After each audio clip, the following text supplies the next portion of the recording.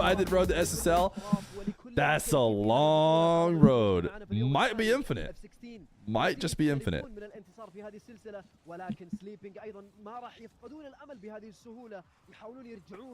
Expedition to SSL. Cross world voyage to SSL. And then I get around the other side and I realize the SSL was the friends I made along the way and not actually Supersonic Legend. بشكل غريب بعد تيم بلاي ولا اروع من اعضاء فريق F16 لكن الضغط ما زال مستمر الاستحواذ ما زال لصالح F16 زياد يضغط زياد يتدخل من لينكس الى زياد من زياد ممكن تكون عرضيه مره اخرى لكن trying not to get scurvy on my way to SSL. Where's that as the title for people's Twitch streams? Doing my best to not get scurvy to SSL. They brought back crowd cam. Nice. I think people liked crowd cam. It does look like pre-show is about to be live. 5 minutes until NA pre-show is on. You could be to SSL as Luffy is to pirating, 1,000 episodes deep without pirating anything. One Piece fans loved that joke. Me, I don't know anything about One Piece.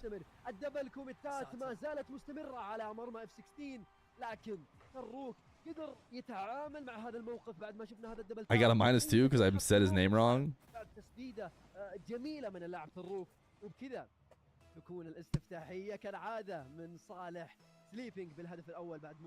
It's pronounced Luffy. When are you suing Rocket League for stealing your crowd cam gimmick? Everyone was kind of thinking when they called it crowd cam that it was legit going to be crowd cam in the audience, which of course would be so much worse.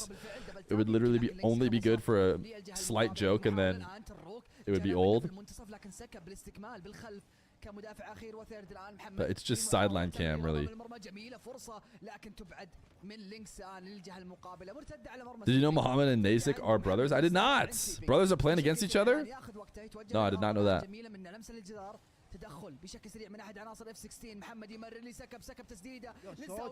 Cersei, stay with the tier 1 4 months. Appreciate you.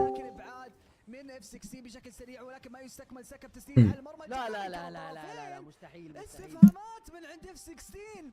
تسديده كانت. I don't think Dark queued up this regional, this open. That's what they call it now. ما توقع لمحمد راح تضيع منه. ايش اللي قاعد يصير عند F16 انا مستغرب صراحة. الاشياء هذه مفترض انها ما تصير ولكن مع ذلك قدر انه يفيق خويه ويضمن التقدم بفارق هدفين لسليبينج الان في A6 man. Do they? They're playing against 9 lives. They could do it against 9 lives. What I predict it? Let me go deep into the brain. They will not. Think if I was forced to pick, I'd pick no. Sandra, thank you for the 17 months prime. Based on what I saw from Rebellion yesterday, they gotta level up, I think, a little bit. Although 9 lives didn't really handle their last round very well either. How do you say SQQP? Evo thinks it's a game 7. Well, there you go. I don't know how you say SQQP when you're not just saying the letters. I haven't heard them say it yet, or I haven't been focusing up, I should say, for when they say his name. اللي كانت غير مقروءة وغير متوقعة والمرمى الآن ما كان متواجد فيها أي لاعب دقيقة و40 ثانية على نهاية المباراة وزي ما ذكرت في المباراة الثانية فيها فرص كبيرة طالما أن أمام going with soup scoop soap Scoop sounds cool. I like Scoop if I had to pick between the ones that we just listed. What? What the own goal?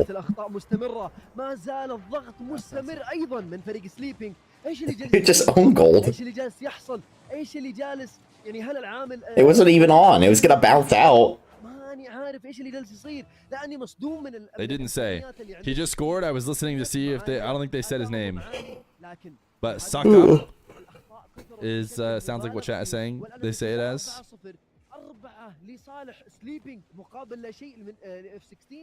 Why all the P's? I have a question.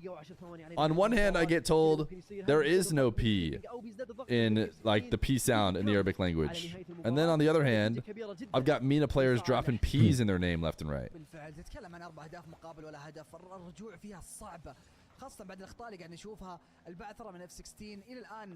There's no P in me.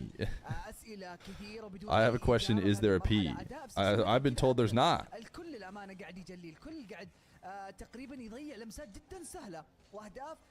It's a random name. Sure, but I don't put silent letters in my name.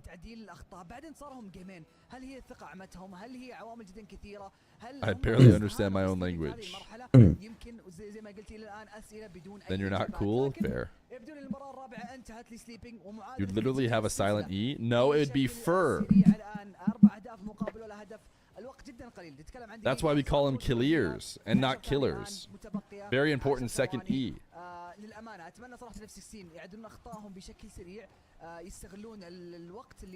Do we want to go mainstream audio to listen to pre-show?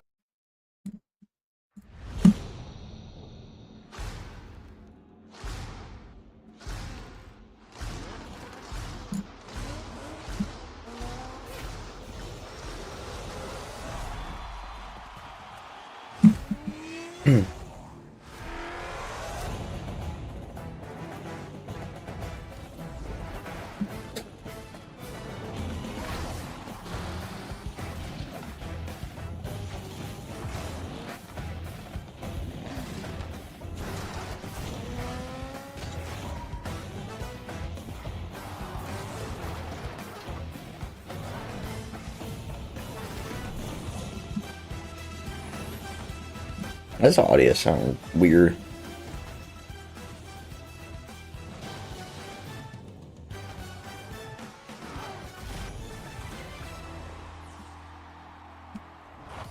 Rocket League fans around the world, welcome to North America for the 4th online regional of the 2025 Rocket League Championship Series and the first North American qualifier on the road to Raleigh. That's right, folks. It's split 2. We are playing games on the road to the East Coast.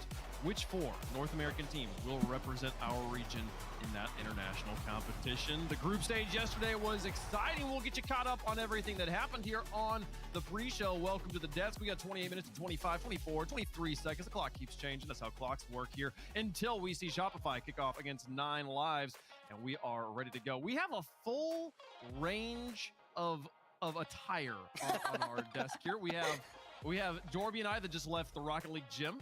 And then we have Stacks and Hurt come from the Rocket League ball. How was the ball? It was so nice. Oh my gosh. We had many dances. Me and Stacks got to do some fun TikToks together, and now we're here. We just got back. I love it. I love it. Stacks, I love this look on you, man. Yeah. Don't believe a single word Herc said. I'm way too old to do TikToks. You are absolutely not. You're definitely not. That is false. That is false. Jorby, it's been exciting. I'm really excited for you in particular. We're on the road to Raleigh, man. We're going to a place you know and love dearly. Yeah, my old stomping grounds. Lived there for a few years, and I'm excited to go back.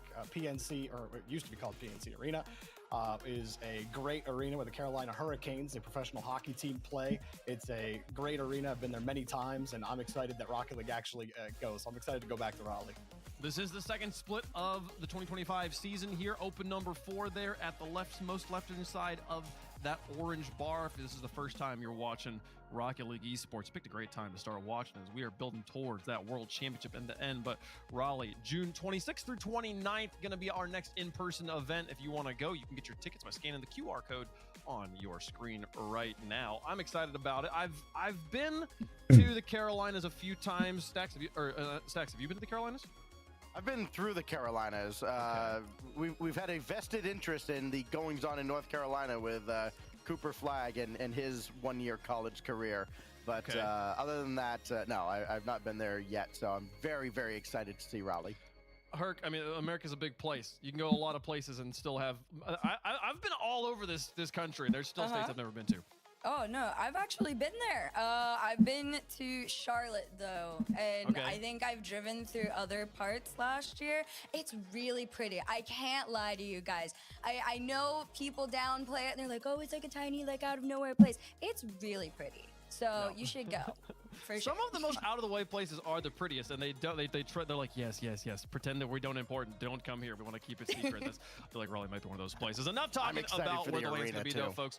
I hope you guys are. I hope to see you guys there. It's a lot of fun getting to spend time with the Rocket League fam. Speaking of the Rocket League family and events that occurred, we also, folks, you can tune into the official Rocket League crowd cam on twitch.tv/RLEsports, a different way to watch. You get to see it, sort of feel like you're sitting with the eggs up in the stands watching Rocket League from the sideline POV. If you have friends and family also who are maybe not as familiar with Rocket League esports, it's a great way to introduce people, Jorby, to Rocket League. I think that if you have a parent or somebody who's not too familiar with watching like any kind of esports broadcast, get them into that one, because I think for a lot of older folks, all the camera switching and the first person view can be a lot to take in, can be hard to actually see what's happening. But that crowd cam is really nice, I think, for new viewers that aren't so familiar with the game to actually see what's going on. And honestly, if you're an advanced viewer, I think there's also a lot of value in doing it. I had it up alongside the mainstream when the Birmingham Major was going on, and it was really nice to watch the play farther back for most of the game and see how these players like rotate around fully instead of just kind of anticipating it. It's really cool to see it develop and wax and wane between both sides of the field. So check it out for sure. Absolutely, absolutely. Fun fact, most play-by-play casters do use a wider angle camera so that they can get that full POV. If you want to watch like a caster, go check it out. Twitch.tv/RLEsports. Okay, enough of the formalities and the announcements at the beginning. Let's talk about some Rocket League. Let's specifically talk about the last time we played for the Rocket League Championship Series here, Stacks, over in Birmingham. You and I had the pleasure of being there watching Carmine Corps. It was the tournament of who got to lose to Carmine Corps. That was how I would describe Birmingham. Yes, it was. Best team in the world until somebody says otherwise, and they were phenomenal. I mean, Ultimates tried to win this whole major with defense. You know, they didn't score a ton of goals. They did a great job keeping everybody off the scoreboard. The problem is Carmine Corp kept them off the scoreboard. I think it was Otto outscored Ultimates by himself in the grand final. Listen, K-Corp, fantastic team. Vati is absolutely on a mission, and Drali is one of the most lethal players in the world. And I don't know who's actually knocking that team out in a bracket. Yeah, I mean, Herc, I feel like this event felt very similar to Copenhagen last year with the way we were coming into the event. We were all expecting Carmine Corps to be the top team, but here they actually lived up to it and secured themselves 30 points for the world season points.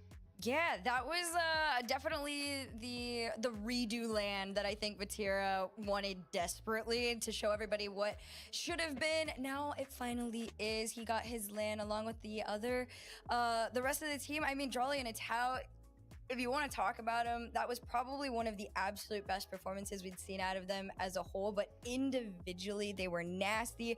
I do want to commend, Wild Card still. I think you still got to give it up for OCE. Every time we see them on a LAN, they're just getting better and better, and the gap is closing further and, not further, closer and closer. That's the right word. But yeah, Birmingham was interesting. It sets up for a really good split too, especially with all the roster changes that are going to be coming up soon. Because a lot of what we saw in Birmingham is not what we're going to be seeing here in split number 2. Absolutely, and you saw there, for North America in particular, it was exciting because the Ultimates actually able to defeat NRG in Game 7 of the semifinals, gave themselves 20 points, making it into the grand finals there, and with that, they are now just 8 points away from NRG. NRG have been running away here in North America, distancing themselves from the entire pack. Now the Ultimates trying to make it a race there for top 2. Also, Genji Mobile 1 Racing making it to the LAN with their win, their crazy upset win in open number 3. They qualified for Birmingham and then earned themselves some more points as well. So they are now fully in the running for the top 4 there on their way to Lyon. These are the points for the entire season. We'll talk about split points later because the points you need to earn to make it to Raleigh is a different leaderboard. But right now on the season overall, Complexity and Gingy, they're holding down the 3 and 4 spots. Space Station trying to play their way into the World Championship. We'll see those go on as the day progresses, as our tournaments progress. We got 3 online qualifiers before we are playing for the title of World Champion again. Speaking of it being the beginning of the second split, that means that we just had a little bit of downtime where there was no RLCS happening, which means there was a transfer window, which means we've got some new teams all over the place, which means in North America we had these changes. In 2025's first split, NRG looked like they would win everything. NRG gets their revenge. Then in OQ3, Gen G happened. Do they have to wish for the victory at this point? The G's the bear! Then, in the Birmingham Major, the Ultimates happened. First Killer and the lads couldn't quite take down Carmine Corp in the grand final, so they and North America had to settle for another second place. NRG and Ultimates are obviously sticking together, but just below them, some key roster changes have been occurring. Rettles, Magic Bear and Cheese have had a habit of making major and world championships against all odds, and their Open 3 Wonder Run will still be sung of by loot-bearing bards for generations to come. These guys, though, want more than just consistent land qualification, so they've made the tough choice to swap out Rettles and bring in... Time will tell if this change is the key to Justin reaching his first RLCS land since the 2022 World Championship, where, in case we've all forgotten, they pummeled CJ into retirement. Speaking of CJ, Rebellion's content-creating Aussie will have been hoping for a call-up back to the big time when the Justin roster slot opened up. Sadly for him, he's still not wanted on the pitch by literally anyone, as Rebellion have brought in none other than Rettles. So, we have a direct swap, easy peasy. Keep an eye out for the Gen G Rebellion grudge match over the next 3 opens. Juan Huyn at the Birmingham Major wasn't enough for Complexity, and Paul Raisbull has had to say his fond farewell to an org he's represented since 2021. Brought in for Raisbull though, one of the most exciting young talents in Rocket League. There is Frosty. Hoxer gets juked, and scoring is Frosty.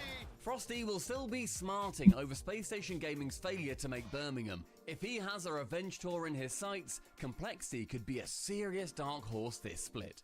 So, what of SSG? They would have been reluctant in replacing Frosty at all, but 9 Lives Kofa ain't a bad alternative. Gen G made it close last game. Go full, try to work his way through, and he does! SSG and 9 Lives were neck and neck last split. We're just going to have to wait and see if these roster changes make either of them a serious threat for the second major in Raleigh. Finally, the multi-livers themselves have been forced to replace Kofa. They've brought in Zanil, formerly of Cloud9, to try and step into Kofa's size 9 lives? That's too many 9s for me, I'm getting confused. Let's just start some Rocket League. Okay, so we've seen all the roster moves that happened. Notably, the one everyone's been talking about, Herc, is Gen G and Shopify. We'll talk about them a little bit later on. I want to talk more specifically about this sort of like this waterfall cascade domino is falling of like Kofer out, Zanil in on 9 Lives, which then Kofer's in, Frosty's out on Space Station, Frosty's out of Space Station, he's in on Complexity, out for Raisbull going home. It didn't quite happen chronologically in that order, but that's sort of how these went. I mean, where do you want to start? Which of these roster moves is the most interesting to you? Oh, man. I mean, the one we can't talk about yet, to me, is the most interesting. But the one that I think has the second secret roster move, or attempted one, was 9 Lives. Because not only did Zanil get brought in, but Hoxer left on March 4th. Like, openly tweeted out that he felt this wasn't the team for him anymore. He wanted to explore his options. He felt like, this just wasn't a fit. And then so-and-so leaves, and he's like, all right, I'll come back, it's fine, we can bring in another third, this is good enough for me now. And you're like sitting there wondering, ooh, okay, there's a little back-end story there that we don't quite know about yet. But if he believes that this team is a good enough fit now, I mean, maybe Zanil is Hoxer's answer to 9 Lives. Okay. I mean, Stacks, the 9 lives one feels the most kind of chaotic of the bunch here. The other two, I feel like are a little more linear here, but with SSG's move bringing in Kofor and Complexity bringing in Frosty. Yeah, I mean, for Kofor, it's like the perfect storm, right? Because, you know, when you're a rising star like that, you're looking for your opportunity, whether it's somebody underperforming on a roster, getting kicked, or some other circumstance leading to a spot opening up. And this is Kofor's chance, right? Space Station replaces Frosty, or they say goodbye to Frosty. They need somebody to step in. And all SSG has gotten out of that is the second leading scorer in all of the region from the first split. I mean, I've been singing Kofor's praises for a while. I think he's a phenomenal rising star. I think this is the split where he really takes over North America and shows the rest of the world, because I think they're getting to the major exactly what the hype has been all about. For sure. Now, I mean, Jorby, I do want to quickly touch here on Complexity. Raise Bull, celebrated player we've talked about so much on that roster, feeling the pressure of playing internationally, deciding to go home, bringing in Frosty. How do you feel about the Complexity move? You know, it's when it comes to Raise Bull, I think it's a reminder as well that, you know, these kids moving continents to play this game is a lot. You know, you move away from your family, you move away from the community that you grew up around, and that's a scary thing. It's hard to build community in brand new places, and so you end up missing that. And so Raise Bull, you can totally understand why he makes that move. For Complexity, that's a tough spot. You lose who is just one of the best performers in North America, hands down. Raise Bull is one of the best players in the world. And so I think, you know, picking up Frosty here, it's not a bad get, considering that you probably didn't even think he was going to be available with how he was performing on Space Station. Yet here he was, things just kind of lined up, Raise Bull leaves, and now you get to add Frosty. I don't know if it's really going to help them at all. Complexity, I think, are going to have trouble just treading water from where they currently are, is how I feel about this roster move. Well, we'll see. I mean, we've seen plenty of times over the Rocket League history, a new player coming in and injecting new energy into a team. We'll see which player that is true for on which of these rosters as things go on. Now, I know that some of the people watching go, well, who's good then? How good are these teams? I don't know. There's a lot of players. You just said a bunch of names I don't know. Well, chat, don't worry, I got you covered here. I have an impenetrable, infallible, completely perfect list of Wavepunk's top 8 power rankings. Power ranking the top 8 teams who you'll conveniently be seeing play today. This list is completely void of error, and it's impossible that anybody could possibly disagree with me here. Yeah, except you have the team that was the runner-up in Birmingham behind the team that they beat to get to the finals in Birmingham. Otherwise, I like the list. Oh, okay. Listen, Energy's gonna need to stumble at least one more time. And here's the thing: Ultimates for me, they had to you beat Energy in Game 7. And then honestly, it's the fact that they didn't even take a game in the finals. I'm like, okay, so you had to go to Game 7, which means if it had gone to Game 8, what Energy would have gone the other way? Like, that's not a decisive enough victory for me. And then to just completely fall flat. If they had won in Birmingham, yeah, they're number 1 here. But wait a minute, it couldn't have gone the other way, because then it would just be a tied series if Energy no, yeah, then they would go to Game 9. That's why we don't play an even number of games. Energy wins Game 9, and then they go to Game 10. Yeah, but I mean, you also have Space Station above Complexity, and you know, I don't know about that. I know that Raise Bull and Frosty just switched it up, but Kofor also coming in. I mean, I don't know, man. Like, we're talking about 2 roster moves there, and you're picking the team that didn't make the major to be above the other one, and they both made major roster changes. I like there's an activeness to SSG's move where Complexity sort of feels like we had to because of logistical reasons, you know. So I feel like they made an intentional choice to go for Kofor there. I'm excited to see what that SSG roster can bring here. Hercule, what do you got something to say? Oh, No, nothing to say. Okay, No, cool. Moving on. They also play each other today, so you know there I'll is go that. on a soliloquy about that placing. Oh, that's for another time. Okay. The production is telling us we need to move on, but it's honestly they're telling us we need to move on because the list is perfect and nothing can change. Let's talk about the groups that happened yesterday. This is not actually the first day of the 4th split, though teams have been playing online and on their team streams. Make sure you're checking out the Rocket League action in the Rocket League Twitch directory on Fridays if you want to see the teams play in these brackets here. This was Group A. We had 2 groups here. The teams, notably, they have a seeding when they play in the Swiss play-in section, the top 32 portion of this tournament, which is not broadcast either. They earn a seeding in that portion, and then based off that seeding, that determines tiebreakers here. So you can see the Gen.G is the #1 team coming out of Group A, despite them having not played Space Station. Both of them won their upper brackets, and then we did not play Gen.G versus Space Station. Because Gen.G had the higher seeding coming out of the Swiss, they have the higher seeding going into today's bracket. If that's confusing, don't worry about it. As long as teams win, they'll win. So just don't lose. It's not that complicated. But I mean, Stacks, any big surprises here from this group for you? Well, certainly not on the left side. I mean, look, the good teams beat the less good teams. Seeing Space Station beat Ultimates in 4 and seeing how that series played out, didn't quite expect that, but that's really about it. I mean, we kind of figured, Gen.G was probably going to be favored against Rebellion. Seeing that series go 5 in the lower semis with Evo, like Shopify Rebellion very easily could have folded because I think Evo took game 1 and took it pretty convincingly, and Rebellion had to kind of battle back. So I do think we've ultimately got the best teams from the group in here, and so no harm, no foul. Just a couple of them happen to be in the lower bracket, and Ultimates are kind of a surprise. Yep, absolutely. Also, well, man, Ultimate, that was this, NA #2 kind of energy right there from Ultimates, losing to Space Station. Anyway, so we'll continue on to Group By B the way, here. Kofor outscored Ultimates 9 lives in their series. Yeah, for sure. 9 lives here, dropping to complexity, but ultimately able to take down Na in the lower semifinals. NRG sweeping their way through. Deleted Gaming getting the benefit of a forfeit, I believe, as they were able to advance here, but probably going to get work done there anyways, especially after taking out Pirates on a boat. There was some fun Rocket League action. You might be like, this is kind of boring, you guys just talking about it. Let's show them the top 3 goals yesterday, the progressive top plays presented by Jorby. #3, let's go. Of course, #3, we start with the Ultimates. Why not? They can make any defense look like Swiss cheese, and look at him get diced up on the charcuterie board here. First killer, hey, he knew you had no chance at it. He'll let the ball come to him on that last touch. Of course, Ultimates will always find a way to be on that highlight reel. Great leave, and first killer knew he had it the whole time.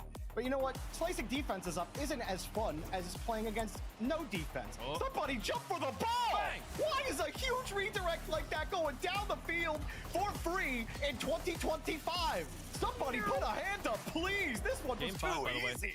Passing it up. #1, though, we got Chronic. What can he do with the ball here? About absolutely everything, according to the defense. Oh, when to go? I don't know. Talking down too late for you. That's a disgusting play from Chronic. You gotta love it. The kid has been getting better and better over the last couple of months and puts on a showcase with that shot.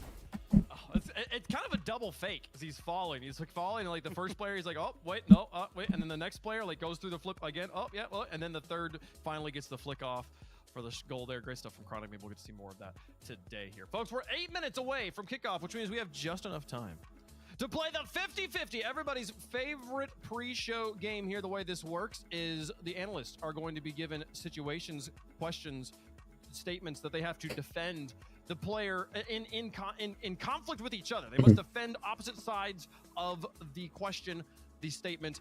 I'm going to judge which one I think makes the best defense. Not about being right, just about making a good argument. Chat, you can play along. Let us know which one you think about this one. We're going to start here with Jorby versus Stacks.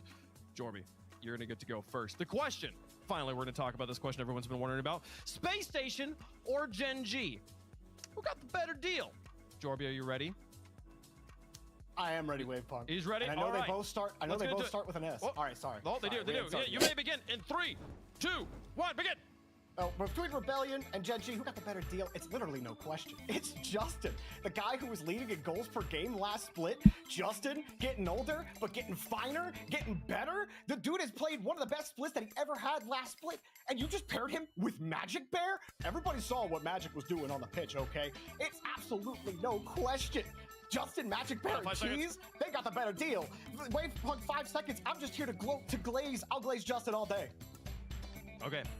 Okay. He says Justin is good. Justin is good. Justin is, I think you said better than he's ever been, which is crazy, but and scary. Bold. Okay. Stacks. Not bold. Are you ready to tell me why Shopify? Why Shopify? You mean why? 3, 2, 1, go! Yeah, why Gen G? Listen, Shopify Rebellion does get the top score from the region last season, great, but it's at the cost of losing the heart and soul of your team. One of the great things about going to these lands when Slater gets there is actually watching Reddle's dad hold the entire crowd in the palm of his hand. I'm listening to the crowd in Birmingham, and Reddle's dad has the Birmingham crowd chanting for NA teams. Slater's got that fire still. He makes great content. What more do you want as an org owner? I'm checking my notes, Stacks. Gen G didn't make the bracket, though. They didn't play in front of the crowd. I think this one's being wrong. His dad was won, there, right? but Yes. Reynolds wasn't there. I think this one goes They to weren't Jorby. there, and This one he goes to still Jorby. had them going crazy. Next question. This one between Stacks and Herc. Stacks, you're going to get to go first on this one. Best new North American RLCS decal. The new decals out in the shop, folks. Go get them out. We got 3 of them here in North America. Stacks, which one was your favorite? 3, 2, 1, go! My favorite decal, I've always enjoyed Space Station Gaming's decals. You know, the SSG decals are always great. Put that bad boy on a Fennec, add the taxi topper, and you've got the Staxi cab. What more do you want, right? You got the orange muscle boys on there for the wheels, the checkered flag, even though they spelled it kind of like the Brits spell checkered. It's weird, whatever, it's fine. All of that makes for a fantastic vehicle. I know they didn't put the wheels on there that I would put on. That's fine. Trust me on this. Orange muscle boys, checkered flag, and the taxi topper. You've got a great Fennec. Okay. Your time is up, sir. I don't know. That's it's a strange defense. I think I can kind of see it. Hercules, what other decal do you defend? 3, 2, 1, go.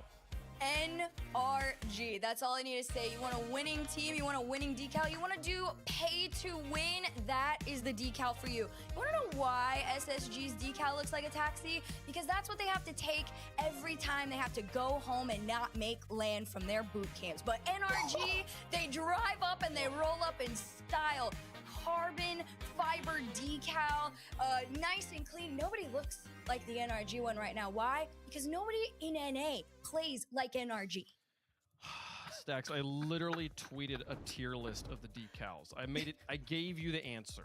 You could have just picked Well, I couldn't the one say I higher Luminosities, even though they got an NA player. They're not a North American decal. It's not gonna work. It's fine. Good job, Herc. You win the point on that one. We gotta move on. We got 4 minutes till kickoff, folks. No more time for games. There is money. There are points on the line today. Shopify and 9 Lives about to play for it here in a few moments. $15,000 as well as 18 points. Increased point totals for the regionals this split. So if you struggled in split number 1, it is possible to do well in split number 2 and still make the world championship. We'll see which teams are able to take home these points. We will be down to top 4. That's all I need to say. You want a winning team, you want a winning decal, you want to do pay to win, that is the decal for you. You want to know why SSG's decal looks like a taxi? Because that's what they have to take every time they have to go home and not make. The entire season. This one, After I put the clip in Hyrule.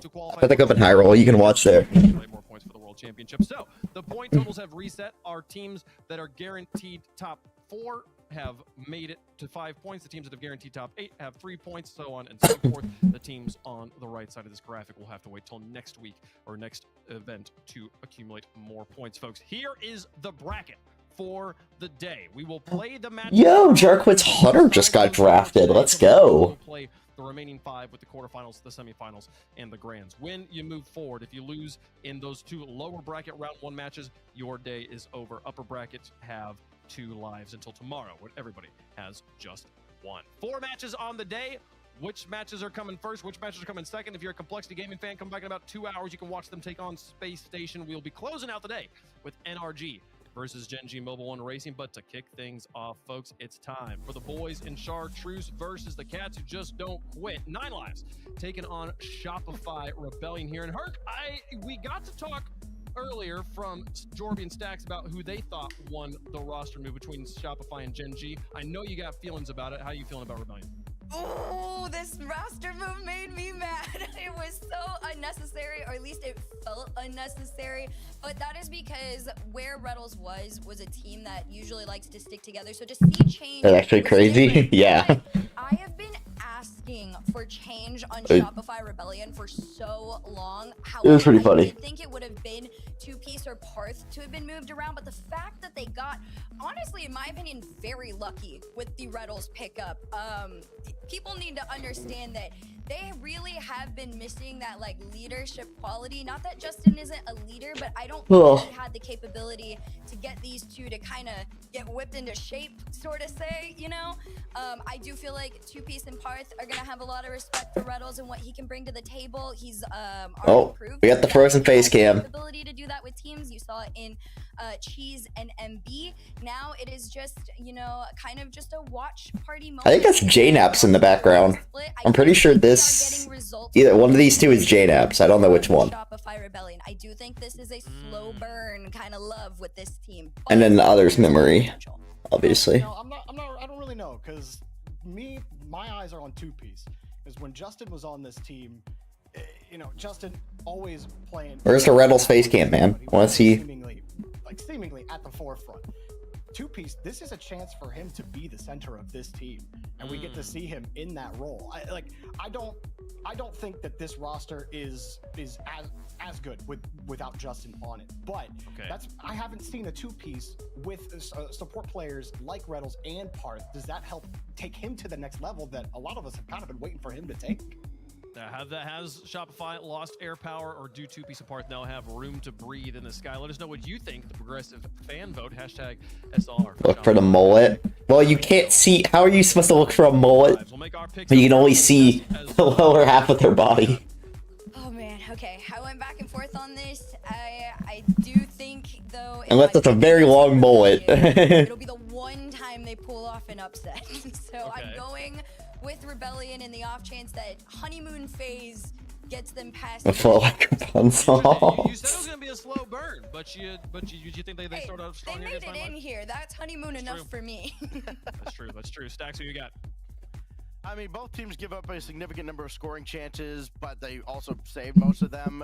When I look at a matchup where I think physical play is going to make a big difference, Let's go 9 lives. To favor any team that Reddles is on, because Slater usually leads the way with physical play, so it's kind of hard to go against Reddles and this new Shopify Rebellion. So I got SR.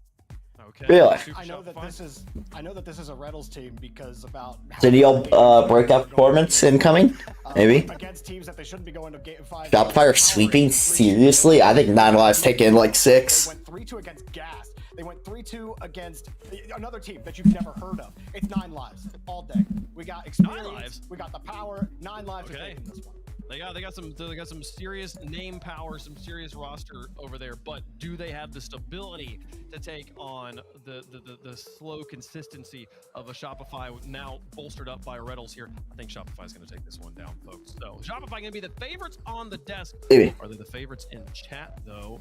Really? The Reddles buff apparently. In chat, a 3 majority here on the desk, folks.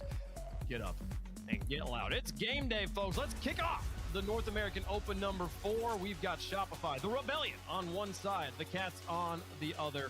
It's time to play some Rocket League. 9 lives versus Shopify. Kick things off here on Saturday. And the road to Raleigh begins here. Welcome to the first top 8 of Split 2. We got game 1 presented by Progressive.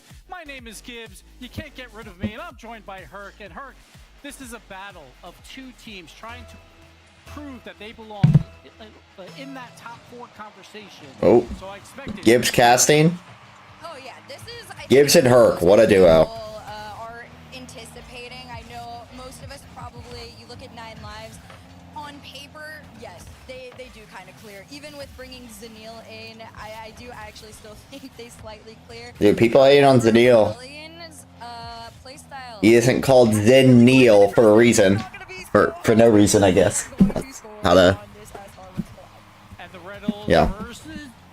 Zenil. Reynolds just a big miss here. Hoxer, though, does a great job to guard that ball and get a slight bump on Reynolds, but he's going to be compared to Justin throughout this entire split. One thing for Rebellion, though, they only made 1 top 8 through all of Split 1, and they've already done so here. So far with Reynolds, wow. Rebellion looks pretty good. How impressive. A 1 whole top 8. 2 matches throughout this weekend. weekend to get there, but it's going to be very, very tight.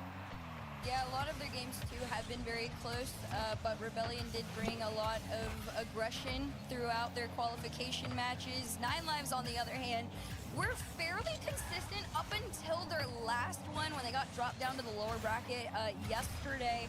They had a game 5 that I'm pretty sure raised an eyebrow for everyone.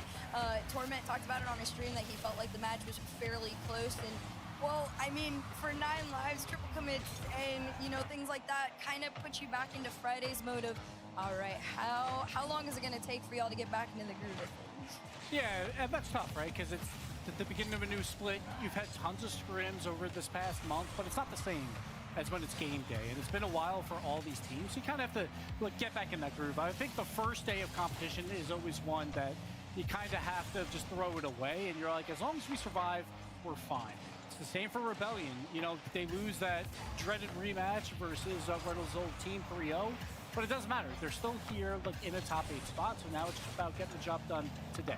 3:15 on the clock right now. Only one goal has been scored, and that was from Hawkster, for those of y'all tuning in.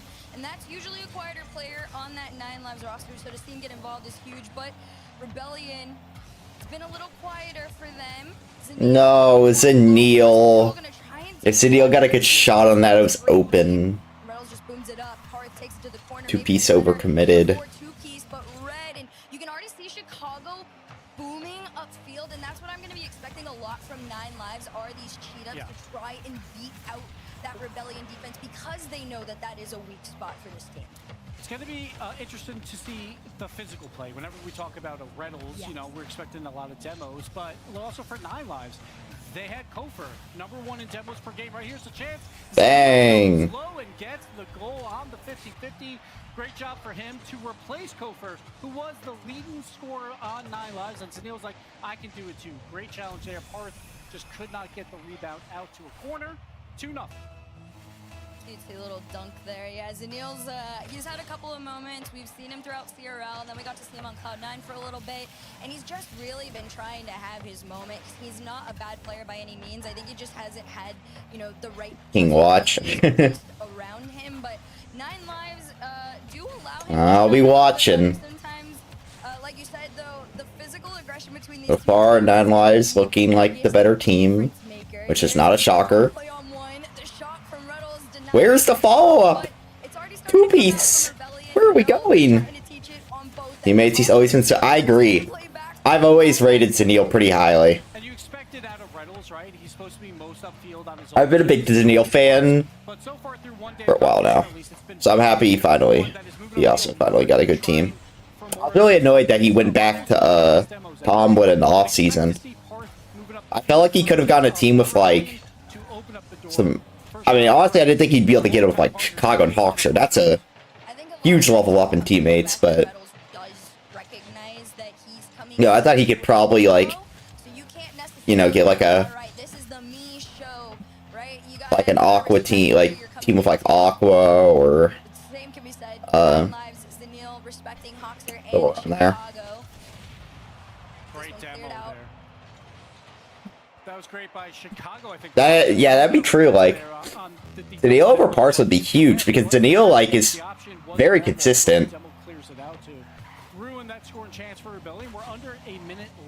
That's the issue they have with Parth, is Parth has, like, negative consistency, so it's like...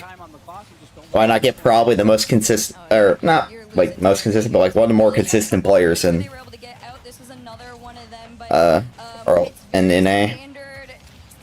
Very standard attempts at these demo plays, and 9 lives expected it. They're reading them well. Here comes Parth again, sent off by Zanil. Reynolds gonna catch it. He tries to catch out Parth. That's another goal. 9 lives knows what to expect. Let's go, 9 lives. Shot it, and 9 lives go 3-0. Yeah, these infield passes just... Is it raining? And you expect the team no, it's not raining. Okay. Members back, waiting on the goal line to pounce on an intercept for one of these plays.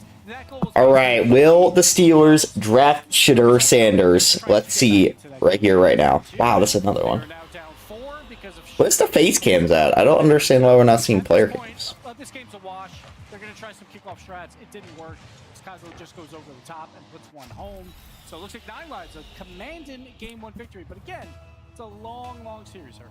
Oh yeah, this is very different than what they've been used to last week and even this week. And it's been a minute since the major too. So high pressure situations are kind of one of those like time will tell stories, but 12 seconds on the clock. There's no way you're getting back into this one. 9 Lives, like you said, a commanding game 1 victory. Really just kind of putting their foot down too and showing Rebellion like, hey, you guys are going to try the demo plays on us. We're going to try them on you, but do them successfully. Yeah. And unfortunately for them, Rebellion is still in that growing pain phase. And for 9 Lives, well, it just wasn't as... No way Steelers pass up on Shidori, right? No shot. Teams are trying to prove things, right? Public perception based on this roster mania is both teams got worse, right? That is a pretty easy estimation, except for, you know, the Riddles fanboys, right? There's going to be some of them that say, no, he is better than Justin, right? But for the most part, like, if you polled everyone, you expect both these teams got a little bit worse. And they were both just outside the top 4. Like, Rebellion was a little bit further down in 10th place. But we saw 9 Lives, only 2 spots out. They were in the major conversation, but they lose Kofor to Space Station Gaming, and he was their leading goal scorer, their leading demoer. So he was doing a lot in the field, and everyone expects Kofor to do great things on Space Station. So far, we saw that throughout the first day, where they went 2-0, beating a top team in North America. So now it's about these guys, or these dudes, as you said, like just another Ohio State player. That's all. And everyone expects them to be. So Rebellion, I love the fact that it's like, all right, Shidori might legit go undrafted at this rate. Like, what is going on? He wants to lead the charge. And oh, there was the player cam. See? Why was there no player cams during the actual game? So he's got to come in and play to their gameplay to make them better. And we've seen that throughout all of Friday, where Reynolds is more of a middleman now. He's not moving upfield as much. Parth is doing a lot of that. Now it's about, can Reynolds and Parth both move up the field and open up doors for 2Piece? Because 2Piece is that guy that everyone expects to, at some point, really pop off. And we still have yet to see it. Maybe that is because of he's been partnered with Parth for so long. I love the Gibbs just absolutely just calling out Parth for being dog shit.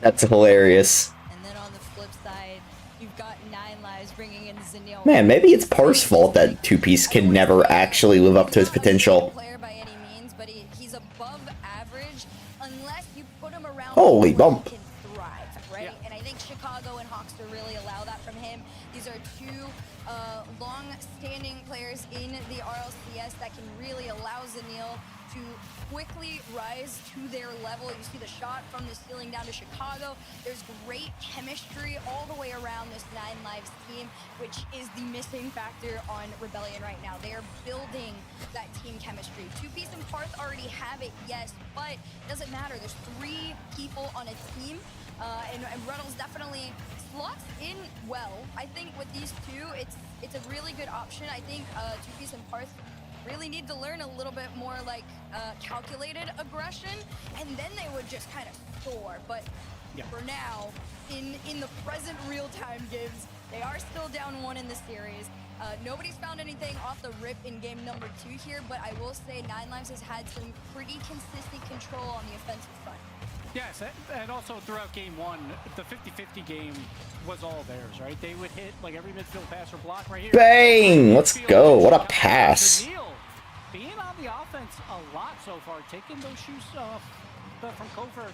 And I really like that pass. It's a good pass. Again, bottom right corner. Perfect shot and just commanded. After, you should take some notes. Pass like that more often. Like the 50-50 game is theirs. The midfield possession is theirs, and they're getting those offensive opportunities, and they're capitalizing on them. So it's been absolutely huge for them. And so far, right now, like we got to start thinking about timeouts for Rebellion. Like if they can't find any offense. We're already talking about timeout, and we're not even halfway through the second game. That's hilarious. I wouldn't even quite call it out after this one. Okay. Yeah, I don't think they look that badly defensively. If they lose this game, they need to take a timeout. What are you on, Herc? But 9 Lives, of course, it's another story. They looked a You little on crack? Well, yes, but, you know. Nobody's gonna find him. Parth took it away. Reset low in front of the net means it's back in possession of 9 Lives. Cheeky setup. Reynolds tried to get a little catch out on 9 lives, but half the game left to go. Finally, this Rebellion team, you're getting a sneak peek at what they are capable of on offense. Yeah, a sneak peek, but nothing threatening just yet. Yes, they are on offense, but there's been no shot attempt at all. Outside of that Parth really slow play versus 3 of them, that was never going to work. Like, I think they're going to need Parth to be that front man, to go for those bump plays, to go for that flip reset, turn it into a bump, which turns it into a pass for one of his teammates. But see, another 50-50. Hoxer does incredibly well there. Now Kago again, so just every single time they're winning these balls in the midfield. Finally, a nice little fake there by Parth to lead it to Reynolds, but it just throws it right back to Hoxer, and here we go again. 9 lives back on the offense. Chicago's shot on net. 2-piece keeps this one out, and that's what you want to see if you're an SR fan, is 2-piece and Parth getting those saves on the back end. But for now, quick transition out. Chicago, try to follow it. Hoxer up next. That 100 boost pickup is going to be huge, but the whiff, he's got to leave it off for Chicago at that point. It was a fake. They just wanted to switch off. And lots of it, yeah. Felt like he had a better angle moving forward, and Zanil up next. Challenge from Reynolds, although on low boost and demoed off, this means another shot off for 9 lives, and they're pretty consistent with it. I do like what I'm seeing out of them. This is one of the rarer moments that 9 lives got sent home. Reynolds took his time. This one fell into the corner, goes for another touch towards the backboard. Follow from Parth, goes straight down. 1 minute left to go here. 9 lives still just clinching onto their 1-goal lead, although this could change things as Reynolds, 14 in the tank, tries to get around 1. Nobody's gonna spot him or find it. They can't. It's just 9 lives is too connected.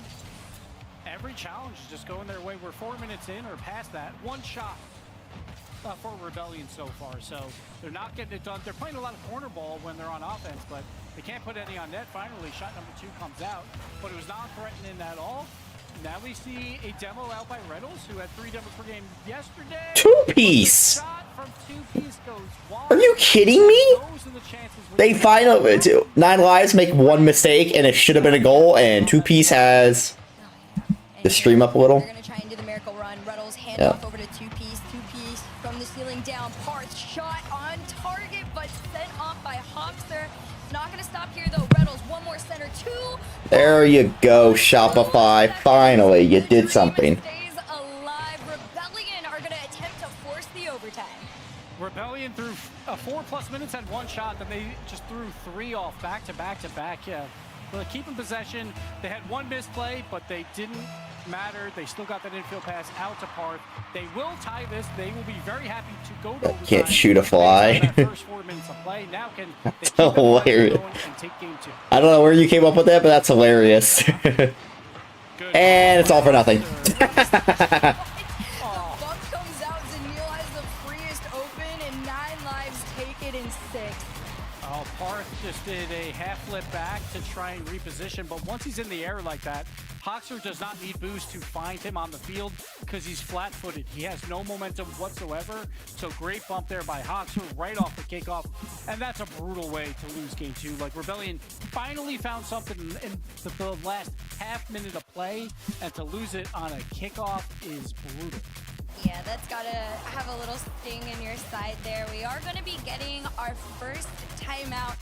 What is it? It's like I said, game 3. No, wait, I said it was gonna be after game 3. Yeah. Like, I'm sorry.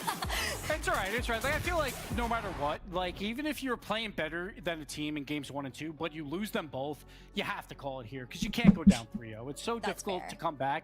Maybe a Reynolds is like, we don't care if we're down 3-0. We could find a way to win this anyway. Like, I could see that out of him, but still, you don't want to take the timeout being down 3-0. So they'll do it here, try and get back into this match. I do feel like they have to find some more offense. It feels like it's very flat-footed. It really comes down to those midfield challenges. Right now, 9 lives is winning 90% of those challenges. So we see Rebellion not able to do much there. So hats off to all 3 members on 9 lives, doing a very good job there, just being behind the ball in the perfect position to keep the offense away from their net. Every offensive play for Rebellion, outside of a few, it's corner ball, right? It's just the corners in the...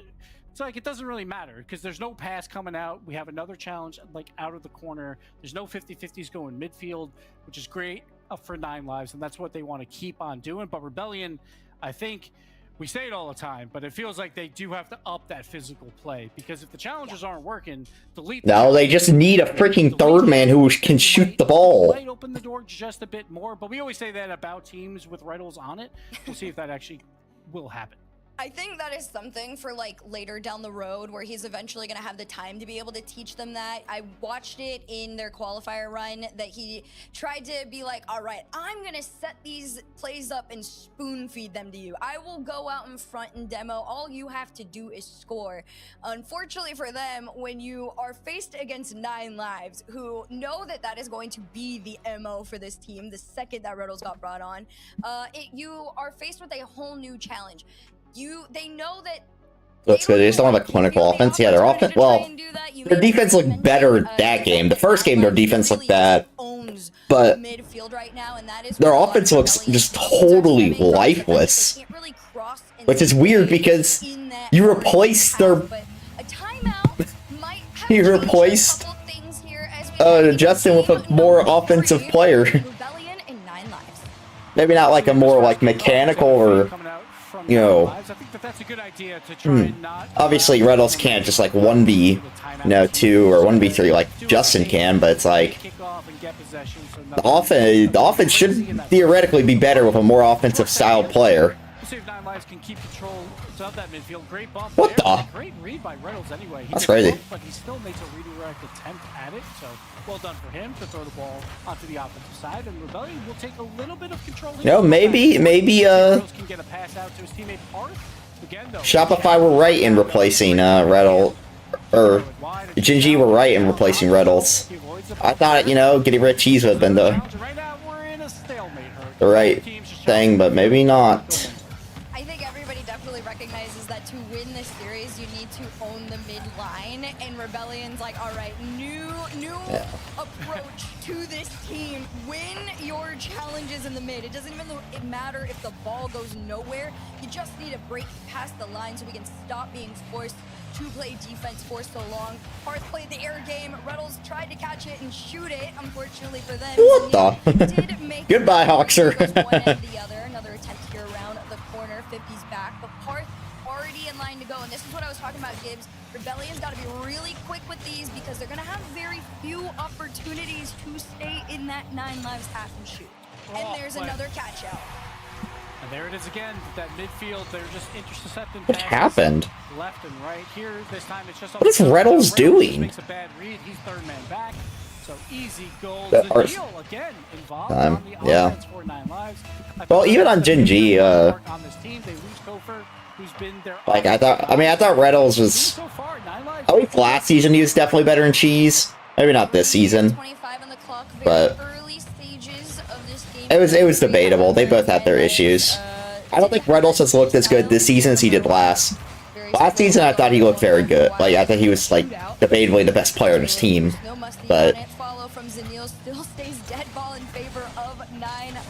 Of course, now that Magic Bear is finally starting to look like that guy, freaking Reynolds starts playing like Reynolds and Cheese still some bums, but now they got Justin, who still looks very good.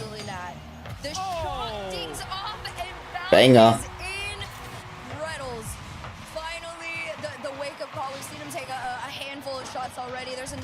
That's tough. From them, although this time, finally, the success comes through.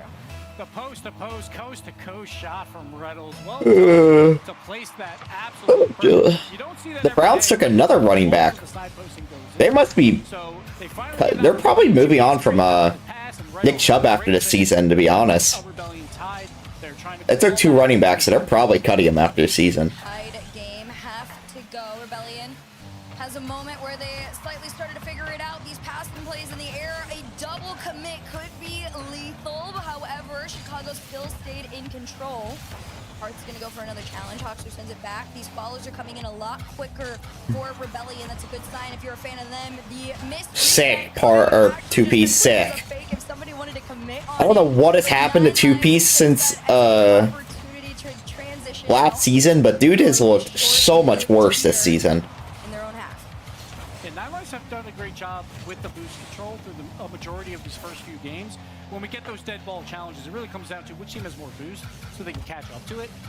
But lately, like these last 2 minutes, like Rebellion is finding these quick outlet passes to each other. They're finding some space and they're getting some threatening plays to happen. They're just a little bit off, like on their capitalization of those plays.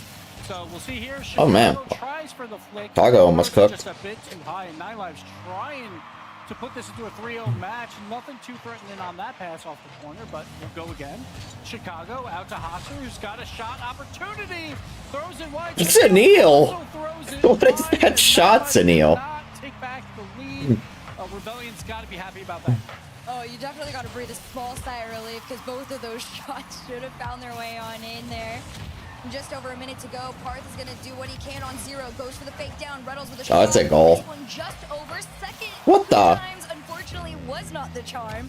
But they are going to go again. 2-piece sent back by Hoxer. And I love the further... Parth, that is such an awful touch. Now they recognize that they have been caught off and up too often. They've conceded off that mistake too many times now in this series. And at least that's a mistake getting corrected in real time. Look at Zanil go. To open up the door a bit, but Chicago just a little bit out of placement there for the challenge. He was expecting a 50-50, but it was just a clean rebound. So just a little bit off, but 9lives are threatening here. Another win in that midfield. The speed of 9lives is beating out Rebellion, but 2-piece wants to counter. Chicago to the corner to Zanil, looking for bumps for 2-piece. Will he finally get it? He does, a little bit too late though. Reynolds though, off the corner, out to Parth. He cannot get it to him, so Chicago will get the clear. 10 on the clock. This one bounces down, 5 seconds to go, a little clear. Out to Reynolds from the halfway, past Zanil, no bump on Hoxer at 50's back, almost dangerously. 2-piece has enough to carry it down, but Parth says, no, we're gonna try and find a double opportunity. Chicago just lurked in the right spot. Oh no, Chicago. What a bad touch. Time to see who takes game number 3. Last time 9lives won a kickoff and scored. When the Patriots pick again? They pick soon. Zanil with the flip reset, going for the dunk on Parth. Great read though by him. Throw it to the corner. Chicago trying to do it all himself, doing another flip reset, looking for a 50 challenge. Cannot get it. The clear out by Rebellion. Run, Hoxer! Off the wall. He's got a little bit of space. No boost on Zanil on defense, but the pass is wide. That was a lot of very solid control out of Rebellion on all ends of the field. Low boost though for Oh, we don't have another pick this round. They're just playing the game. How many picks do we have next round? Zanil says, no, Oh, we I don't. have enough boost to do a proper play. Oh, we have 3 picks in the 5th round. Let's go. But nobody was there to take out of the play, and instead, Oh, Reynolds was peeking. Oh, Reynolds, you're so bad. Oh, that's a goal. Oh my god, thank god he got a piece of that. That was a goal if he didn't get a piece of it. That was such a bad spot to be in. Was on the outside post, just could not reach that in time. We'll take it up with a 100 boost, going for the Dude, we can get after. What do you mean 5th round bumps? We can get Shadur Sanders. That's great value. Perfect pass just yet. Look, if he can get that going, but then we'll see a Rebellion fighting back into this match. Holy Hoxer! 2-piece does have a little bit of space. The infield pass to Reynolds. Bang! And out. It does not go in, and 9lives survive.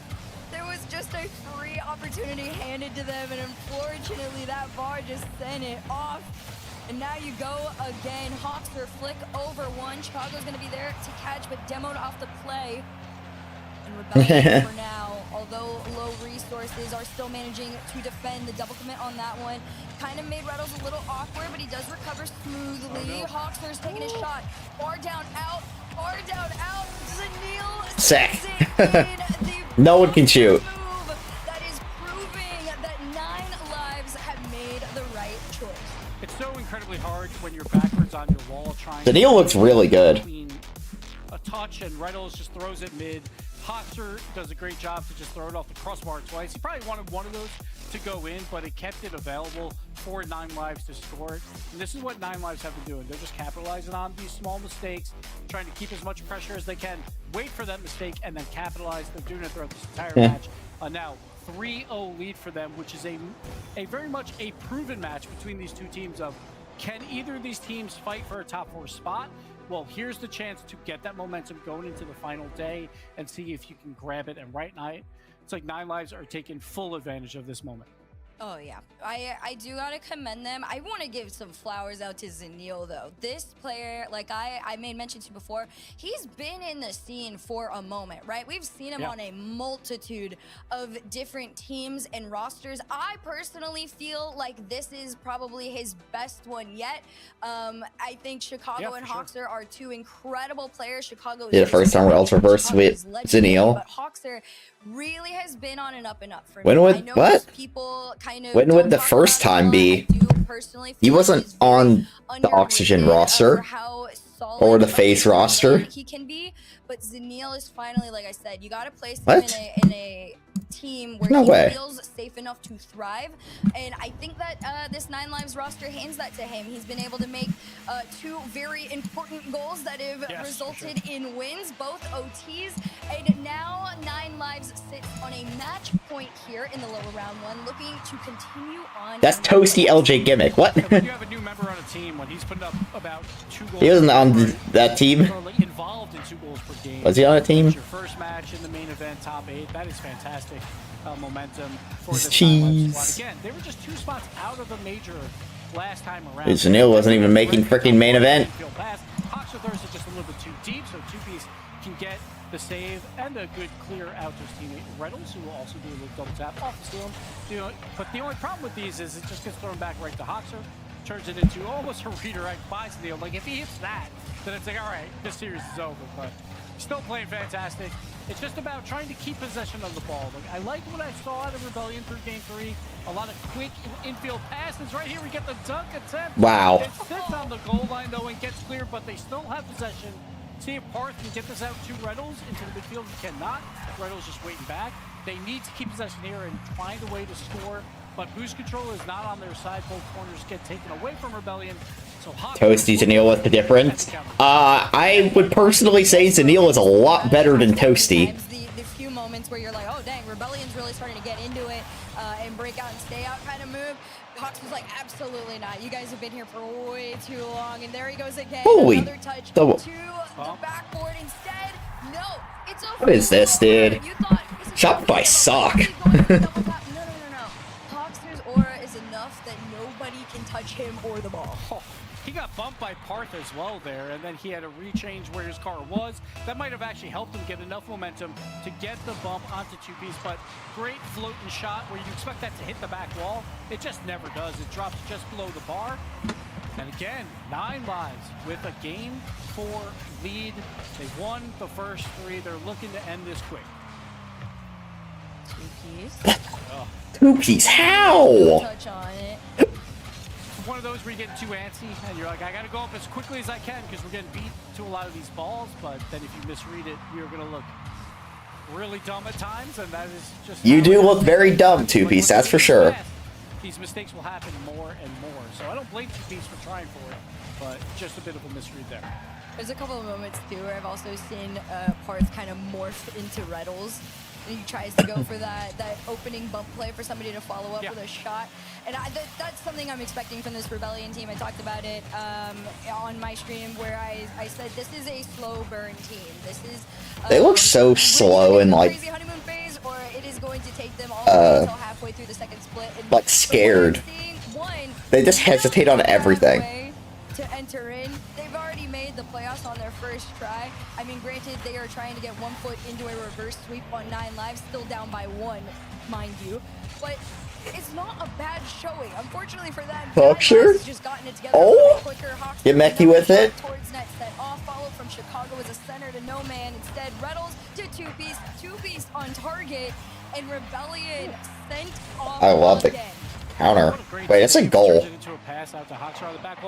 Oh, good save by 2-piece. That's a phenomenal play by 9 Lives. Man, I'm watching. I really like Zanil on this team, man. He looks really good. You have limited opportunities on offense. You got to make them count. 2-piece getting involved on the bumps. You don't expect to see that often. Well done from him, and Parth shoots it top right corner. That is what Rebellion needs. Tied up this game, looking to reverse sweep, but 9 Lives is playing such good, clean Rocket League that it's going to take a lot.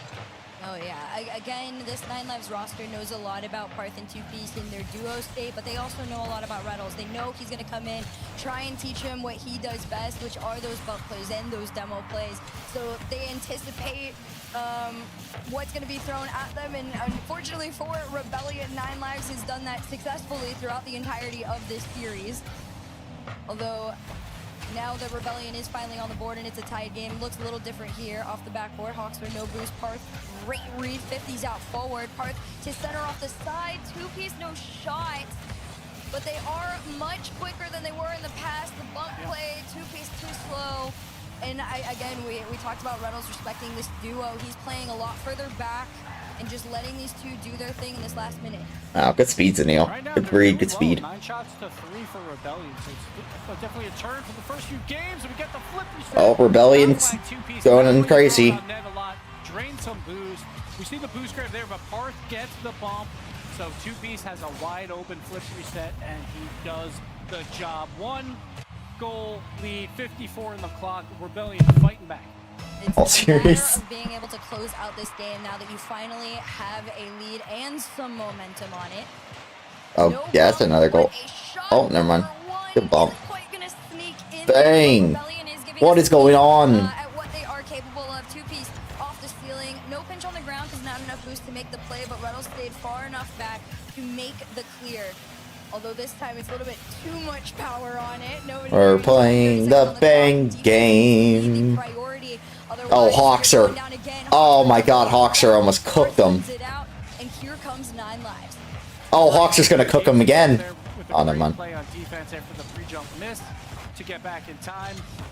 Going down to the waning moments of this game, and Rebellion is just trying to hold on into their own corner. So Reynolds finally will get the air dribble cleared. Turns it to a challenge, to a little bit cheeky pass. That's tough.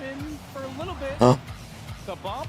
Zanil, Oh, Zin has the ball. Gonna look for some bump plays. Two-Piece with the hustle back. Hawkster throws it too wide. Chicago No. 0 boost, and Rebellion fights back and gets at least 1 here. This is that potential that Reynolds talked about when he made the move, and everybody was like, okay, what do you see in them that makes you feel confidently enough that you feel that this is a team that can be a top 8 contender, a top 4 contender, even make lands and things like that, right? Parth and Two-Piece, very realistically, are some of the best players in NA. They just haven't truly had their potential, like, unlocked. Right? We've seen them with Justin for a long time. Everybody sat there and was like, okay, on paper, this team should have been disgusting. Like, why is it taking so long? And sometimes it just doesn't work out. But maybe Reynolds was the key to kind of unlocking like a new perspective or a new approach to the game for this team here, because we're kind of getting a glimpse of it in this one. And I think it threw 9 lives off a little bit once Rebellion decided to stay a little further back. Reynolds in particular playing that safer game, allowing Parth and Two-Piece the security to go crazy on offense. Definitely, actually, threw 9 lives off a little bit, and Zanil no longer had the space to go nuts like he was in the past. Yeah, I feel like the infield passing that's going on for Rebellion, when they get that clicking, they're getting much better possession out of those moments. My one flaw, I feel like right now, is there's been a lot of times where Parth has a lot of space and he just hasn't used it very effectively yet to make it more threatening. And I think if that was a Two-Piece in that situation, or even a Reynolds, I think that they might be doing a little bit better there. So if Parth can just click just a little bit more, I think they can definitely get this reverse sweep. But 9 lives, again, you expect this out of 2 veterans. Clean Rocket League, playing very well in that midfield challenge game and just taking what is given to them. And they're leading in the offensive possession category, right? Like outside of that last game. They need to get back to that, and if they can do that through their midfield challenges, they will be just fine. Right now, 9 lives don't have the same solid control over the midline that they did in the past. However, they do consistently break into their half. So Parth is going to say, absolutely not. Y'all need to race home. He flicks over one. Hawks are around the other. Reynolds now racing home. He didn't play as far back as he did in the past, but he does still get the beat and keeps control of this. Challenge from Chicago. almost was successful. Zanil kept it going, and he said, all right, it's been a minute since I touched the ball here. We're going to keep this ball headed towards that net. That's exactly what goes on. This first minute and a half, roughly. Is that just in? I say as Oh. crossbar now. Yeah, Park's just got to be careful when he had space there. He had tons of space and just threw it upfield when he could have gave it to his teammate. What the? And this time he goes for the challenge high in Chicago. Reads it. Why well is this and goes goal? just under his car. Oh man, I mean, Parth, what are we doing? I mean, you're expecting maybe a tiny pop-up. It's just unfortunate. Chicago, What is this not defense? unfortunate for him, had the patience to play that on the low ground, and 9 Lives get their opening lead here, and they do a great job of holding on to it. They're going to see if they can build. The Rebellion was in their half for a small moment of time. Zanil reset to try and gain some power towards this net. Chicago shot to the backboard. 2P's gonna try and make a clear. The cheat up from Reynolds might give Rebellion their opportunity. But again, it's that corner ball that you got to worry about. Like, they are getting offensive opportunities, but if it gets played to a corner, then we see 9 Lives able to rotate back on defense. It's not too threatening, so they have to avoid those, go for the infield passes. Saw one there out of 9 Lives. Chicago will throw it right back on net. Parth will get the easy in and out save. But the pressure is still on Hoxer now with the pass out to Zanil on low boost. Cannot get the shot low enough, and Reynolds will get the clear. Parth, reset denied. Reynolds no boost. He's got to have faith in 2P's on this one, and this time reigns a little true, although no boost back. All 3 players raced towards that ball, and they're still going. They got resources in preparation for this 9 Lives attack, but thankfully for Rebellion, they finally were out. Center to Hoxer. Hoxer's going to take his time. Flick over 1, not past Parth on this one. And Hoxer was trying to get a little bit more involved. He was quieter in those games 2 and 3, but 5, he's starting to get back into those pushes out there with Chicago. Yeah, we'll see if 9 Lives can keep that up. It really comes down to which team is going to get the better infield pass. I feel like every time they've had an opportunity, both teams will get a clean one, and as soon as they get one clean one, it turns into 2 or 3 scoring opportunities because everyone is thrown off by it. So just look for that man that is open in the midfield, and if the other team has a chance to make a play on that, it'll turn into a quick 2v1 the other way. So I think those are going to be the big moments. It's not about playing long ball, throw it into corners, because that's probably not going to get the job done unless you add some physical play to it. Chicago waits. Does his good step try. off the side. It's an opportunity for Zanil. Why was that almost a goal? Barely puts a hand up. Reynolds is going to follow it. Great reset over 1. 2P's couldn't follow through though, but Rebellion. Oh, Zanil, no, you've been doing so well. What is that? To the wayside by Chicago. Chicago really has put his foot down in front of this 9 Lives offense time and time again, but just over a minute to go in a 1-goal lead. Rebellion gotta find something soon, otherwise you're playing a race against the clock again. Yeah, it's a tight game. Yet again, a low-scoring affair here. Hoxer will get a demo. A double demo him and the opponent, but it doesn't lead to much here. So just a little clear into the corner, playing it safe. But the pass midfield will get denied by Hoxer. Parth on no boost, has to go back to his corner. Hoxer looking for Zanil, goes for the fake around his teammate and all 3 members, but he just can't do anything with it. Didn't have the boost to get a flick off because of it, so we'll go back the other way. Zanil to Chicago, back to Zanil, and That's a series. The 3rd man gets fooled by the first challenge, and 9 Lives capitalize yet again. Reynolds tries to make the play. 2P's is moving up, expecting a better challenge, but 2P's has 0 boost, so he can't change his direction fast enough. And again, 9 Lives cool and comfortable in that midfield, find a mistake and capitalize yet again. 2-goal lead. Maybe something can be found in the last few moments here. Off the ceiling, down another touch to try and float to 2P's. 2P's off the back. Chicago clears it out. Hoxer might catch them out again, but a 2-goal lead with only 20 seconds left to go feels pretty secure, especially when you are in your opponent's half. The Reynolds is going to try for last moment heroics. Parth over 1. Demo, float down, shot is wide, and Rebellion's hope goes away. 9 Lives, 4-1 win over the new Rebellion squad. How did, like, genuinely, how did he miss that shot? It was the showing that most people wanted from 9 Lives. They did it, and it's a GG's all the way around. The 9 Lives, they look exactly like we saw in Split 1. They had to make a roster move. A lot of people thought that that was a downgrade, but Zanil showed up throughout this match, and now they're right back to where they were last time around. They're in a spot to challenge for a top 4. So they get Yeah, let's show the losers. tomorrow to see if they can get Yeah, man. one of those top 4 spots. That Great POV. to get to, but 9 lives. Very comfortable victory here. There was times when Rebellion would show up, but overall, the offensive possession by 9 lives was fantastic through 4 out of the 5 games, and that's gonna win you more games than not. Oh yeah, I mean, I gotta commend 9 lives on it, and in particular Zanil. He had a lot of pressure coming into this team. Of course, when you got Hawkster and Chicago on your side, you don't really There's know yet how the far up you drafted can still. I stand. know. Dude, stand with your head held high, and that's exactly what he did. Those 2 overtime goals were so important. Have the Steelers had a pick for his yet? confidence throughout the weekend, but 9. Yeah, oh yeah, they took Jack Sawyer. Said, you know Huh. what? We were the better Maybe the Raiders will team. take him now here Growing pains to in work 2 through. pick. They, Parth and 2P still got some defensive things to correct, but for now, we got more Rocket League coming up after this.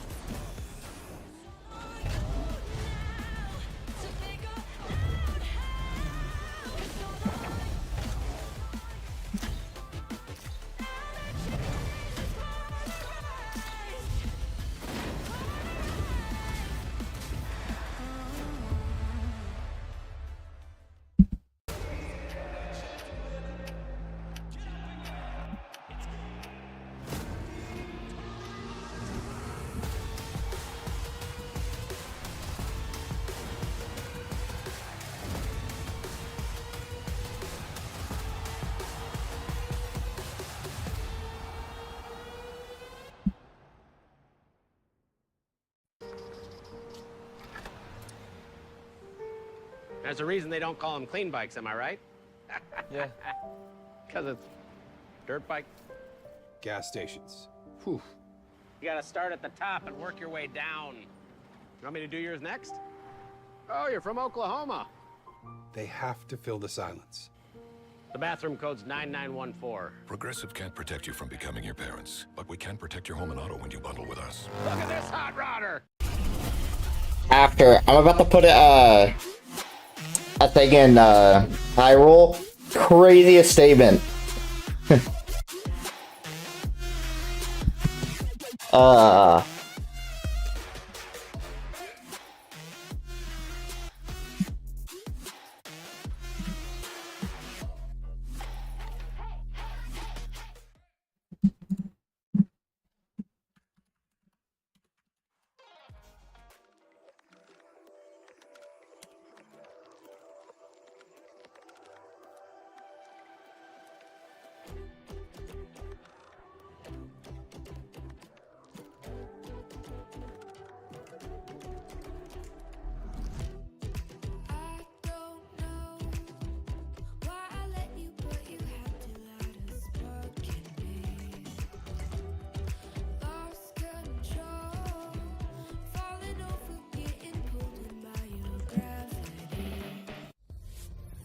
Oh, I got hit the Twitch ads. One time I started building a little.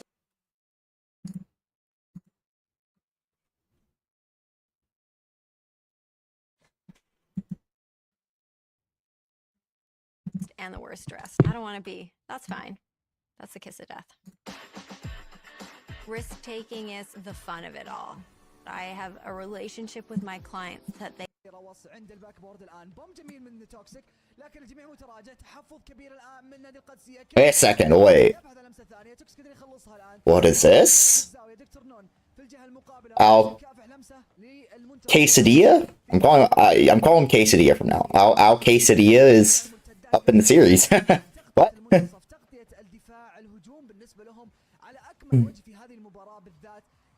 Ooh, I guess wow, what a save. Awkward read. replacing Nush with a player who wakes up on time was all the difference they needed to be good. Sevens in chat for the Crizzles iPad. It was a good run. There might be a goal.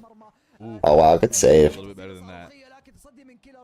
ابعاد من ترك للزاويه اليمنى عند روس الان في محاوله يمرر لي كيلرز مره اخرى. روس يمكن يستكمل هذه الهجمه الان بدربل لكن تبعد من الدفاع في المنتصف الان او عفوا في الزاويه الان تبعد الجهه المقابله بشكل سريع عند روس والاستحواذ ما زال لفالكونز من Nope, even the Raiders don't want him still. The thing is, Alcatia has to lead. Fun fact, the Falcons have never lost a game in which they led.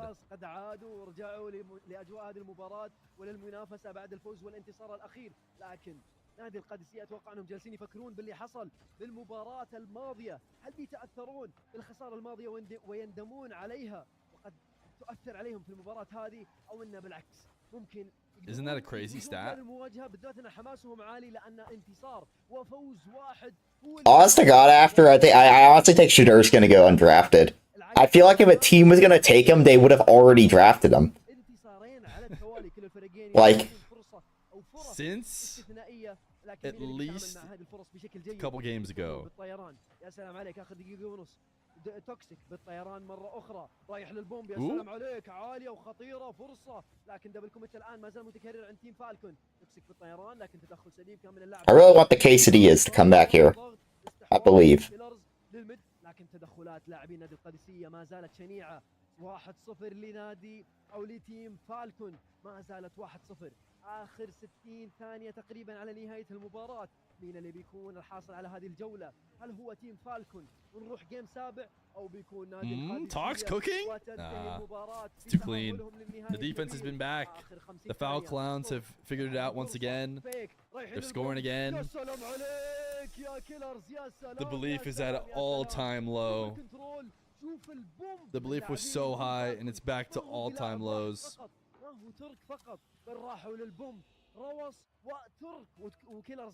Dang, I guess we're going game 7. Can you learn a little bit of conversation Arabic without learning the alphabet? I think I did like Toxic, what are we doing? Why is Toxic just doing a little shuffle? And it was instantly just like learning sounds, and I was like, yeah, I don't stand a chance, dude. I just want you to tell me how to say Rawas just hit a nasty double tap, but something tells me that's going to be a while. Check Chicago tweet. Is he smack talking Rebellion?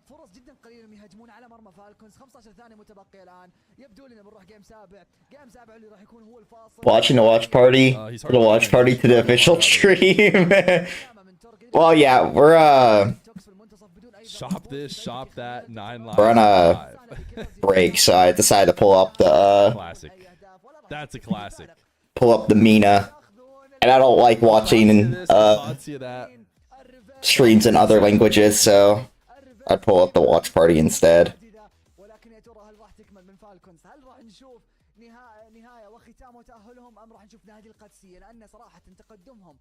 في هذا الوقت القليل وتغيير اللعب بشكل سريع تأقلمهم على أخطاء الأمانة يحسب لهم في الجهة المقابلة. نادي القادسية في أشياء حاصلة من جهتهم، في أشياء في مشاكل ثغرات بسيطة قاعدة تكلفهم أيام وقاعدة تكلفهم يعني أهداف على مرماهم من جهة فالكونز في هذه المرحلة. Oh, okay, I was like, are my emotes messed up? Everyone is full typing cinema and I'm not seeing the emote. Dang, Dr. No, that's not good. New rosters playing with new lineups in the main event here for the first time. Thoughts on Reynolds and Zanil? Like, did one of them impress you? One of them leave something to be desired? Gibbs, come to you first. Surprisingly, the team that won 4-1, I feel like their move surprised me more or looked better. Zanil, the offense, obviously, he looked great throughout. All right, I'll have it open. In the past play, he was involved in most of the goal scoring opportunities. There we go. While Rebellion, it just felt like none of the three were clicking, and all three were making mistakes at bad times. So it just felt like there still needs to be a little bit more time for Rebellion. The one positive for them, they only had one top 8 in split 1. They already done it here, and it keeps them in the conversation, like as they keep practicing as a team to get better for open number 5 and the final open as well to have a chance at top 4. But for this one, and Herrick, I think that you'll agree, 9 lives were just the better team. Oh, by a mile even. And I'm so happy for Zanil too, as somebody, you know, I got to root him on in the past back when we were on Cloud9. I really, you know, feel like this is a player that has a lot of potential as well. And I'm glad that Kago and Hawkster saw that in him, because they did set him up in a position where he looked like he was playing very confidently. I will go back to those 2 OT goals a lot because most players, when you got a lot of pressure on yourselves and you're coming into your, you know, you're not first top 8, but like first top 8 of the split, that's a scary moment. And he did it off the rip twice. Did well.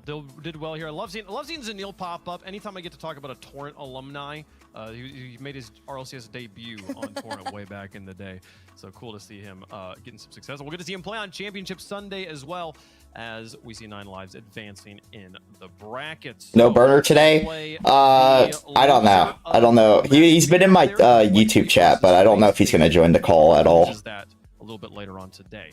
I think he's doing stuff. Shopify Rebellion, their tournament ends here. We'll see them in open number 5. 4 matches on the day. We've gotten through the first one, got 3 more to go here. Hanging on. Run talks for the end of the day. It's time to get into 2 teams who did not make roster moves here, bringing back the same from split number 1. Deleted Gaming taking on the grand finalists in Birmingham, the Ultimates, back here. One notable thing. No. They looked really strong. Dang it. They're the team Quesadilla. The number 1 team in the region. They've made a lot of grand finals, yet to win one this season. Yes, absolutely, and I did agree with your power rankings. You got to keep energy at 1 just because of how consistent they have been, and it showed through that Friday performance. They lost to a very good Space Station squad, but the Ultimates, that is always the main concern. Is we know they have potential. It's just you got to be consistent with what you have on the field, and I think at times that will make the Ultimates worse. They still are a top 2 team in North America. There is 2 teams in North America, and then there's everyone else, but they have to prove it here versus a very talented team in Deleted, who very likable team as well. They got Gyro, they got Andy, they got Wavy, who we have Cash Cups now. All right, well, that's over. Grand finals of that Cash Cup, playing incredibly. It was fun while it lasted. For North America, so these guys are a threat. These guys again are one of these teams. They're up 3-1 to Series 2, and they're gonna lose. They're one big win away from being part of that. And right now would be the perfect opportunity for them. All right, Ultimates, let's just take care of business, please. I'm frustrated for them for different reasons. One, the Ultimates obviously made their finals, and then it didn't even look like they were themselves. Of course, you're going up against the best team. Hey, the Patriots are picking. What the heck? They trade up. The story of getting into here today was very frustrating. They had an FF against them, so they had like the free win into the qualifier, but I think if I am wrong, and y'all can correct me if I'm wrong, this was the team that had the internet issues. Was this them? From Friday, the boys had the internet issues. That's why they got the win. Oh, that was the okay. I'm sorry, I said it all backwards, but. Deleted Gaming is like one of those teams where like you look at them and you're like, oh man, like there's so much potential, they're gonna do so good, and then they always qualify, or they just barely miss out, and you're like, dang, okay, but they qualified this time. Wow, some DT, I don't know. Got a more frustrating pool. To have the Ultimates off round number 1 is a big challenge. However, I mean, if you can pull it off, I mean, kick them while they're down.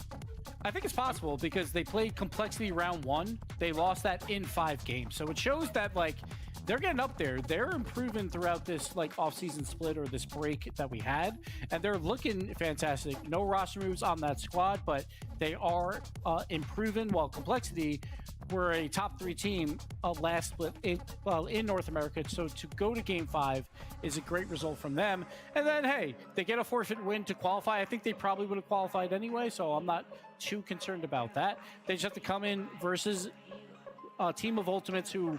It feels like if they're down, there's a chance, right? You're huge underdogs here, but the Ultimates, they can't find a way to win grand finals, so maybe they can't find a way to win this lower bracket match. It's always a possibility. Maybe they can lose other matches, chat. If they could. Ultimates, if you lose this match, I'm gonna cry.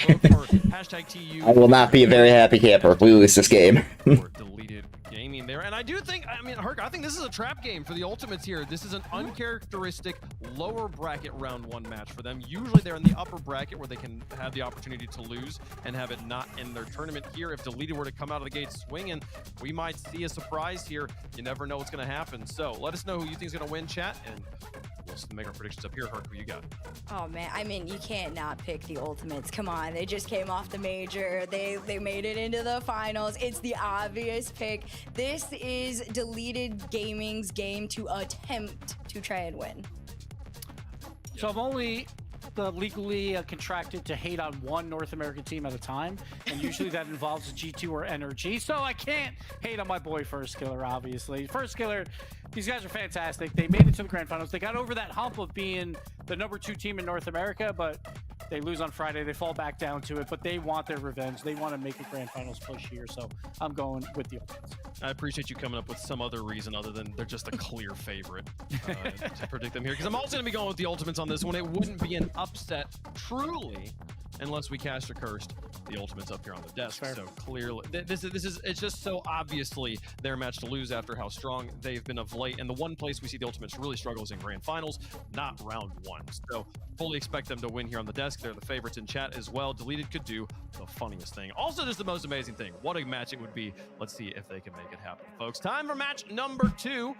Again, an elimination match between the Ultimates and Deleted Gaming. One of these teams moving forward in the bracket. They'll get to play the loser of Genji versus NRG, but that's tomorrow, folks. Gotta stay alive right now. Deleted versus the Ultimate here in the Rocket League Championship Series. It is another David versus Goliath matchup that baby. to play the role of Goliath. Let's do a thing, right? Hopefully, please. Game 1 brought to you by Progressive as Deleted tries to fell the mighty Ultimates. Yeah, I'm not sure this version of David might do it. First Killer is on quite a terror when it comes to the David-Goliath matchups. My look on this team for the Ultimate stacks has always been on Chronic, where I always felt like he had the most questionable shooting of the team. Now, granted, when he's on, he's on. And that's when Ultimates look automatic, but if Chronic starts with some poor shots, it might be a bit of a long one. Deleted Gaming got a lot of talent on this roster, but it will be a tough one for sure. Bizarre path, as mentioned, for Deleted to get to this spot. They only had to win 5 games yesterday. Yes, 5 individual games. Let's say 2 of those games taking complexity the distance to game 5 in their very first match of the day before falling and then beating Pirates on a boat. Now it's Chronic. Oh! What the?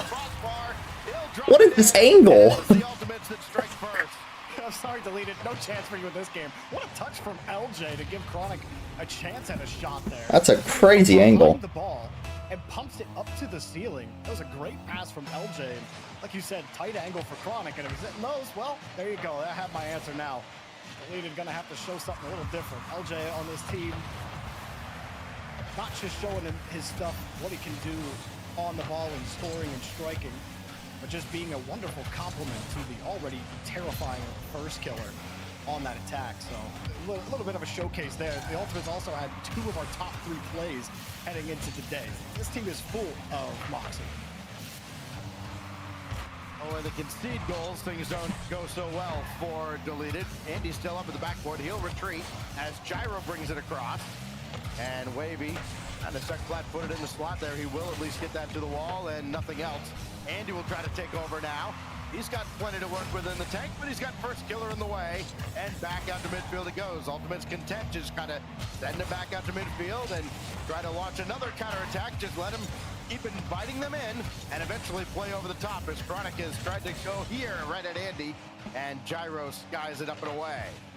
They need a better touch there. Gyro had a chance to move that ball downfield with possession. Now they have to contend a couple of times, and Wavy's just buying time to get back. Shows you that that play died at the midfield off of Gyro's touch, even though they were still able to get a few touches there. You can't have those types of ill touches against the Ultimates. You won't find yourself with possession for very long. And you lost it there. Holy frick, Chronic. This dude is on fire right now. First Killer has Gyro frozen, forces Wavy to take the 50. Dude's up from God knows where. Down on the ball with momentum. making it easy for Kron. It almost looked like he had the read where, okay, it's going to be ball's coming out low. I'm going to run right onto it. Nope, just guessed wrong. And Gyro left it in an impossible spot. Now here we go again. First killer looking to make it 3. And he's not able to stay with the play. Chronic looking for first killer. Comes stealing! Are you serious? Oh, I think it's WrestleMania in Rocket League today. Off the top rope from the opposite side. Wavy had no clue, bro. Wavy got flashbanged with first killer right on top of him. How about that, Ultimates? Jeez. Hey, oh my they God, lost okay, yesterday. They're in the lower bracket. We can beat them, right? No, you can't. It's an adorable effort. First killer has that one go by him. Way to get midfield. Kick out towards LJ, and he adds another right between the eyes. And there's still 2 minutes to go in this beating. It's game 1. Ultimates. Oh, Wavy. How did you not see LJ? Dude, Gyro just looks like he just looks stunned. I should have been on Wavy cam there for a second. I'm just flabbergasted at what he's watching. I took another look at Wavy and I'm like, whoa, wait a minute. I mean, I don't know how you beat this team when they're playing like this. Just falling apart for Deleted during game 1. But the nice thing is, where was this yesterday, man? It is just game 1. So trying to right the ship, if you will, these last 2 minutes and play towards game 2. Plenty of experience and maturity on this Deleted roster as well. You know, they're not going to let one game just completely sink them, and they will probably be smart enough to understand barring something miraculous here. Oh my God. Could just about be chalked up. There is still time if they can get one on the board now, as Gyro has that one taken away. LJ has first. No way. No way. Freestyle at first killer. It's free play. At the start of the playoffs, look at him leave the wall. LJ's just got to serve it up to him, man. At first killer, he's going to eat it all up, dude. I love watching first killer play, man. Especially when he's the clear away, the best player in the lobby. You don't get to see first killer have that kind of fun in a lot of lobbies these days. Today, though, against Deleted in game 1, he's having some fun. In their last 2 losses, Ultimates have been outscored by a single member of the opposing team as Andy's teed one up and first killer rising to the bar to make the save. It was Atto at the major as Wavy shot here goes off the post and the follow-up goes awry. It was Kofer yesterday as Space Station took down Ultimate. And they are absolutely sick of anybody scoring at all, and that's why they have not allowed Deleted to get on the board, even in garbage time. First killer's got that one away from Gyro, and a message is clearly being sent by the Ultimates here to kick off Saturday. Yeah, a lot of work to be done here for Deleted.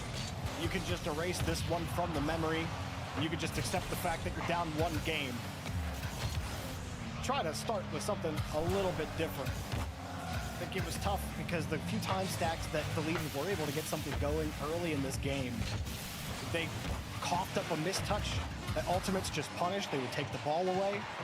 And it's going to be a lot of work just to wrench the ball away from an LJ or a first killer in any scenario. That's where someone like Wavy has to be that guy, a guy who loves to play with the mechanics, loves to be on ball and carry it through the air. He's got a good aerial game. So there is, there's talent on this roster that can possess this ball, that can create plays with their mechanics. This might be another goal. It's always going to be a difficult bout when you're up against this squad. But they got tools. Just got to find ways to get consistent touches. Otherwise, Ultimate's going to walk away easy with this one. That was a nice warm-up for the Ultimates in game 1. The tune of 11 shots. They had plenty of shots on the other side of Deleted, but nothing going through. And the number I was curious about was at the bottom there for Deleted. This is a team that comes in averaging 7 demos a game as a team, and the demos did not make a difference. One team actually got demolished in that game, and that was, unfortunately for Deleted, them, as Ultimates bring them to the tune of 5 goals in a shutout here. Deleted has only been shut out a couple of times in their run, but again, they also played 1 fewer series. It's hard to demo when you're getting pre-jumped on. Yeah, that's gotta be some of the worst feeling if you're deleted. You said it, like, there's a lot of history with these players, with Andy, Gyro, and even Wavy now. Wavy's been playing in the league for a little while now, and to be pre-jumped on like they were, to kind of just get destroyed like they were, that's a humbling moment, but it doesn't feel good at all. Deleted, you just got to find a way to forget about it and get into the next game. But when First Killer's feeling this good, like, it's really hard to see how they're going to wrench this one away from them. They have to stay consistent. I don't think it's about getting more demos. I don't really think that's the relevant part. Quality over quantity for demos. But really, what I want to see out of Deleted is just that consistency with possession. You got to be careful when you take risks against this ultimate team. You're going to have to take risks, so managing that is of the utmost importance. You've got to be careful when you're bringing this ball down. Oh, more often than not, First Killer leads his team in scoring when the series is wrapped up, but nobody's home here, and Gyro will score at long last the first goal for Deleted in the series, as everything what the heck happened?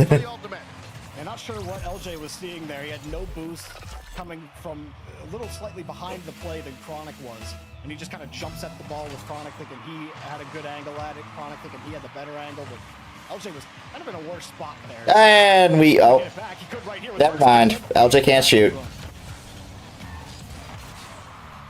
Gyro leaving that one for Andy. Nobody with any boost at all on the side of Deleted. Gyro had to make a quick turn with that midfield boost. Now everybody's got plenty. They're going to need some to defend the incoming attack, though. Everybody retreated for the ultimate. So now Andy. Referee said denied by LJ. And Chronic, realizing that boost didn't spawn for him, he's going to be left in an awkward spot. LJ trying to nudge him out. Guys, are we okay? And Chronic finally does grab a full tank.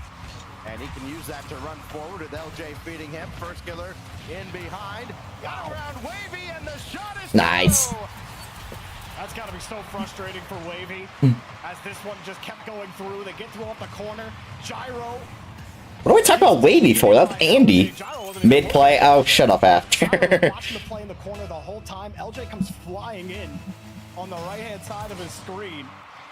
And next thing he knows, he's dead. The ball's in his net. Nice play from LJ, and a good continuation as well from Chronic in the corner to beat that second defender. Ultimates trying to find ways to make the space and create those plays by just keeping that ball away from Deleted. It's working a lot. First Killer already up, and Chronic tracking over to the opposite side, but Gyro's going to pop that away. Chronic to disrupt. He's got LJ following underneath, and LJ should take over here. So Wavy's in his way. First Killer trying to pinch that. Bang! That's going to get that away from the so many bumps. Gyro brings it right back in, though. You can see Deleted being oh my god. Just a little bit here. First Killer. Oh my god, if he did it again. Was set out by Wavy. Now LJ stuck by Gyro, and Deleted are holding on here in a tie game with 3 minutes. Yeah, you can hang on to your hat that it's not 4-0 right now. Deleted. What it was at the start. It still might be 2-1 at the end of this push. Wavy was getting bumped in the net. They get a breakaway though. Chronic has to come back, and Gyro is going to be tough to get a shot that was actually going to challenge Chronic there. But this is a good push here from Deleted. Wavy came up huge for this Deleted squad in their first series against Complexity. He had 5 of their 6 goals when they fell short. The rest of the team picked up the slack against Pirates on a Boat. Gyro and Andy each dropping 5 goals in that series to stay alive. And then, of course, they got the free pass. And they're getting a rude awakening here. They're in a battle right now in Game 2 at Forbidden Temple. As LJ maybe looking for First Killer, instead called his own number, and Gyro sends that right back once it can. Not the cleanest there from Ultimates. First Killer, not going to be on target. Get away with it. Yeah, LJ dropped that reset from earlier. Still, you see Deleted having trouble hanging onto this ball. It's a dump. Wait for First Killer's touch, try to wrench it away from him. Then you got to face LJ. Working out for now. Wavy actually wins a crucial touch here in the midfield. It's that touch out. Andy came in, and it's a dead play. Wavy was thinking that's double at first. Got called off by Andy. They keep possession. This is still looking good. What the? Very slight wait. It almost looked like a whip. Everyone got frozen on Deleted. And Deleted are lucky that it's not 2-1 right now. It almost looked like they missed that on purpose just to try and draw the defense in. Like, ooh, they missed. So we come up and then give up the empty net goal behind him. It almost happened exactly like that. As Chronic will take over here. He cut in front of LJ, though neither had any boost. And First Killer just sends this one away. Everything stabilizes now for the Ultimates coming up on the final minute. First Killer throwing at the net. Hope something good happens. Could happen for Deleted. There you go. Wavy with Andy in support, and that's just dumped off to the corner. No harm. It's those types of plays from Wavy that help give you the edge in the midfield where you can't win those 50s. Being able to catch the ball in the midair, use your reset, use your mechanics to beat the defense. Something they weren't able to do at all in game one. They've been showing signs and flashes of it here in the midfield. Of keeping that ball locked on the net and actually getting the ball on frame has been difficult for Deleted, but you take each step as you get it as Chronic gets another clear downfield. Great. Nice, let's go. Everybody geared up for the shot, and he just feathers it over to LJ. FK has looked absolutely on one today. First Killer. Not too fast, so LJ can take his time to line it up. One defender back, it's a classic give and an LJ go. Beautiful shot as well. Fake kicked off from Deleted to try to give themselves an edge in the last 30 seconds. Gyro? Let it go. Gyro, I think maybe decided to just let that one go, knowing that it wasn't going to be good contact. Andy coming back now. Wavy keeping it low on the 50. Deleted. Might have a chance here. Driving the ball forward on the 50. Chronic clears it right back out. Andy holding the line. Chronic waiting for it. LJ coming around. He flips off the ball instead. Wavy couldn't get a clean enough. That will be it. First Killer comes down with Nice. Ultimates come down with the game 2 victory. Beautiful. Out of Deleted gaming there. You give up the goal late, okay, sure, but they still had plenty of opportunities. 10 shots in the first game, 6 shots this time around, and a timeout coming now for DG as they try to avoid staring down an 0-3 deficit at the hands of the Ultimates. Yeah, Ultimates, that one was a little deadlier or a little more dangerous than game 1 was. No crazy pre-jumps from First Killer in that game. Much more no nonsense. Obviously a great passing play at the end of the game, but also a couple of moments where Deleted got away with that ball not ending up in their net a couple of times where Stacks, I think we're ball watching a little bit on Deleted, and it's not just one player. Like, you kind of catch each player on Deleted a time where they should be a little bit more aware of their rotation or who's taking that 50. Instead, they're just kind of inching forward and playing full belief Rocket League, and I mean, that's all well and good. But I feel like there's only one team in the world who could play full faith Rocket League at this point, and they are not in North America. So, you know, Deleted got to have a little bit more awareness on the pitch. And they'll be able to hang on to this ball a little bit more. It was better. I know I'm still kind of being hard on Deleted, but it was an objectively better game than the first one. So they just got to keep building towards that. But this is it during this timeout. Can't lose another here. Yeah, well, it would have been so easy for them to fold as well when they they had complexity on the ropes. They're up 2-1 in that series yesterday. They get outscored 5-1, and it's like, okay, well, we go down in the lower bracket where we belong, I guess. And then, you know, they run up against this Pirates on a Boat squad. They take care of business there. And then, you know, on the other side, you're looking at this Ultimates team, and you don't see any of that at all. Like, you know, they're a team that expects to be in the mix at the end, and look at what their path to another final may entail. It may lead to a collision with that space station squad a little bit later on, as long as they take care of business here. Up 2-0, having outscored Deleted 7-1 so far in this series. I think we look at a guy like Wavy on the Deleted side and go, all right, well, give Wavy the ball and see what happens. Try and drag this team across the finish line, at least drag them back into the series as we go to venerable DFH Stadium for game 3 and a chance for Ultimates to go on quadruple match point out of Deleted's timeout.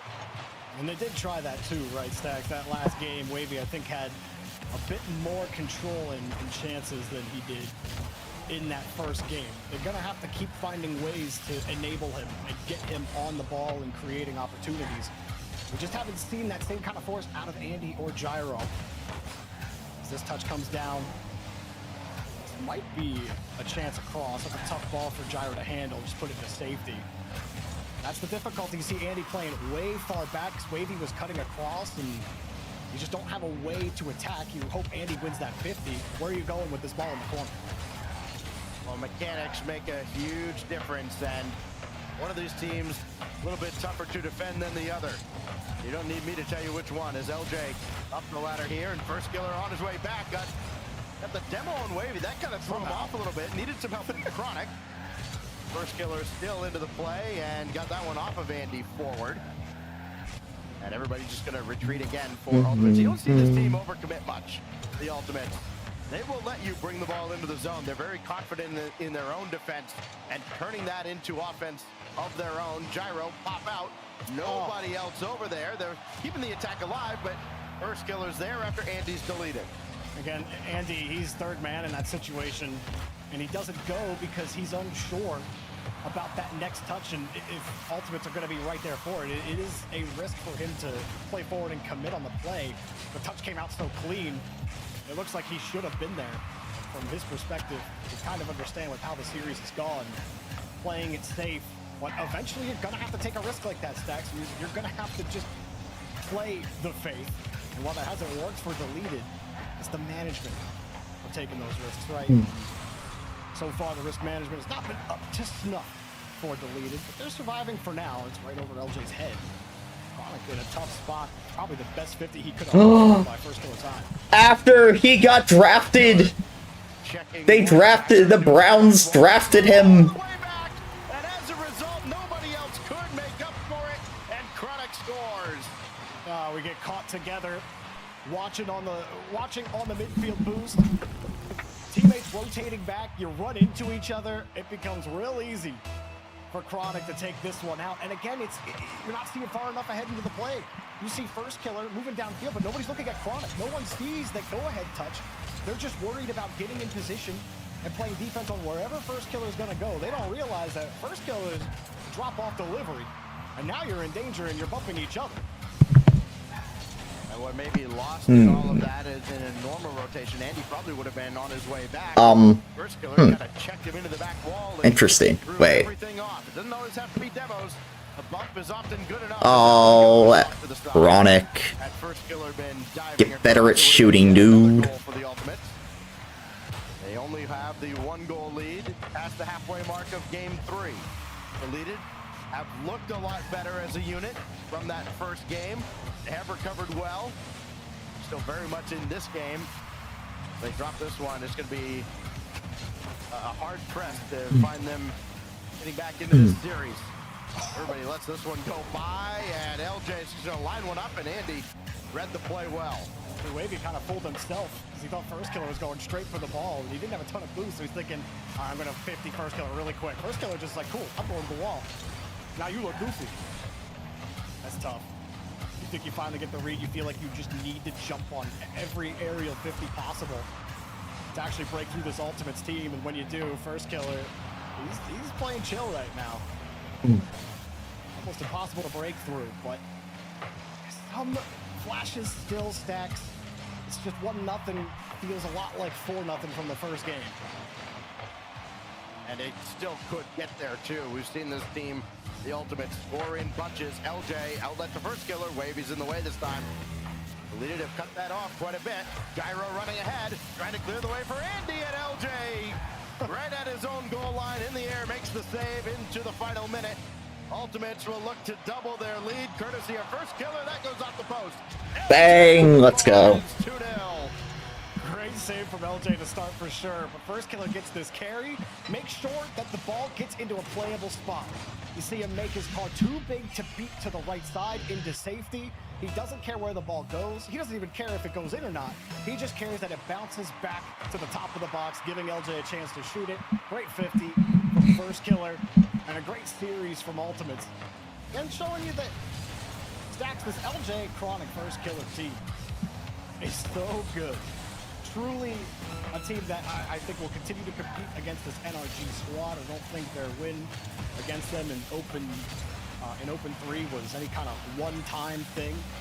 Like, beating teams like Deleted the way that they're beating them right now, it's exactly what you see from teams like NRG. where they don't take. Dude. They just let you give it. They just let you give it. And first killer, he's giving a lot right now. He's had one heck of a series.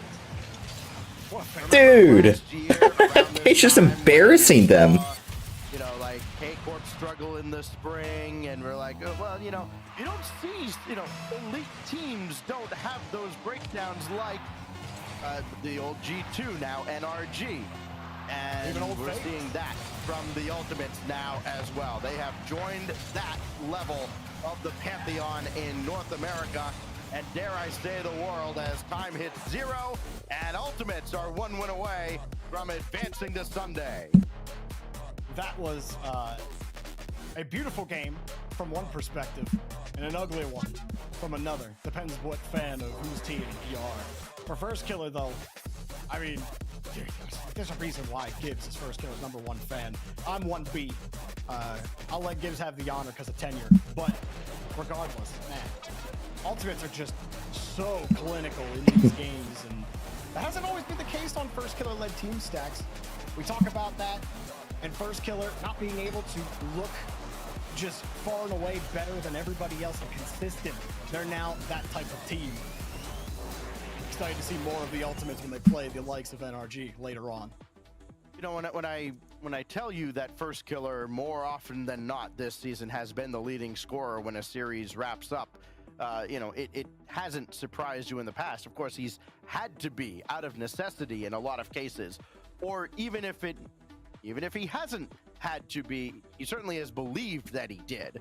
And I think that now you look at having a guy like LJ alongside, and the way Chronic is playing this season especially, there's a lot more trust in his teammates than I think First Killer has ever had in his career. And you're seeing what that the? now. You're Guys, we can see the passing the ball more and still getting his. And that makes production moment. triple deadly. Now, if you're deleted, you just start chucking things at the wall and see what sticks. You start turning the camera. What the? You really do try to just start deleting people. That is. Delete First Killer earlier and ended up getting demoed somehow. I'll touch. The demos, the bumps just have not been effective or even existent before deleted. You talked about them averaging 7 demos a game. Yeah, that doesn't include all the bumps or failed demos that they may have gotten. There's been absolutely none of that here against the Ultimates. There's Spofer and Wavy averaging over 3 a game coming into today. And not nearly as many this time around out of Wavy and deleted as a whole. And I mean, they've been fighting for their lives. They don't even have time to think about demos, really. There's been a few, not enough to make a difference. It almost needs about 20 a game to make a difference against this team. You just need one good demo. Like, to me, you could still demo Ultimates 20 times and score no goals. Like, it doesn't really matter. I don't care about the quantity. It's impressive that you could average 7 demos a game, sure, and lesser teams might fall to absolute pressure like that. But the quality of your demos matters so much more when you're playing a team of this caliber. And I mean, they're showing you that it's even hard just to demo them at all, as we've been talking about. This is about the most possession we've seen out of deleted. But look at how they move the ball around. It's not into safe spaces. It's always a hard touch with a lot of space between your teammates. And it's just difficult because one player's trying to go get boost and play the ball at the same time. Nobody's in position and ready, so you're constantly playing from your back foot. And if you've ever boxed in your life, constantly being on your back foot is not fun, and you're gonna get knocked out. Chronic adding his 4th goal as the beat continues on here for the Ultimates. 4 out of Chronic, 4 from First Killer. He's also got 5 assists, which just does not sound like a First Killer stat line at all. You expect the goals. A little A is next to it. Okay. What are you talking about? He was like top 5. He was like top 5 all last year in assists and goals. I'm almost positive. I might need the direct stat check on that. I'm pretty sure 2024, 2020. Yeah, First Killer's like, he's not just the potatoes. He's not just the steak snacks. He's the whole plate, bro. He's the whole dinner. You can't sit here being like, oh, it's not really. You're selling fake news, man. There goes Wavy with a chance for Chronic right off the respawn. LJ Can he get down for this? He sure can! And he'll bounce it home! Oh, watch first kill again, so many assists! Hello, LJ!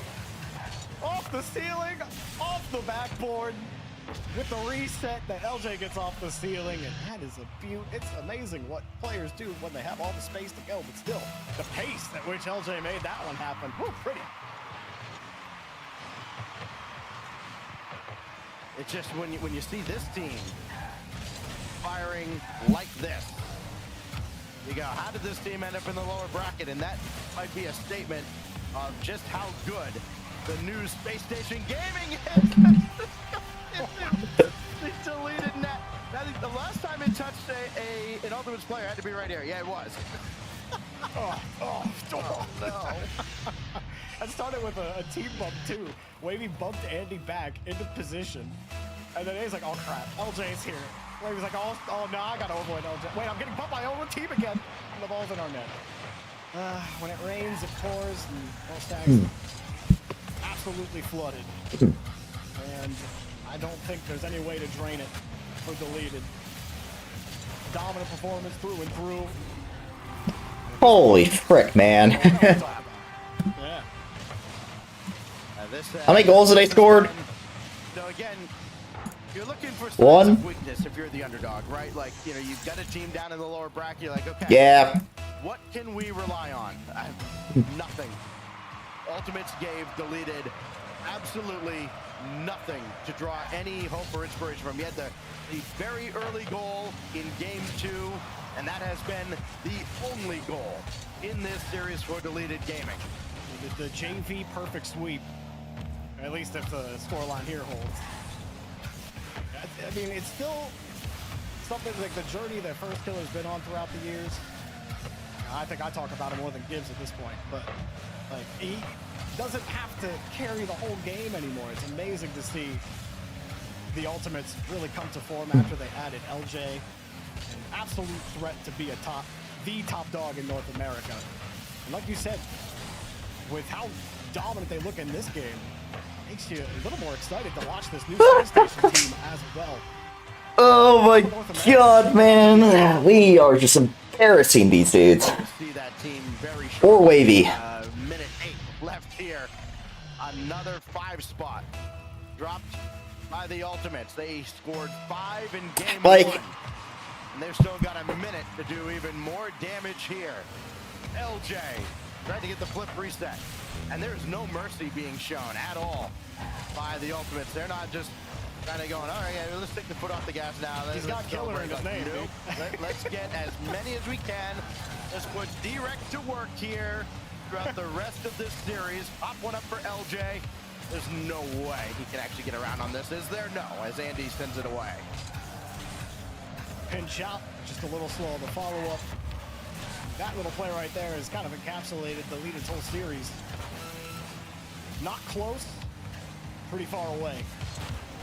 The rest of the tournament, Ultimates, no doubt, have their sights set it far past NA Open 4. I'm thinking about that embarrassment that K-Corp handed to them, not just them, but K-Corp embarrassed everybody in Birmingham.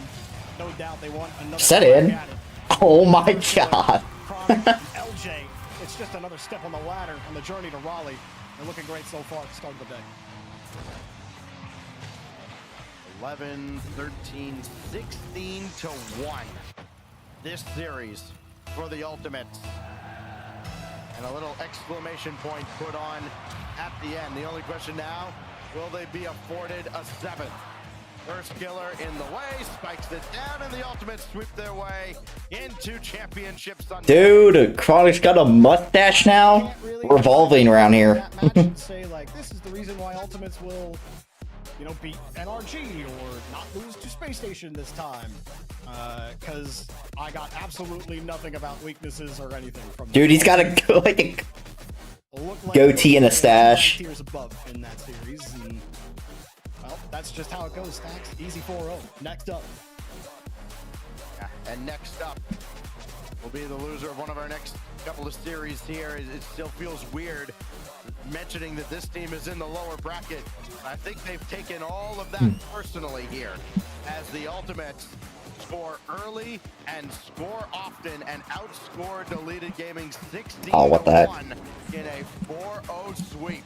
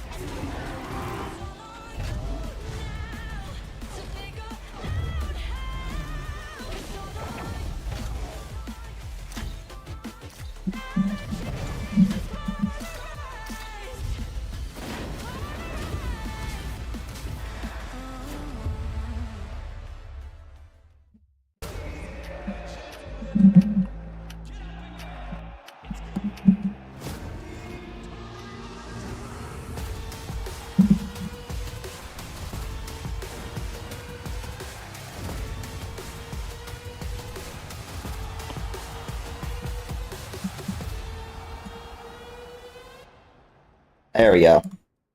I gotta see this. There's a reason they don't call them Wow. am I right? Yeah. Because it's dirt bike. Gas stations. Gave up 4 goals a game. That's so crazy. You want me to do yours next? Oh, you're from Oklahoma. They have to fill the silence. The bathroom code's 9914. Progressive can't Gyro? but we can't Gyro, why are we zooming? Look at this hot rodder.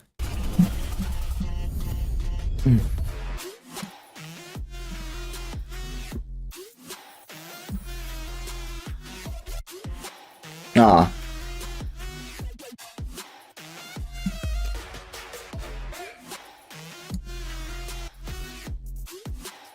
Wow, LJ played third man. I know.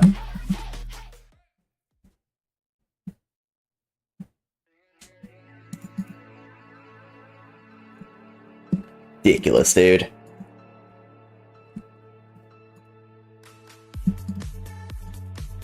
Well, that's cool.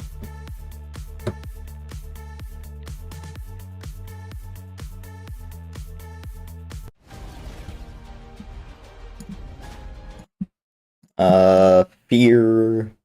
Let's watch some Mina. Yeah. Awkward. Pretty sure Vacanus is Dr. Fear. Vacanus is just Dr. Fear Alright. trying to make me feel good. I'm gonna go make some food. Normal! He just subbed well! He's subbing right now! Thank you for the tier 1. He's subbing! Yo, dab me up!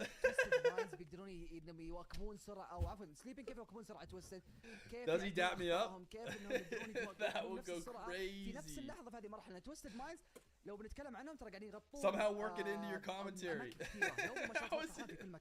انا ترى لو تيجي الكام على مثلا اتوميك رايس اشوف نوبو طاير من الميد لو اشوف كام مثلا سكب اشوف ما شاء الله نوبو في كل مكان في هذا الشيء. When I get my 100 watch streak, do I get to play Winfair's money? ياخذون راحتهم في No, you get VIP guaranteed. التغطيه الكبيره اللي اغلبها ماخذينها او اللي معطينا اياه رايز واتوميك لنوبو قاعده تعطيهم.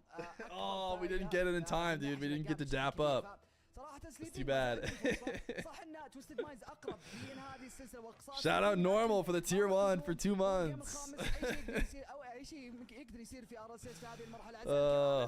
على الجيم الخامس ونستكمل احداث هذه السلسله بشكل سريع الان. تسديده صاروخيه من اتوميك وابعاد محمد بشكل سريع الان كنترول وابعاد للجهه المقابله. استحواذ يرجع عند تويستد مايندز.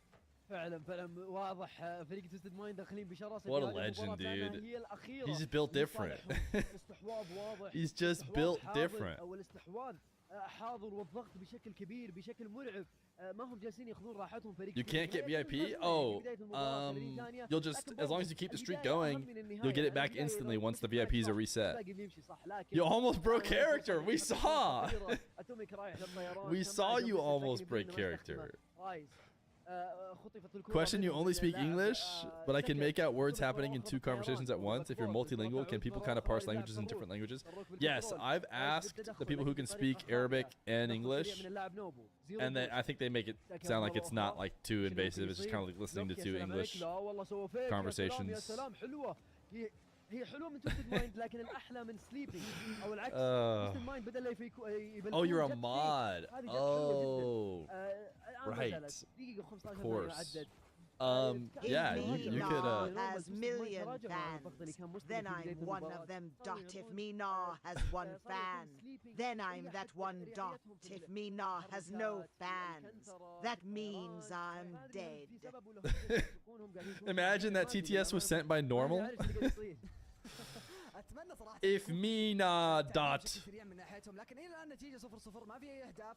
توستد ماينز وسليبينج الكل محافظ على النتيجه، الكل محافظ على اللعب في هذه المرحله، لكن يا ترى مين اللي راح ياخذ الهدف الاول من هذه المباراه في هذه الذات الان؟ تقريبا تروك في محاوله سكب التفجير لأتوميك. You thought that dialogue was in your game? في المنتصف الان محمد يحاول جميل Which says if Mina has 1 million fans. بنج للجهه المقابله لكن رايز جدا بعيد ما قدر يستكملها، وكذلك تروك ما قدر يقرا بالشكل المطلوب. الان 50 بشكل غريب تروك يخلص الان كلير للمنتصف، نوبو طيران وقراءه، هذه اللي نتكلم عنها التغطيه في المنتصف، التغطيه للكور اللي لمسات الكليرات العشوائيه اللي تكون موجوده الان. اتوميك لمسه اولى يبحث لمسه ثانيه، سكب اسرع بالتدخل عند محمد لكن TTS is on for now. Looks like Complexity SSG over on mainstream next. مستحيل ينوب البنش لكن ما دخلت، ما كملت اللعبه الجميله منك هذه، كانت على خط المرمى وعلى وشك انه تقريبا يدخل هدف تاريخي، ولكن نوبو في هذه المرحله الى الان تقريبا ضاع منها هجمه وفرصه بالنسبه له. الان دقيقتين 14 Complexity SSG should be cinema. فيها لاعب اتوميك بشكل سريع فجر فيها سكب. It's going to be at the same time potentially. Ooh, what a save. As Twisted Falcons. But Twisted Falcons is admittedly, I mean, it's not interesting. It's just like both of them are going to make major. Even if Twisted snags a game here or there, one will be the 1 seed, one will be the 2 seed. تبعد الجهه المقابله، تروك على المرمى سكب في محاوله لكن اتوميك قدر يخلصها للجهه المقابله، وترجع الان لاراضي سليبينج. بامب الان من احد عناصر توستد مايند يحاول فيها نوبو الان يستكمل يتوجه للبامب. تروك ومحمد دبلكم مثل بعد هذه الكره مبرر من ناحيتهم الان اتوميك.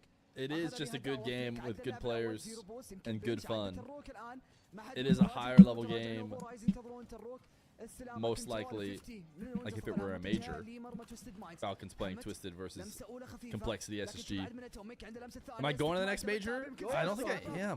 It might be the first North American one I've missed since they've come back since COVID, because I kind of want to watch party, and they have told me that I cannot have like a watch party station the whole time, and I don't think watch parties even make sense for 2 hours or whatever. Like that's not how it works. That's not how you watch party. You watch party the whole event.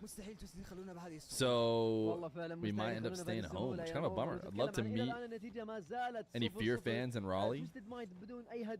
سليبينج ايضا بدون اي هدف، واخر 40 ثانيه يعني عدى وقت كثير من بدايه المباراه بدون اي هدف، ولكن يبدو لي ما راح يستعجلون لان لا مجال للاخطاء، لا فرصه للتعويض لصالح سليبينج، وقد يكون هدف يا Wait, chat.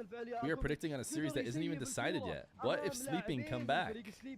اخر 20 ثانيه قد تكون فرصه. We shall see. من اللاعب سكب الان. I guess that is a what if. Right now they are in the orange half. Almost enough to be a believer. سكب يعطيها اللاعب اتوميك عن طريق الخطا، ما زالت الفرصه لصالح توستد مايند. يا سلام. But you might not have to wait very long. عاليه خطيره لكن نوبو يبحث عن بوست وبكذا. Birmingham had watch party stations in the main area. Yeah, I mean there might be ones. I just might not be a big dog enough. Unfortunately, it sounds like they might be saying that I'm small dog, and I do not get a permanent station. So what can you do? Sometimes you're small dog when you want to be big dog. نبحث عن الاهداف الذهبيه اللي هو اما يكون هدف لسليبينج او هدف لتويستد مايند. بالفعل 30 ثانيه الان مرت من الاوفر تايم. Bang, there it is. All right. Chat, you guys have been waiting so long for this one. But now it's actually time.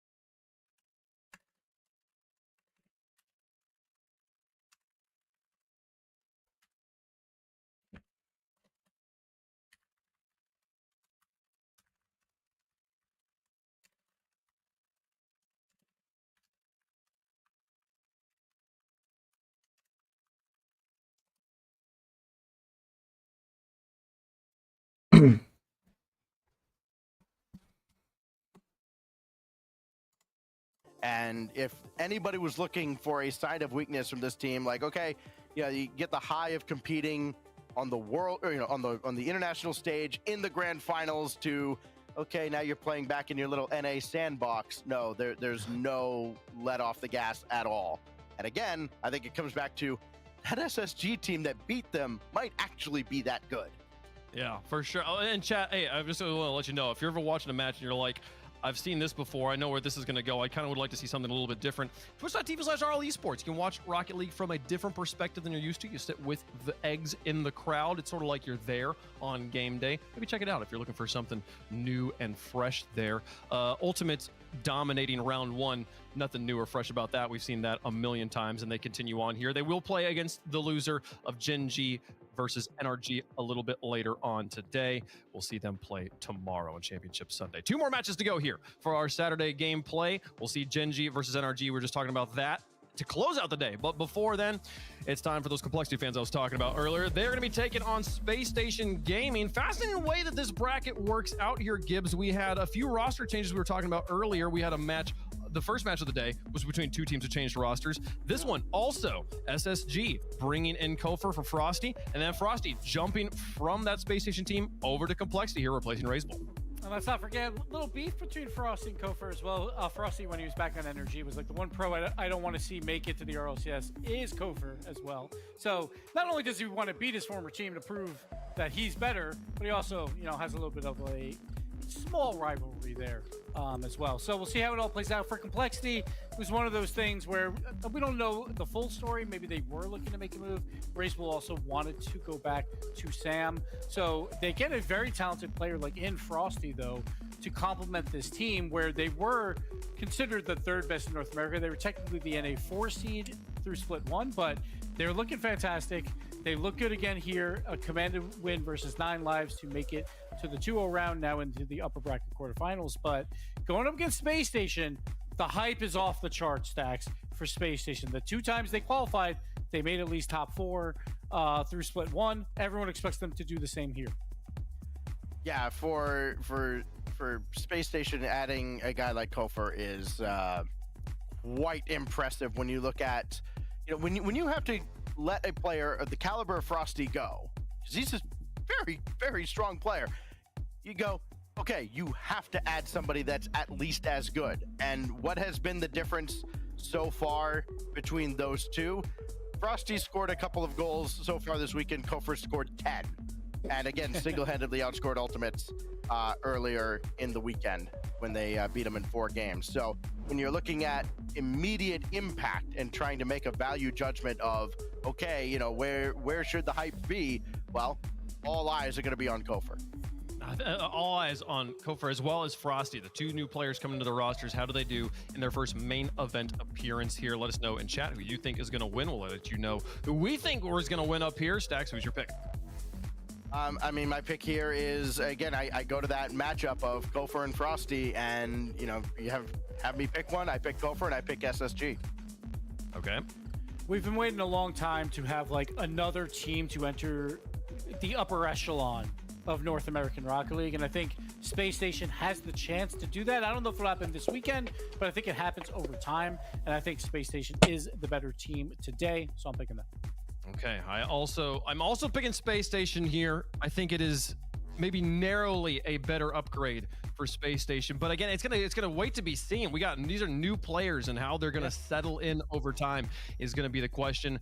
You got to play the matches to get that settling underway. So let's make it happen here, folks. Space Station, a clear favorite on this one on the desk as well as in the chat, but it is not going to be as one-sided as that result might make it seem here, folks. Space Station on one side, Complexity on the other. Let's play some Rocket League.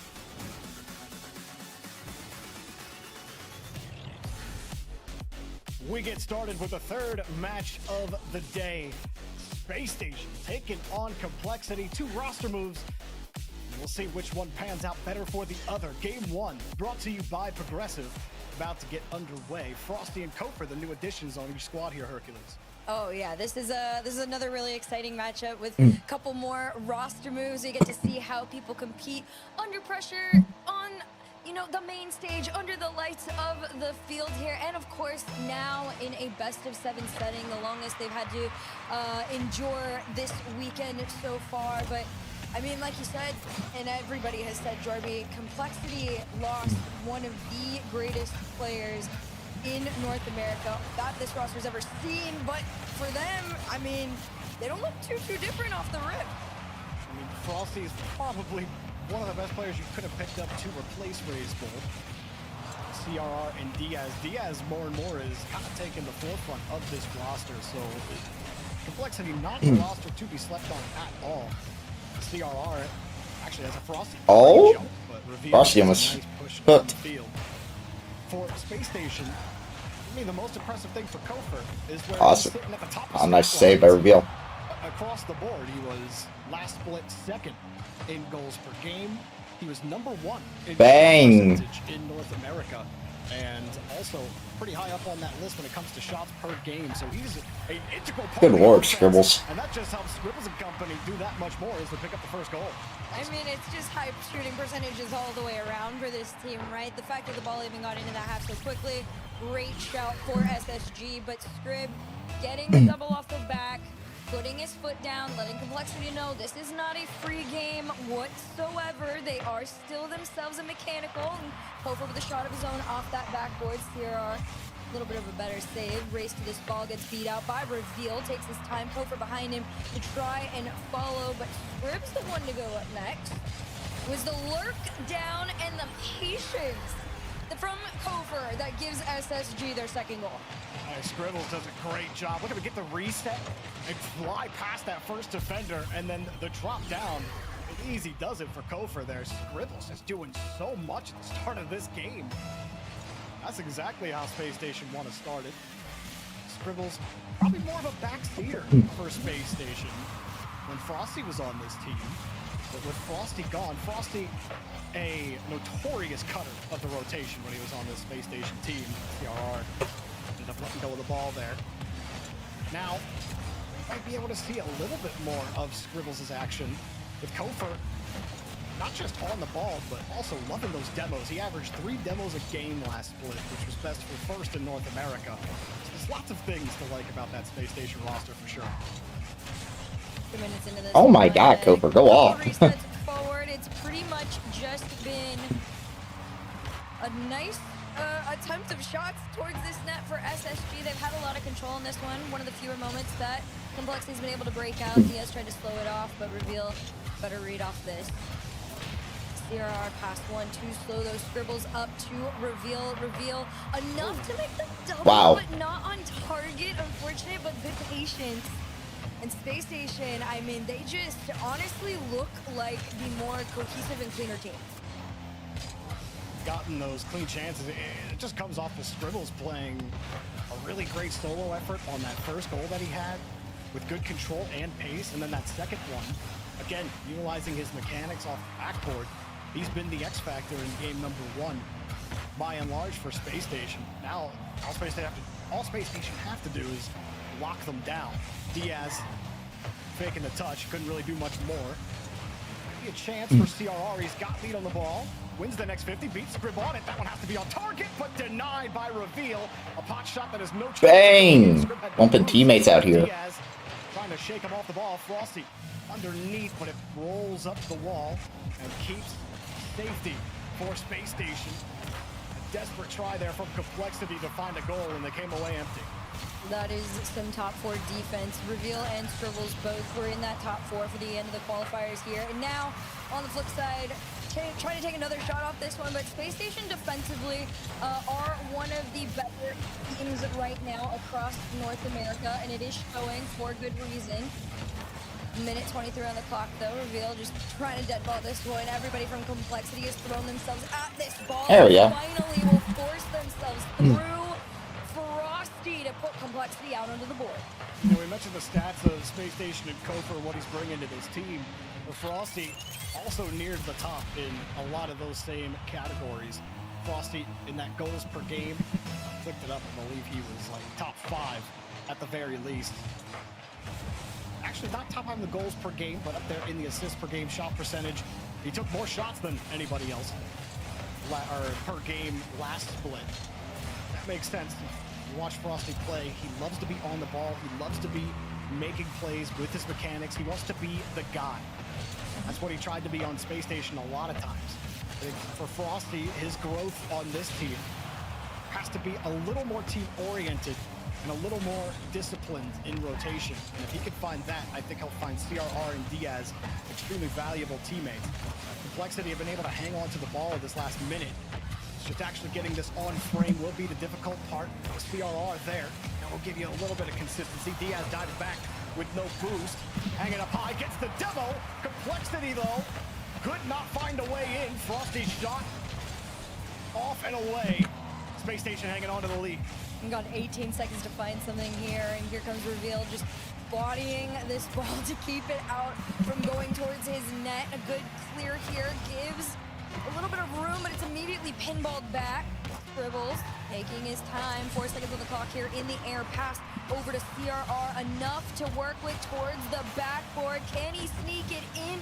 We'll see. Frosty up. Takes his time. Has the flip. Doesn't get to use it. Reveal will kill it. And Space Station will win 2-1. Very good look from Scribbles and Space Station here early on. Scribbles helps get those 2 early goals, and then what you didn't see and what plagued Space Station all last split, discipline in their rotation. They put in Kofer, who is much more disciplined in the box than Frosty was, and you get great defense. You get 6 saves. Kofer didn't even have to make any saves. It was all Reveal and Scribbles getting it done, and that was after some good pressure there at the end from Complexity. So, tough one. And it's a tough spot for Complexity to be in right now, Hercules. You know, you didn't want to get rid of Ray's Bull. Just life circumstances and how life goes for a player living overseas ends up that you have to make a move, and now you have to kind of like rebuild some synergy.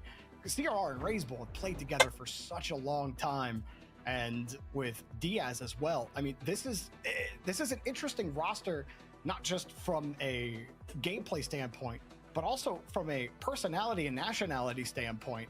And how do you make those things fit together and build that synergy as a team? This is something Complexity is struggling with as well, the things you don't see on the field. Yeah, this is a really, again, it was one of the more interesting moves. Another Auburn player got picked. It was out of the control of the 2 other teammates, right? CRR and Diaz didn't really have a choice. You're not going to force somebody to stay where they aren't happy. But like you made mention to, Frosty getting brought in, I think has a lot of untapped potential, but a lot of it is kind of like, all right, you almost have like a new Bull, right? Very uncontrolled, very undisciplined, incredible, but can you get him to play your way? Because Complexity is one of the more like, we have a plan and stick to it kind of teams, where Frosty was very much used to, hey, we're almost in a free-for-all mindset, and it just sort of works sometimes. Now, I thought Complexity, second half of that game looked a lot better, and they might have an opening here. CRR, protect that ball. Space Station almost found a way through them there. Good job from CRR. A bit of a bump. Reveal's having trouble getting back, but Complexity are having trouble actually getting this ball. out of their own half. Frosty with a nice catch, misses the flick. That's not good because Reveal's got the shot, and not a good shot either. Easy for CRR to make the save. Complexity get another 50. Give himself some space in the breakout. Frosty bounced back to himself, gave him a chance. Diaz and CRR lined up here. CRR starts. Diaz has to wait for the touch though. Frosty coming across actually gives Diaz a chance. It's looking solid from Complexity. And more we're seeing as the minutes go on. Not missing too much. Frosty is bringing that stability as well on that offense, if you will. Still, they get pushed back here by Space Station. I saw Kofor being a little cheeky too. They're sending him up and just letting him kind of mess around with the last lines of defense. And if Complexity is going to remain on low boost for long, extended periods of time, that might be a plan that turns out successful. But for now, Space Station continue to stay on defense. Shot opportunity goes nice in. pass. Saw the pass the second it was caught in the air there by CRR. He had all the time to work with once he got around and reset. Crazy power to make that play. Reveal is heading up. He saw the touch from CRR.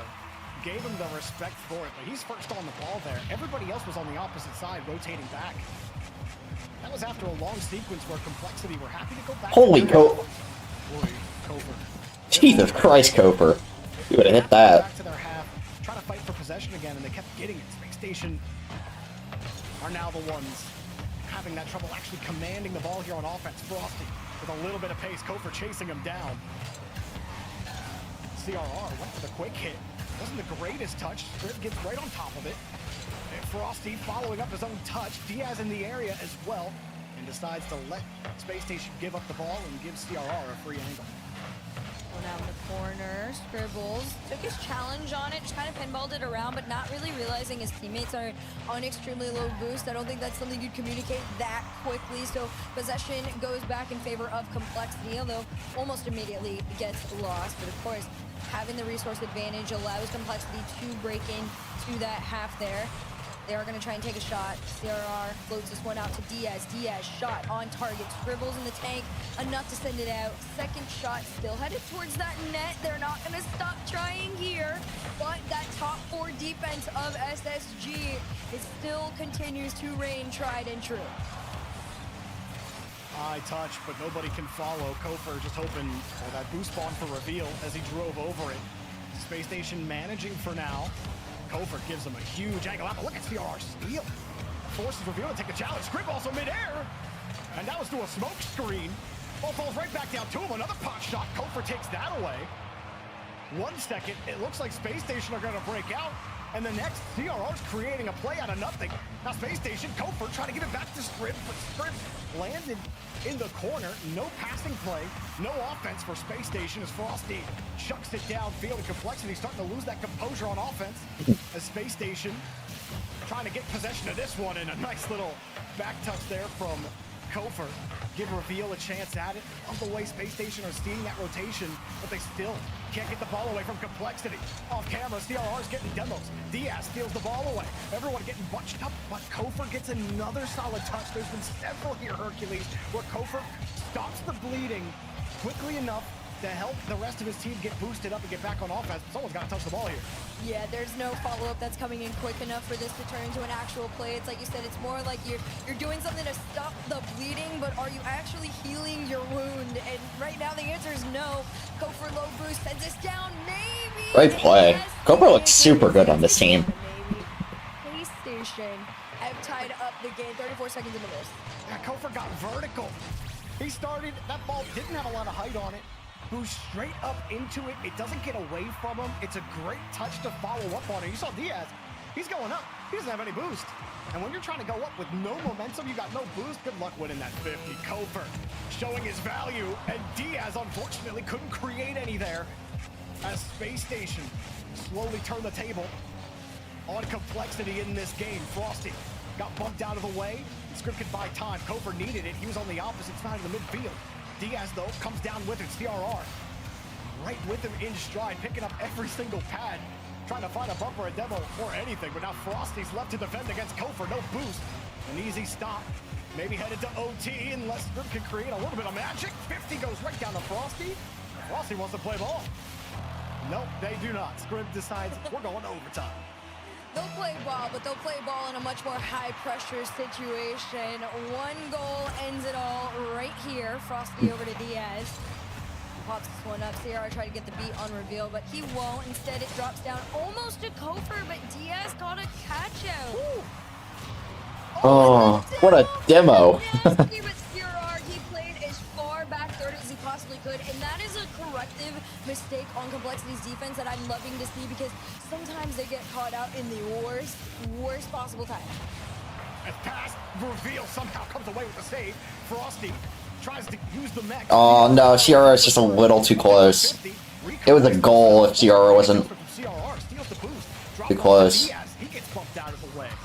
Just when you think again, Complexity, they're holding on to the midfield. Diaz opens the case, but Frosty approaches the play too quickly, and he ends up taking himself out of the equation. Reveal going downfield, but there's no ball. Scribb loses to Diaz. Yo, what's up, Evan? How you doing? Diaz flips it away from him, And? Aw, almost. Scribb comes up with an easy save. Diaz underneath back to CRR. Wins the touch, but Frosty Oh, it's... No, it's there. ran into Scribb, and who knows what would have happened. Space Station getting the clear. Doing good, man. That is good to hear. I am doing good. Ish. Doing better today than I was yesterday, that's for sure. Yesterday I did not have a very good day. But we are chilling today. Just watching some Rocket League before I prepare for the bed in the background. Seem massive. Probably just because, like, I'm literally right next, like, my head is basically on my bed. Like, it's really close, that's why. This all started with Frosty off this replay right before it. Frosty My room is very small, if you did not know. the boost and the ball, drops the ball off to a fully boosted CRR. If you're wondering why there's sunlight in my room, it's because my the light I used for my like for recording and everything, so you can actually see my face, it died. So because I know you're not gonna follow it up. Yeah. And what happens? They cough it up. Diaz is right there and finds the backside of the rotation and the center of Space Station's net. And this team, with Frosty, I have to say, Frosty has found himself some more discipline on this CRR Diaz roster. It's one of my biggest criticisms of him when he played for Space Station. But yeah, I ordered a new one, but it helps give complexity. I won't get it until next week. Playing well as well at the top of the scoreboard. 3 saves and 2 assists, 6 shots. Man, it's all over the place. I'm sure there also was a conversation had, you know, when Frosty was in contention for this spot, amongst others, that, you know, they said, hey man, you know, we feel like you could slot in very, very well, right? You have comparability to Raze Bull as far as, you know, how intensive you play, how mechanical you are. However, we are very composed. CRR and Diaz and Raze Bull back when they were a trio. One of the most solid teams out there as far as, again, you got a game plan, you stick to it. There is no veering off and having, you know, the Frosty show. This is complexity, and to see Frosty almost maturing in a way a little bit on this team is really showing, hey, yeah, get my there is a world my new ring light you know, next week. holds All the right. top 4 contention because of what I'm gonna move Frosty back is bringing home. to the table now. CRR's touch quality today has been Eat. Yeah, I just had me a good lunch. for me for complexity. Plays where you thought Space Station were gonna break out, and CRR just stops it dead in its tracks with a perfect controlling touch. That's where CRR at his best, man. He's just so deadly like that. And now he's got a complement of Diaz and Frosty with him to help take advantage of that as CRR. Look at that.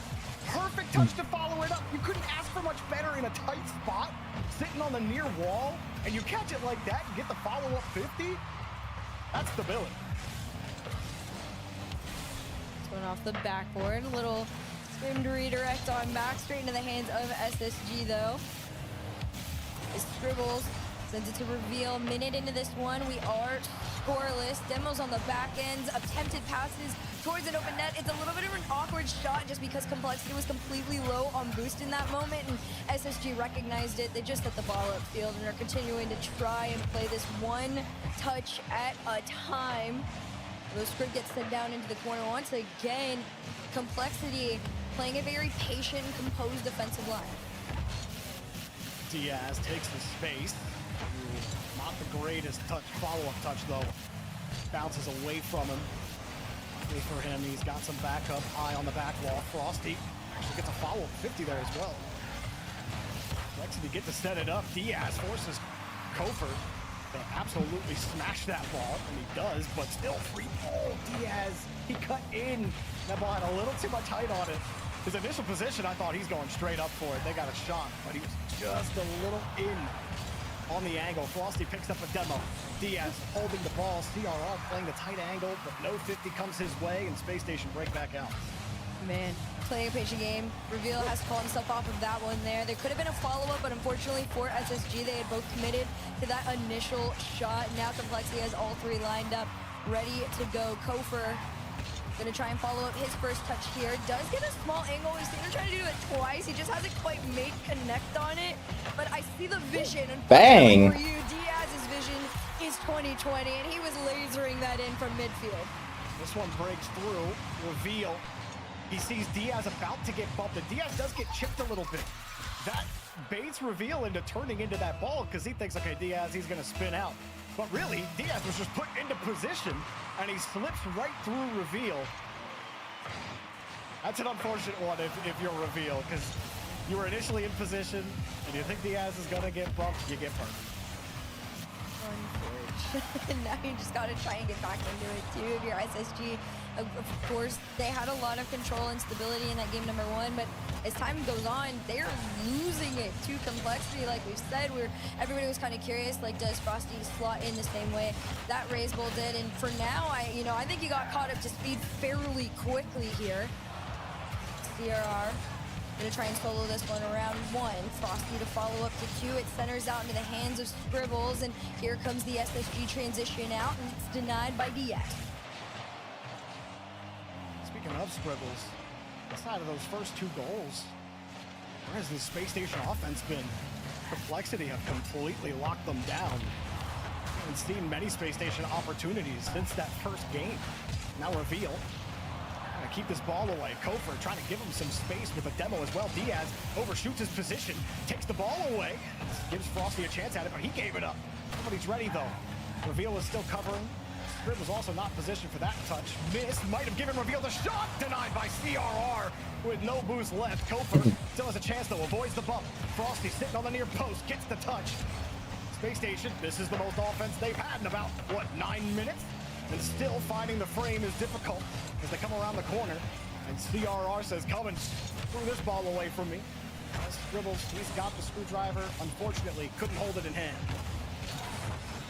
Diaz is going to try and take a little bit of a shot here. Kofer in net, keeps it out. And I got to commend Complexity defensively. Like, even when SSG is able to break in right now, high and low ground are both covered. And someone's out. A Complexity player is already there, ready to go. Take that ball, transition. Good lord, Frosty looks crazy today. To be the one to do that play, the drop down, the catch, and his time, there's no stopping him. He looked so comfortable on this team. That was like a first killer light play right there. He's got the momentum, he's got the defense on the run. And he brings that ball down, some nice soft touches to give himself one good powerful shot because he still needs it. He can't rush it. Then he slows it down, takes his time, and it's perfect to the top shelf. Complexity, as the game has gone on, as the match has gone on, have taken more and more of the pie. And Space Station are getting hungrier and hungrier. Complexity looking great with Frosty on this team. They really don't look like they've lost much of a step after the Bulls exit and take the lead in the series. Nope, it was definitely the right roster move. And of course, yes, it was unintentional, but you couldn't have found somebody better to come on in. Complexity find themselves another win here. Frosty really just meshing, I think, in the exact way that this roster could have hoped for. And I still think it comes down to the guy constantly getting MVP. The score is getting it right. The guy scoring no goals, but lighting up the stats everywhere else is getting the job done. And we don't have a stat for perfect first touch, but if we did, CRR would be top in the lobby right now. 2 assists, 4 saves, 1 shot short. We don't care about those shots. I love them assists. Those saves, cool. Those are handed out pretty generously. But what I love are the first touches, the quality touches, the CRR taking plays away from Space Station. Those are the little things. You get the flash from Frosty, and it's cool. It's cute, but you don't get cute without some hard work in Rocket League, and CRR does a lot of that dirty work for him. Oh yeah, he is one of the most solid players to, again, allow those two to go up and do what they need to do. And in particular, Frosty, of course, because we all do know he is very mechanical. And this is almost the same light that we saw Complexity in back when Raisebowl was on it. There was just Diaz doing his thing on the back third, just kind of, you know, being solid. And of course, CRR as well being extremely solid, allowing Raisebowl to have those pop-off moments that we've seen in so many events. And now they're like, all right, we got another player that has the same capability to do these solo plays. As long as we tee him up and set him up successfully, he should be able to get it in 9 times out of 10. But of course, all that has done in turn is stressed out SSG. Space Station Gaming have called out their first timeout, Jerby, and I feel like that might be an indicator of, hey, they have lost you know, a grip on the reins that was the first half of the series. Yeah, the offense hasn't been there. Like I said, outside of Scribble's first 2 goals of the entire match, there just hasn't been a lot of pressure from Space Station. I do think a lot of that credit does go to CRR. I think he's been the stopgap. He's been the beaver dam, stopping the river and helping Complexity grow into what they've been doing over this match. Frosty has been great, sure, but without CRR's quality, it's not there. So if I'm Space Station, I'm thinking, how do I make CRR uncomfortable here? He's the biggest problem that we have to deal with. And you say, well, bumps and demos, sure. Those come as you could get them. You don't want to take too many risks doing that.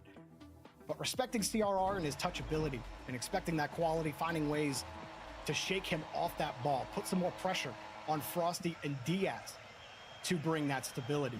There's been some good plays from Space Station. They were able to put some pressure on at the end of the last game.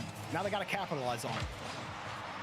Well, we're going to see if they can do that here, or does Complexity work their way towards a match point?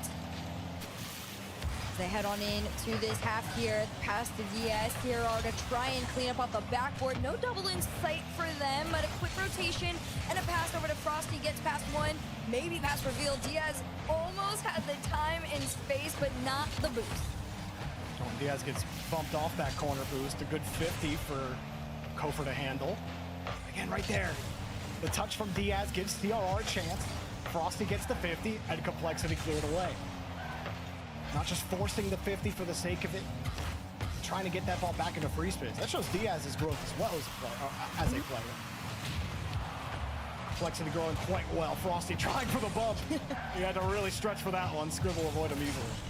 You gotta be careful on those ones too. Sometimes if you go for it, especially on no boost, you're just kind of throwing yourself out there and putting a lot more pressure on your teammates to perform on the back end. But thankfully for him, he's got 2 very strong teammates to hold down the fort. Kofor no boost means Frosty's touch is going to keep this in favor of Complexity. CRR continues the pattern, but midline slightly secured down by Scribbles himself, but SSG, even when they have the ball, it's not true, you know, control. It's just kind of here and there touches. Yes, the ball is in the blue half, but nobody's taking a real shot. Uh-oh. This is the better one. This one works out. Is Scribbles getting another goal for Space Station. CRR has to avoid a bump. That makes his approach to the ball not great. And Scribbles uses CRR's car to his advantage and helps put a little juice on that shot. Diaz didn't think he was slow coming back, but that ball made him feel slow for sure. And you'll take it if you're Space Station. Well, you might take one of these two, a double down, no angle on it, just a bit high out. better clear. Frosty waited patiently for that boost to come out. I got a little nervous for him, but you know what? Stay confident. Do your thing. 3 minutes left on the clock here and a 1-goal lead for SSG. This one bounces around their half. Frosty's going to try and center it for a teammate, but CRR's touch keeps it out. And SSG looking a lot better, more so like they did in game number 1 as far as defense is concerned, although Complexity is getting still roughly the same number of shots. They're not they're not as intense. Yeah, Frosty, look where you're going, buddy. Maybe Diaz was like, take it. I want the boost so you can take the ball. Maybe that's what the comms were, but whoa, CRR! Ow, what a shot. Was there even a single orange player in his path? All right, this one get through. He lets it bounce, takes it to the backboard. And he just slips through the entire team. Reveal's got no boost. One player's getting bumped out of the way. As CRR with a little bit of help, finding the gap. Complexity tied up. 1-1, half the game left to go. We're gonna see if that changes here. Frosty already up. Reveal got a beat. And SSG back on even playing ground against this Complexity squad that's slowly refiguring them out. SSG trying to get a catch out. They won't hear CRR quick cut on that ball there. Still not enough for a pretty decent shot on net. Instead, it's a bit clear out from Scribbles. Off the ceiling. You see, Diaz, he just stopped. He's like, I'm not even going to chase that. We'll let Kofer play it. We'll try again. And then my teammate gets demoed. Here's what Kofer's thinking. Okay, everything's going well. Pass over the Scrib. Kind of forced Frosty off his path. I was on Frosty cam for that. I don't know what the backside of the net looked like. I expected somewhat of a different touch there. Can't shake Complexity's defense enough. And it took a slight slip up, which was caused by Space Station trying to bump CRR. And Diaz still coming back. Scrib got a really solid shot. Again, outside of those happenstance moments, Space Station's offense has not been enough. Kofer finally finds an opening. He denied. He couldn't get anything on the shot, and it made it easy for the save. CRR's just going to drop the ball. It does allow Space Station to hold on to it. Reveal deletes Diaz. Scrib hoping to find Reveal, but he just gave Frosty a chance to buy his team some time. Buy it he will. CRR's the half foot back into position. Opening maybe. Kofer not a ton of boost. He picked up every pad as he tried to leave the ground supersonic. As Space Station broken. Offensive opportunities are coming away empty-handed, but they're still finding touches. No danger for CRR as he bangs it off the post and tries to find a way out. Kofer turns off the cam, misses Diaz, and Reveal can't get anything going. Right now, SSG really got to get it together on this one because Complexity that's really unlucky. is looking a lot more like it did in the last 2 games here. 30 seconds left on the clock. Pass over to Frosty. Enough boost and power to make it on target there, but Scribbles' touch has more. He tried hard to make this one. Reveal's going to go for the double, but 2 up on it means that ball is staying out. 14 on the clock. CRR breaks his team out of their half. The setter to no one goes back in favor. The triple demo on the back end gives Scribbles enough time to try and bob and weave, but he won't. It's Frosty keeping Complexity in this. They're going to try to go for the 0 second, and it's still up in the air. Diaz next. He tries to center it. Nobody's there, and Reveal will kill it. Overtime for a golden goal. The one-time Space Station had the opportunity at the net. CRR, they got him off his mark, and Space Station missed the follow-up touch to actually capitalize on that pressure. Now it's OT, and Frosty has Reveal under pressure, comes down with the stage. Triple double doesn't matter too much when the ball's starting from your half, because you just put the whole defense on their side of the field. You don't see a whole team elimination that often. But now at the start of OT, Frosty tries the delayed flip forward, a little uncomfortable as 2 from Space Station felt like they needed to go. They've recovered. Kofer landing back. Interesting progression towards the ball, but he makes his way back to it. Space Station keep getting stuff. He has to use all his boost here. Right now, SSG look like they're almost able to get out of their half. They do here, and then immediately get sent back running. Kofer's in a race. The back pass to the back wall might actually be dangerous as Diaz is over 1 demoed off for his efforts. And 1 minute into this OT, SSG are putting up their fight. Chance for Space Station to stabilize. Kofa with a full tank. Had the 50 from Reveal, but too long to try to get that lined up on his nose. Script gets a good bounce, fakes it, but nobody was in the area. Reveal was behind Diaz with no boost. Didn't like it. Couldn't go. Kofa forces the 50. But again, you're having to contend with that. Let's hear it. Wait, this might be bad for SSG. Oh, this might be really bad for SSG. That was really weird what just happened in my audio, but Frosty just trying to win the touch. Says no to the rule 1 on the wall, and it's bombed downfield. Space Station want a little bit of space, want a little bit of relief, but Complexity, they don't want to give it at all. Absolutely not. They just want to turn this into a high-pressure cooker, and Space Station is stressing on win. That bomb is going to go off. Diaz into the corner up next. Challenge on Reveal is successful. Koper slow, 2-on-1. Scribbles is just desperately trying to get a clear out, but instead, SSG keep playing to the corner and losing control of this ball. Diaz past one. Can he double around? Another, he does, but this one has to waterfall in. CRR, no chance. It's denied off Kofer's car, but that's not going to stop them here. Diaz to the ground on target in the corner, but every time has been denied. That was such a good shot from Diaz. This Space Station won't let him in on that one either. CRR, no chance at a follow-up. Reveal with no boost.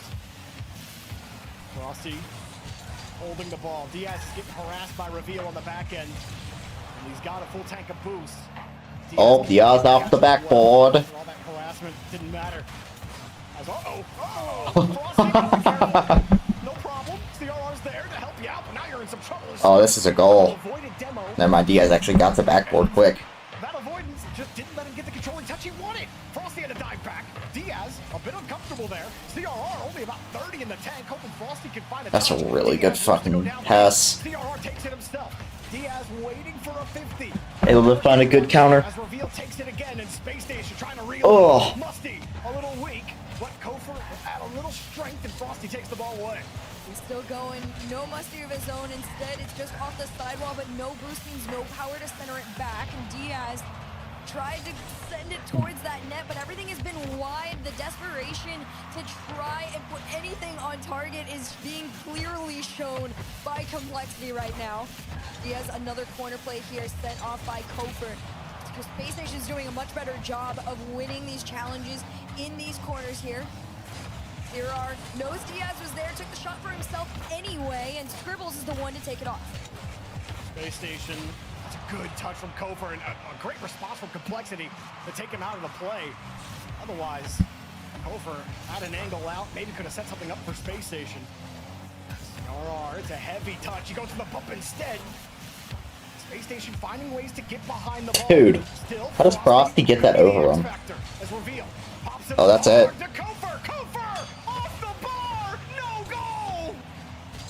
He didn't even have to touch it. It was in. It was literally in. I don't know why he touched. He didn't even need to. You don't have the top, but 30 seconds away from a full OT of regulation is insane.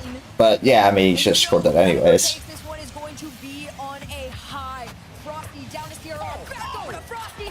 The crossbar pinball around. Complexity gets their match point. A little slip, a little slap. And no problem for Complexity on the give and go at the top of the box. Almost 5 minutes of OT. And Complexity, well, had some great chances.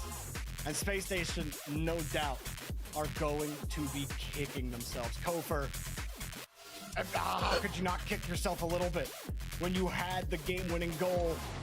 You had the touch, you had to line it up. Someone of Kofer's ability can absolutely hit a shot like that. And it's off the bar. There was no follow-up. And Complexity get to play on and then win the game. Not over yet for Space Station, but that was post-timeout Hercules. Oh yeah, you know, I definitely saw some improvement in it. I think they played a little bit more confidently, but you know, as soon, I don't even think it, Jory, that like the quote unquote like fall down was, you know, Scribbles missing the shot. I think it was the almost own goal. That was a very stressful situation that I think almost puts you in like a, oh my gosh, like that just happened. I can't even fathom how high his heart rate must have spiked in that moment. And from there, you could tell it felt way shakier than it did in the first few minutes of that OT. Yeah, I mean, Space Station, again, it's like they get one step right, then Complexity kicks them back to neutral, and then they get flung full reverse. And it just doesn't seem like they could get those consistent touches. Complexity are playing a better game right now. The score lines have been close. The overtime was long, but if you asked me, like, was anyone dominant in that game? And it was Complexity. Complexity had the better pressure. Because sure, Space Station able to hold the ball sometimes, but you're not able to starve out Complexity. How many times we see Space Station starved on defense, having to make diving stops, or having to position in an awkward spot and hope that ball gets placed near you so you can make a save because you're simply working on limited boost. The Complexity have played a much better game, and their discipline has helped them get to this point. Only one chance that Space Station has had that I'd say Complexity truly got away with, the Kofa crossbar. Another demo for Complexity on the backside means no follow-up touch off of reveal. Right now, SSG, they're going to try a new approach to it, and I think that that's just sending someone up a little bit further forward than you would in most play scenarios. But unfortunately for them, Complexity is just a bit faster. Look at these challenges on them. Kofer's trying to air dribble it out, and as soon as he gets over one, there's already a second player waiting for him as he's coming on down. So for Complexity, composure is key, and it is working out beautifully for this team. It's keeping them in the forefront of this game, number 5. This first minute of gameplay really still feels like it is just as much in control of Complexity as it was in the past. You can see Space Station, the discomfort on defense. Kofer going back when a teammate was there on the backboard earlier. Ended up double committing using most of his boost when he was the only player with boost on that progression. Still Space Station have come away from it. Can you get a 50 though? Diaz avoids it easily. Frosty, settle down. Diaz had the ball. Almost had it. Frosty. There's that trigger happy finger I knew was in there. It was gonna come out eventually. Hey, that's like the learning curve of this though, right? So eventually you're gonna get there, but old habits die hard. He wants to go. You gotta respect it. Complexity. Tons of respect for each other on the pitch. Frosty gonna let Kofer carry that out. He knows Kofer can't go very far with the ball. That low, so he lets it go. Now Diaz off the ceiling, passing play, was ready for it. The Space Station, do they get the breaks? CRR has to wait, someone's going to headhunt. He wants a demo as well. Kofer, despite they said a harry of missiles, and not a single one landed the mark, and CRR wants to return fire. Complexity won't get a chance though. Kofer with a good catch. A little bit of harassment. Diaz avoids the demos. Their Space Station trying to get dirty in the trenches, and they get burned completely. Diaz sending it. Well, no bumps, no problem here for Complexity. If you think that shot started from the midline, you are mistaken. It started with Scribbles being cheeky and trying to demo someone in the back end, and he left his teammate in a 2v1 scenario where Complexity went, all right, you guys sent missiles, we're sending them back like Jorby said. Unfortunately for them, 2v1 is gonna give Complexity their shots and their goals. A 1-goal lead into the second half, potentially 2 here as Diaz goes upfield. Kofer wants to slow it down, reset, connect, not past Frosty though, even on no boost. Complexity's midline lockdown seems to be much better in this game 5.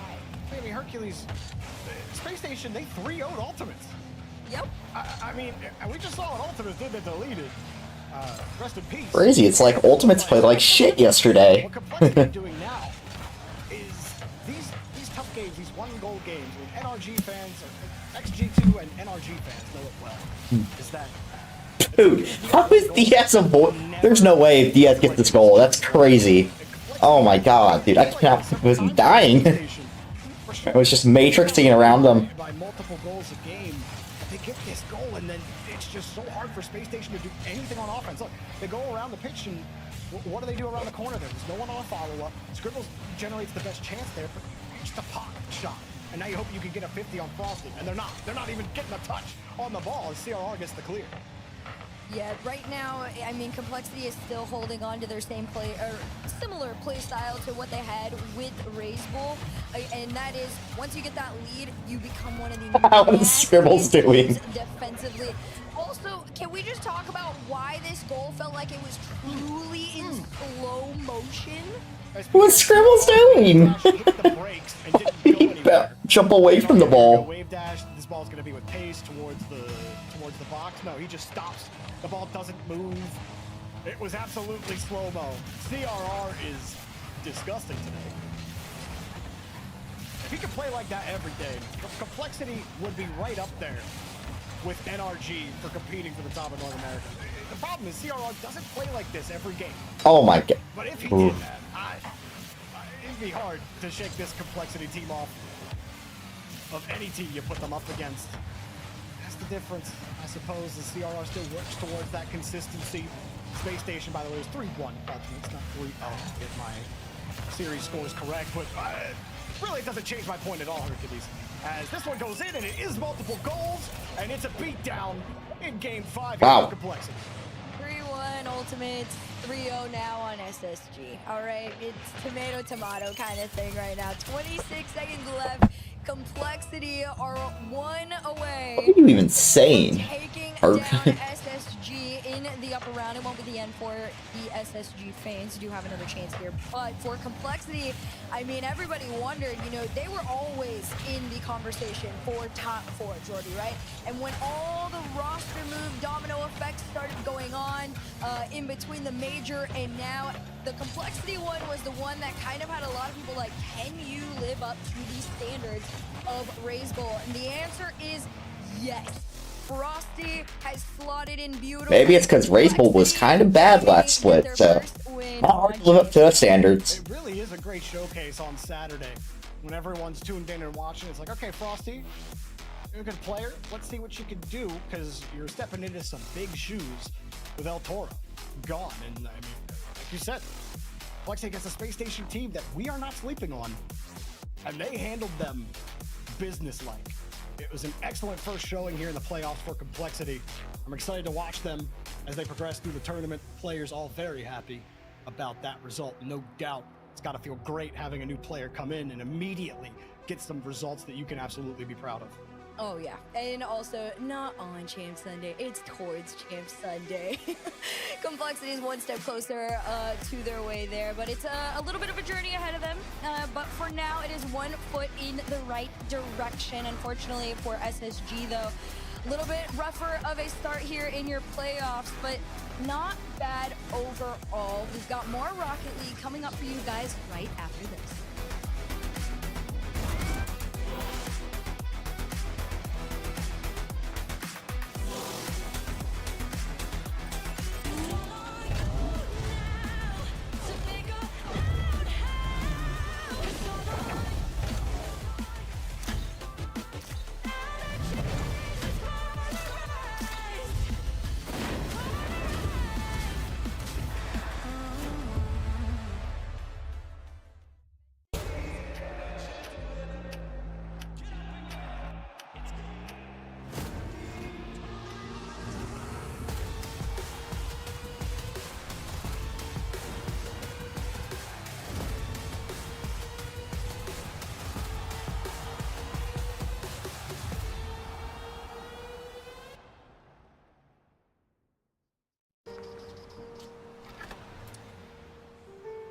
There's a reason they don't call them clean bikes, am I right? Yeah. Because it's dirt bike. Gas stations. Whew. You gotta start at the top and work your way down. You want me to do yours next? Oh, you're from Oklahoma. They have to fill the silence. The bathroom code's 9914. Progressive can't protect you from becoming your parents, but we can protect your home and auto when you bundle with us. Look at this hot rodder!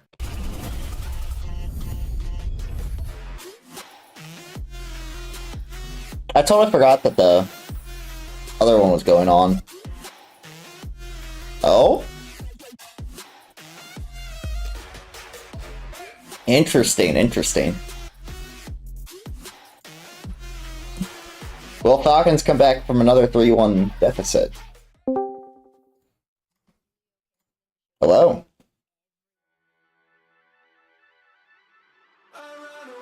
I guess not. No hello for me.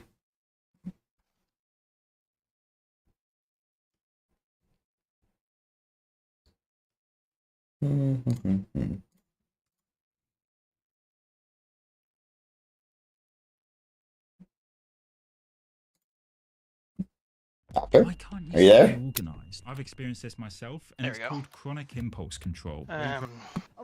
Dude, as if I thought the funniest thing that could happen in this draft was Shadur Sanders not getting drafted. Turns out there's an even funnier thing that could happen, and it's him getting drafted to sit behind Deshaun Watson and Dylan Gabriel. Right now, he's QB 4 or 5 on the roster. Got you.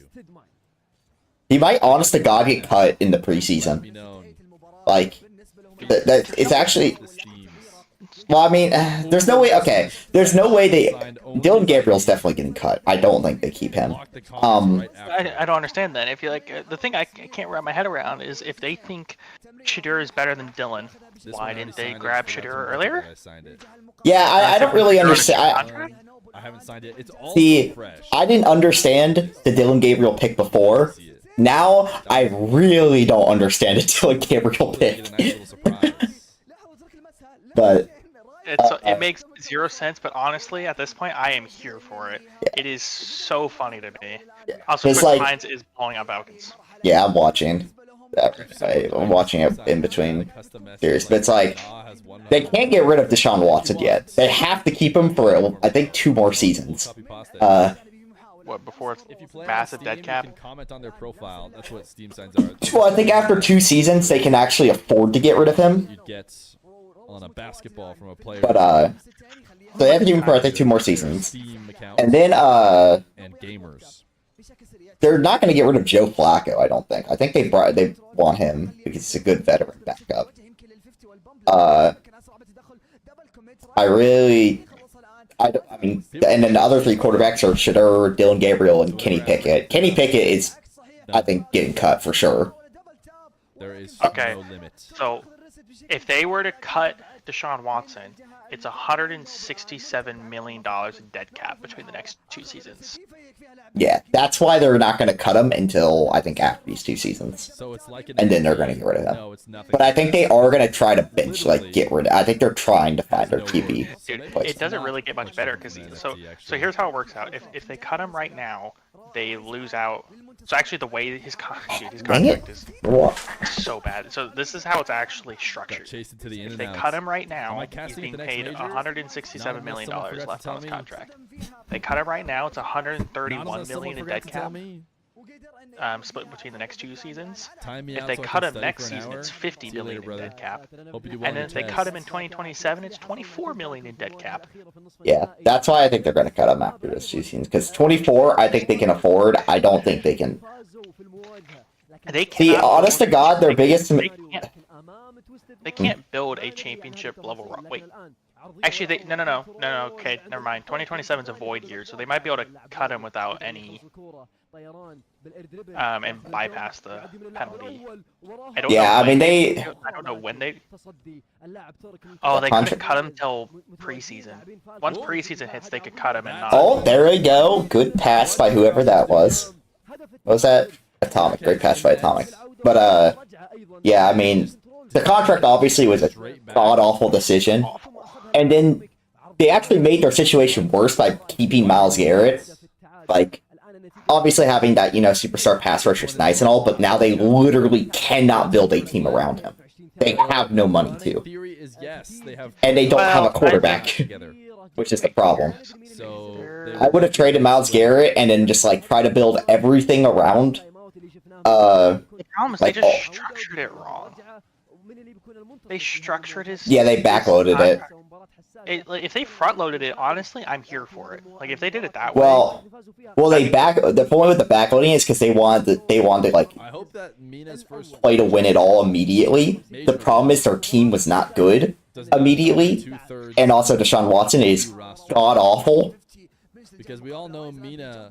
Oh, that's a goal. What is that? What did Khalir's just do? Mina roster.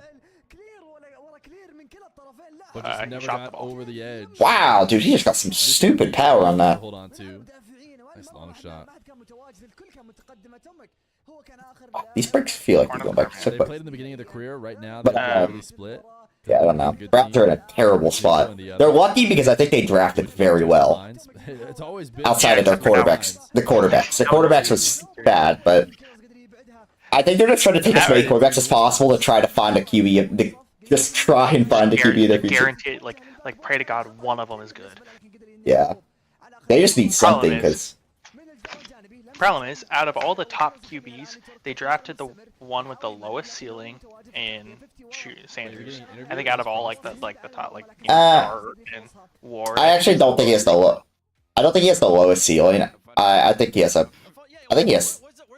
second highest ceiling, to be honest. I think Cam Ward has a higher ceiling, but I also think he has a very low floor because the problem is he has he makes mistakes that are like really he has an issue. Who was that? Someone was just psychoed. He has a lot of issues with taking sacks and holding on the ball too long and stuff. And good news, the Browns have a decent offensive line. What can you get out of him? Yeah. All right, Wave. They won't for long. What can you get from this interview? They're gonna lose all their pieces over the next yeah. Like I said, I thought they should have traded. Where did it, dude? I don't know if you just saw that. Atomic just came up and just railed Rise.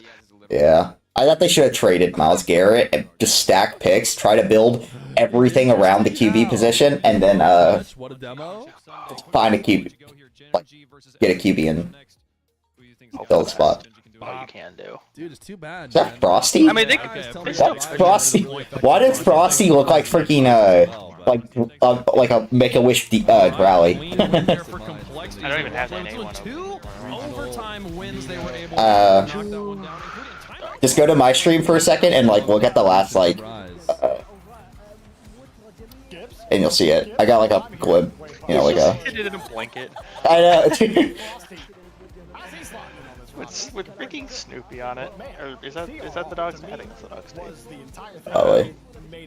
He does look like a Make-A-Wish Drawley. Maybe he is Drawley. Maybe that's why he's playing so good. I don't know.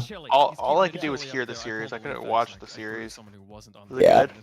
I know Colt won in 5 or 6 games, but CRR and I mean, I was very Frosty looked out of this world good. Diaz was not bad. He was just there though. And then as it Scribbles and Reveal, I genuinely don't know if they did anything. I mean, I said it when I watched the interview. I was like, "This is the new." Topher was kind of just the only person on that team. And I'm curious if he's the same way on the field. I guess he kind of. Well, game 6 for Twisted Mind. Falcons have already come back from 1-3-1 deficit today. Hopefully not 2. They called him Frosty out there because he's got that ice here. They almost lost to the terrorist organization, but I can't say.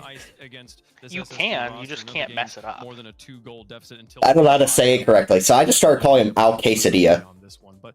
How'd you feel about I would not be shocked if you get sued for that. I kind of wanted to see a little more of called a racist or something. Oh my god. I don't know what to call him. It's close to Quesadilla, so I just call him Quesadilla. The racism accusations are getting thrown around everywhere after the whole Shittier Sanders thing. Yeah, I know, it's funny. Nothing from Space Station on offense. What's the one? I saw the one you posted. Where is it? Oh yeah. Is no one gonna talk about? There's no way people think Shittier is a better quarterback than Baker. Wasn't Baker the Heisman? Yeah, no, that's a ridiculous take. Baker was a very good quarterback, and he's one of the best college quarterbacks of all time. I mean, as a prospect, I still think Baker clears Shittier. And everyone's gonna be like, Frosty's the best player on the pitch because Frosty does the crazy mechanical stuff. And also, the difference is Baker, yes, Baker had, attitude problems, but he also was a very good leader. That's one of the things that I don't know if they, that's what we've literally watched on the Bucks is, a dude will give his body for the team. Yeah. He does not care. He was like that at Oklahoma. He was always a bit, he came up a little bit as arrogant and whatnot, but he was a leader. That dude, he never really, I don't want to say, he was not humble, but he never, threw his teammates under the bus. He never, was not willing to just leave it all on the field. That dude fought tooth and nail for everything. So that's why I thought was crazy. It's like, how are you gonna say, you know, he was. They're not really remotely closely comparable, other than the fact that like Baker was a little bit, you know, but he could be a bit of a child at times, but. Yeah, but let's be honest here. What 20-year-old male isn't a child at times? Yeah. Well, he's a little bit older than that. He was like 22 or something. 22, 23. Let's find out. Dude, he's 30 already? Dude, I did not know Baker was that old. He's 30? Yeah, he's 30. 24 coming out of college, something like that? Yeah, well, that's what I'm trying to think of. It's like, so when he won the Heisman, that was 2017. Well, he got drafted in 2018, right? Or he was the 20... You know what I'm talking about. 2017. He won the Heisman in 2017, but he was 2018 first round pick, but, you know, he would have been 25... No. He would have been 23 when he was drafted. He would have been 23 when he was drafted. You guys are so stupid. What? Justin is a player you bring in when you want to someone, so you know the prank call? Yeah. Yeah, I got released. Someone why would you post that? You're gonna like get just destroyed by the public. They weren't able to quite get it done in the World Championship that season, but he did score the best goal of all time in the process of losing that World Like, holy cow, that's a different level of stupid. Going up against NRG, former organization he used to represent. And a lot of question marks around this NRG roster right now for me, Jorby. I mean, they had a 11 grand final streak, 12 grand final streak. Man, I had a very good day today, man. Like, I understand we played deleted, but I have seen you remember, okay, you know how you're like prime, like you know, freestyle is either, which one is it? Was it the Dignitas or the M80 series that you always go back to? Well, the one that's famous is the Dig series because most specifically from the one play of Daniel double reset Mustang and free jumping beast mode. I think he has been sneaky good. He's fallen under the radar in a lot of games. But if you want like the most like dominant series I've ever seen, it was probably the M81 because they got like shots all series. That's basically what happened. We outscored them 16-1, and their one goal was an open net because LJ died dead last man in their corner. That was it. That was their only goal. They did not score another one. And FK scored, like, I'm going to be honest, I would not be shocked if the whole highlight reel tomorrow is Ultimate's goals.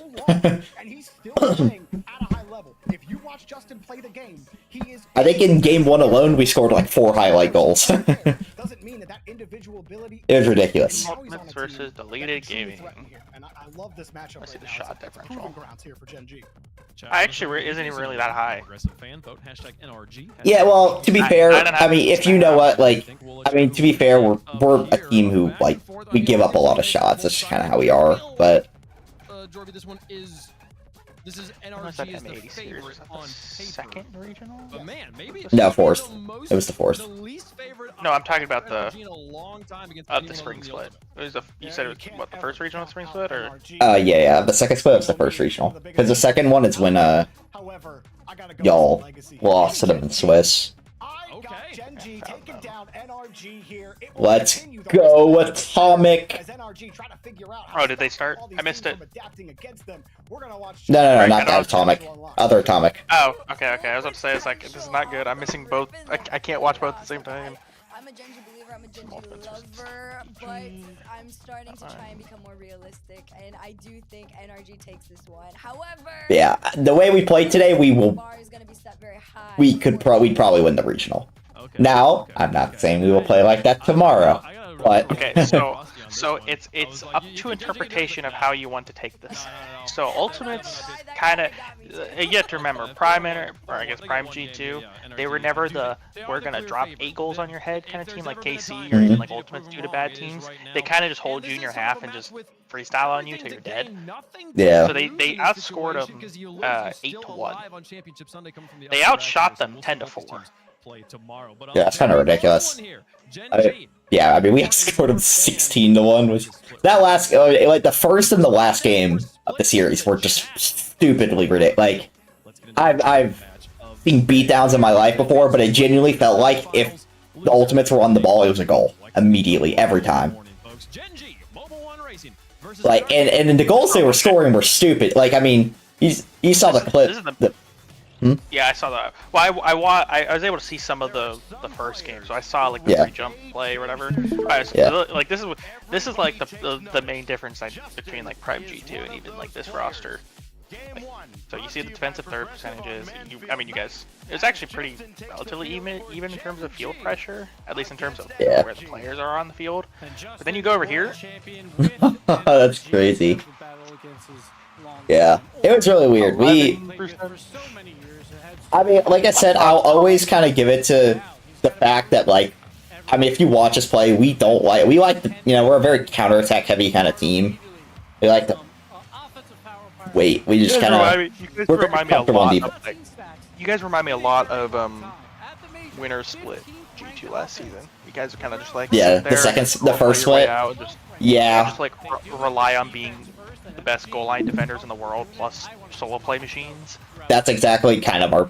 I mean, yeah, that's kind of what we are. We have three, well, at least two like superstar defender. Not super. Well, we have FK, who's probably one of the most underrated defenders in the world, and then LJ and Chronic aren't bad.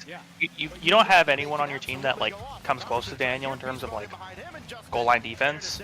Yeah. But I would argue 2/3 of your roster are better than, at least better than Atomic. Beast Mode can make goal line saves with the best of them, but he's not exactly known for being like. The biggest difference for energy, I think, this whole entire year. I definitely think FK is a better defender than Beast Mode and Atomic. I think Chronic is sometimes when he's actually playing competently. Let's go, Rise! Come on. Yeah, I mean. And then if we're being honest here, Atomic and LG are kind of just washes. So they kind of. But FK as of recent, like I'm gonna be honest, like as like he's looking like winter 23 FK. Guys, can we not double commit? Oh, frick. Dude, that's so. What is that? Why did? Oh, if they didn't double commit, that was it, dude. That was the regional win, man. Oh, is this a final too? Yeah, this is a grand final. Oh my gosh, dude! I thought this was like, I forgot they played their finals on Saturday. So I thought this was the like top or the upper bracket. No, yeah, that's the grand finals. The preliminary or the semis or whatever they call it. Yep, that was. They double committed to not win regional. Now let's see if they can not lose regional. They're gonna lose. Like there's no. Yep. GG's. Wait. Wait. Wait. Oh, that's a terrible touch. Okay, this is actually really bad for Falcons. Why are we double committing again? This is like twice in a row now where I don't know if it was Rise's fault because he technically got to the ball last. I think that one actually was. Yeah, it probably was Rise's fault. He kind of cut in. That's always the really weird thing about double commits is like sometimes the person who gets their second, it might not even be their fault. It might have technically been their ball, or they called it or something. But the other person went quicker anyways. Oh, that's so unfortunate. That dude didn't get. Dunked. Wait! Find him ceiling! Find him ceiling! What is that? Oh my gosh! Don't be in. Rise? I've seen recoveries in my lifetime, but that's a buster. That's a buster recovery if I've seen one of my. Are we finally watching the fall off of Rise? I mean, Rise hasn't been as good recently. He has not been as good as I wanted to see this season. Yeah. I was like really excited of like you put Nupo next to a spacer as good as Rise, who's as like clinical and clutch as Rise is. Like, yeah, this is great, and he just like hasn't been that. It's gonna make me sad. Yeah. I don't really like Rise, but like lands are better when Rise is good. That's just a fact. Oh my That's a goal to give up. I want to die. they're gonna lose in Game 7 now too. It's just gonna Has any happen. regional started yet? Yeah. Drama. Huh? Oh, what? You didn't mention it? Yeah, they're like halfway through the game. Was 0-1 good? I honestly wasn't paying attention. I've been too locked in. That's so depressing, man. They had the game in the hand and then they freaking double committed. Okay, it was not that good of a goal. It was kind of just a goal.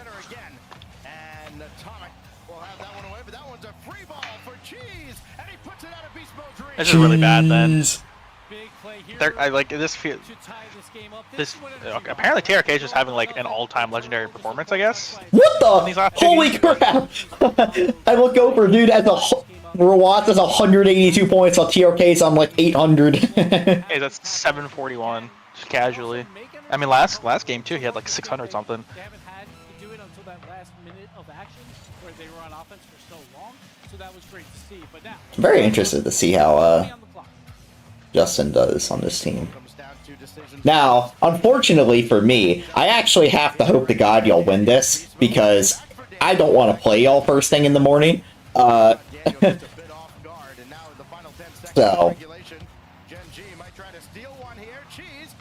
I do want to see. I think this is my opinion of the whole Shopify and Gen G thing. Is I think Justin's an upgrade stylistically for Gen G, but I don't think Reddles is a downgrade for Shopify. Yeah. I don't know, the problem I don't know how is else to describe it like that, but it feels a lot more like obviously to a much lower degree, but it feels a lot like the Zen and Drawley thing, where it's like who upgraded more, the team who went from, or I don't know, you know what I mean? Yeah. like I don't know. Monkey Moon and Exotic didn't really benefit that much going from Drawley to Zen, but KC benefited greatly going from Rise to Drawley. Now this is a 1-to-1 trade, but yeah. I definitely like this. I like Genji a lot more Justin than I do Riddles, but we'll see. I'd still am kind of in the middle on whether or not it should have been Riddles or Cheese, but well, I mean, again, stylistically, I think it's the right move. It creates more like of a defensive presence, plus Justin's more controlled than Ruddles is, so it's like it relieves some of the pressure of like Magic Bear or Cheese to just solo play their way to wins. Yeah. Because, you know, you have that third quote-unquote superstar. Yeah, I think a lot of my issues lie with the fact that I just don't understand why the org would get rid of their, you know, biggest like. Apparently, according to it was either Riddle said it or someone said it that like apparently Gen G was very like focused on performance, which I thought was weird because they sold their good roster. Yeah, that really made no sense to me because they said going season we're gonna sign a you know, like a budget roster and focus more on like the content and you know, just like vibes, like you know, just the sale, like selling the product more than just, you know, being like trying to win like, majors. And then they're like, oh yeah, by the way. If you're worried about performance, FK and Chronic were sitting right there. Yeah, you could have just kept FK and Chronic, signed LJ, and boom, you're good. But you didn't. And not just that, like FK is, as much as everyone hates on FK is very marketable. Yeah. And at this they were point, also so making LJ, content. NA people love LJ. Yeah. Like he doesn't do any content. He's not like some like he actually insane streams. figure, but oh, the more you know. Actually, I think. Wait, like often? I know I've seen him stream before, but yeah, it's like decently, like it's like multiple times a week. Oh, I kind of just assumed he was on like that beast mode arc, where it's like occasionally he'd stream for like 2 times in a week, and then he would stream for a year. No, he's pretty consistent about streaming like 3 times a week, probably. Wait, Justin is sitting in the light. This is a new man. You should talk about seeing the light. I'm sitting in the light and I don't like it. Yeah, it is really weird seeing you. I mean, it's either that or I'm in pitch black. I don't know what you prefer. I'm more used to seeing you just sitting in the dark by yourself. I get my new ring light when I get home also, next Twisted week. Minds are 100% losing this right now. Just believe it's tied. Just believe. I've already had my heart broken twice in series. Nupo is gonna peak. Is Nupo in the Drawley Fennec? Yeah. Dude's trying to channel the inner Drawley, even though I think he's better than Drawley, but you know. Okay, let's get off our high horse now. Come on. You give Nupo, Vatira, and a towel, they don't drop a game all split. Okay, calm down.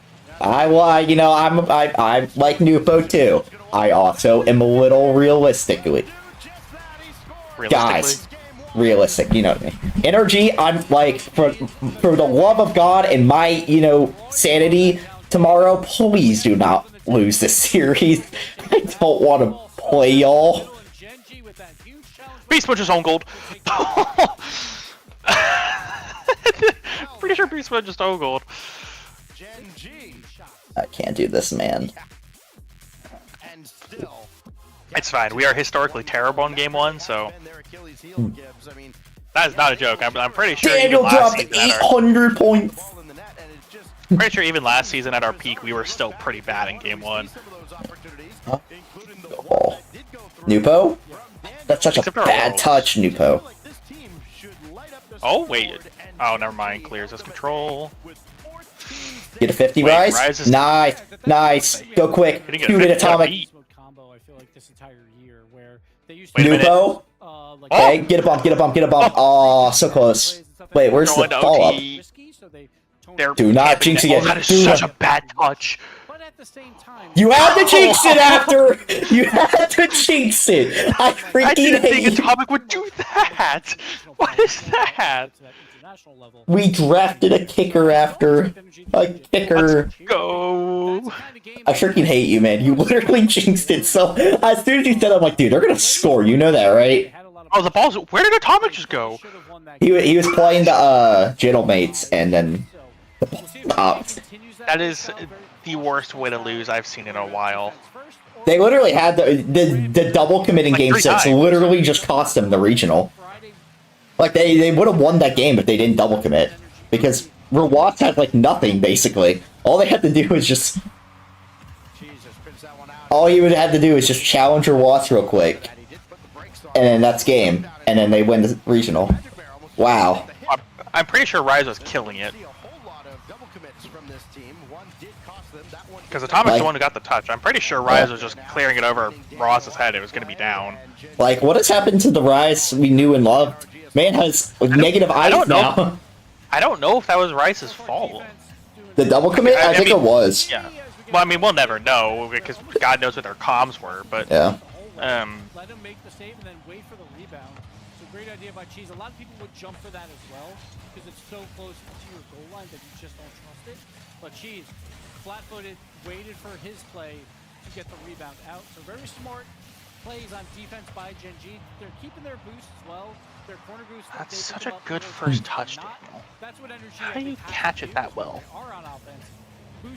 I really, by the way, have been wanting to drop it into this discussion. Is like, I guess, good news. At least, even if the season was a failure, at least I don't have to play Fennec. No context. I'll never know. Oh my gosh, Daniel. No. Well, you better become the greatest Octane main known to mankind now. Until I unironically swapped to Fennec over the offseason, and then it's truly GG's. Magic Bear, he's up so early for that. Daniel can't do anything because Magic Bear will bump him out. Cheese follows up. He doesn't have boost though, so he kind of fakes the double tap. Just don't know how anyone uses that car. And it lines everything up. Okay, I just saw a hilarious comment. Someone said, I'm so sick of arguing the top 3 players in NA just being a mechie omelet. What? You know omelet, like, omelet, friggin' Percy, Lion Blaze, and Xenial? Someone just called him a mechie omelet. Oh, what, NRG? Yeah. I mean, to be completely honest, that is not that's not far from the truth. I don't think it's even. I think it's completely the truth. what is Lion Blaze known for? Kind of just like camping net, and getting demos. What is Percy and? Are you like ahead of me or something? There is no goal for me. What's Are you your on time? Twitch? Yeah. What time are you? 2:43. Oh, you'll see it. Oh, yep, I just got to it. Yeah, I'm like way ahead. What is wrong with you? That's called a reset. You should learn it. Well, I can't believe you got that angle. But Alright, yeah, just to make you a happy camper, what are the specs for the Drawley Fennec? Wait, the what? The spec? Yeah, like the decal, the colors, the wheels, boost. It's the Affluencer decal. What now?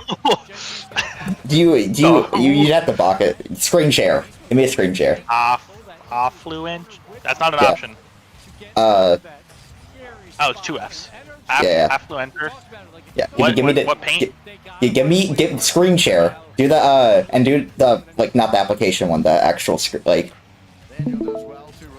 I can actually see the okay. Yeah, and then wait, go to your colors. Or just turn off override car colors because that's okay. It's like Spider-Man. Go to your colors. Oh, it's black, I think. You're right with black. Wait, why are you changing your beast mode one? I'm not. It's just Fennec. No. Like you're on Bacchus mod. You just changed your beast mode one. Ah! Why didn't you say something? It's fine. Just go back to neural network, and then turn it on. Okay, now make a new one. Autosave. Wait. You know how to spell Drawley? What does that say? I can't read. I can never remember if his name is two eyes or one eye. It's two. I can never remember. What does that say? It's so small. It's wannabe Drawley. Oh, okay. Now, so first small. I looked away. Did you do something egregiously bad? No, he almost peaked. Oh. Just go back to about like 105 or 110, right in that range. Oh, you are so behind, dude. Holy.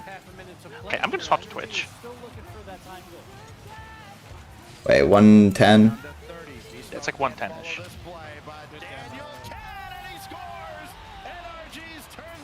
What the? Yeah. Okay. He pre-jumped into almost one of the craziest reset doubles I've seen in a while. Anyways, back to what we were doing. Okay, so it's black Fennec. Go to the body. So it's an affluenter with a... Why did I say my body's an octane? Hey, don't worry about it. It's fine. Just change it to black. Yeah, okay. And then black. And then, Cristiano wheels. Oh, yeah, turn off overwrite. No H. Oh, I was about to say, it's like, I swear my life. Okay, I did not spell this. And then turn off override car colors. Okay. And then no paint. Okay. And then alpha boost. Or wait, no. It's purple standard. That's gonna be so disgusting. It's so good, man. Okay. Now go to the car colors. Okay. It's for that one. Yep. Click. Yeah. Top right. Yeah. Okay. And then black. That does not look like it at all. Oh, okay, wait. There's definitely something wrong. Frick, I'm pulling up Rocket League now. It might be, I think it might be white Affluencer. I don't know. I don't know what color. No, that's not it. Okay. No, give me a second. I'll tell you whenever I... Oh.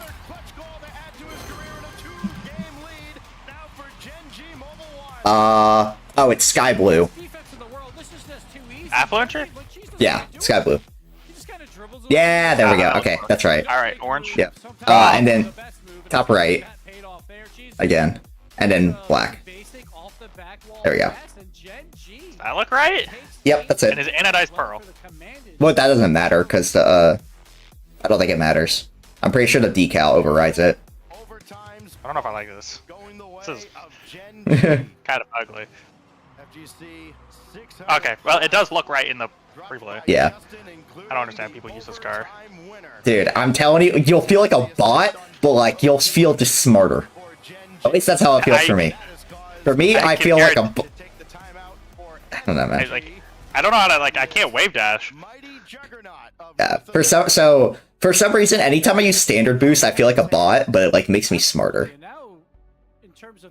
That's how I translate it. If you want to feel, maybe if you switch to Alpha Boost, you'll feel mechy. I don't know. I think he uses Alpha Boost, but he doesn't have Alpha Boost, so it just comes through as a whatchamacallit, as purple standard. For most people, but doubt is starting to creep into everyone's minds. It's like, is Energy the top dog still? And so far, we see with Gen. Yes, Energy's definitely super good. They're gonna win this series, and we're not gonna play them in the first round tomorrow. Nope. Trust me, you want to.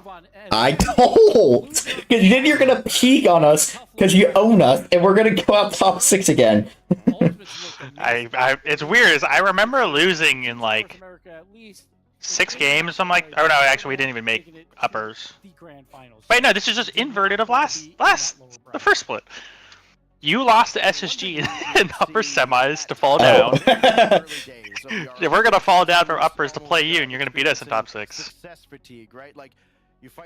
but he didn't play SSG and lose in 7, so. And then like that entire offseason, the several months after that, were very lackluster. No, we're playing the better version. We saw it with Flipside. It seemed like they couldn't get out of their Complexity. Or well, this not GG. This also means Gen G is making the final, and I don't like that. Well, no, Gen G has SSG on their side. Yeah, how'd SSG look today?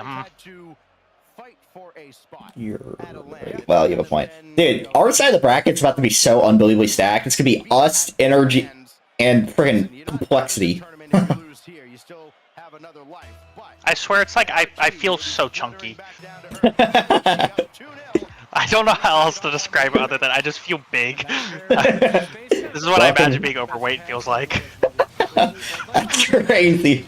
Welcome to the life of a. Welcome to the Finnick life. I don't feel smarter. I just feel fatter. I'm telling you, man. You just. I mean, I guess for you it doesn't matter because like you don't use your brain anyway. You kind of just zoom around the field and. I'm literally a smarter Rocket League player than you. That's messed up. And recently I've been a smarter Rocket League player than Flash, and that says a lot. Nah, bro, you're all mechs, just hearable. Maybe the Finnick will turn you into a team player. Hey, I average most assists on our team, so I don't know what that says about you guys. Dude, I don't know how to get assists anymore. I did it for 1 week, and now I can't figure it out. Get decent at passing? Well, even when I pass, the problem is I never get the chance to pass. Well, that's almost disgusting. You do get the chance to pass. You just have a tendency to pass when you shouldn't, and don't pass when you should. Don't you got worry. it backwards. Which, hey, it's part of the development process. You figured out how to score this season as opposed to last season. That is you did nothing last season. Now you added the goal scoring part. Next season you'll add the assists, and then we're cooking. No. Last season I got saves. I sat in net and I got my saves. True. Well, now you get saves and goals. True. I'm probably lead our team in goals. Well, no. That's definitely wrong. I'm pretty sure you do. There's no shot. Okay, I'm pulling up the stats. Where are we at? In total goals, I think Deadsy does, but in goals per game, you definitely do. Oh yeah, I do. Yeah, goals per game, you're killing us. Dude, I didn't even realize. Wow. Yeah, but you and Deadsy are smoking me in assists. Well, I'm smoking all of you in assists, but don't I have like 10 or 12 more than Deadsy? Yeah, you have 10 more. Now, I want you to understand this. Biscuit somehow, in 4 series, almost has more goals than me and Mochi had combined last season. Yeah, well, I'm just saying, I like to think our system is a little better than your guys' last season. Yeah, it was just Caden and Infinite, just 2v3, I guess.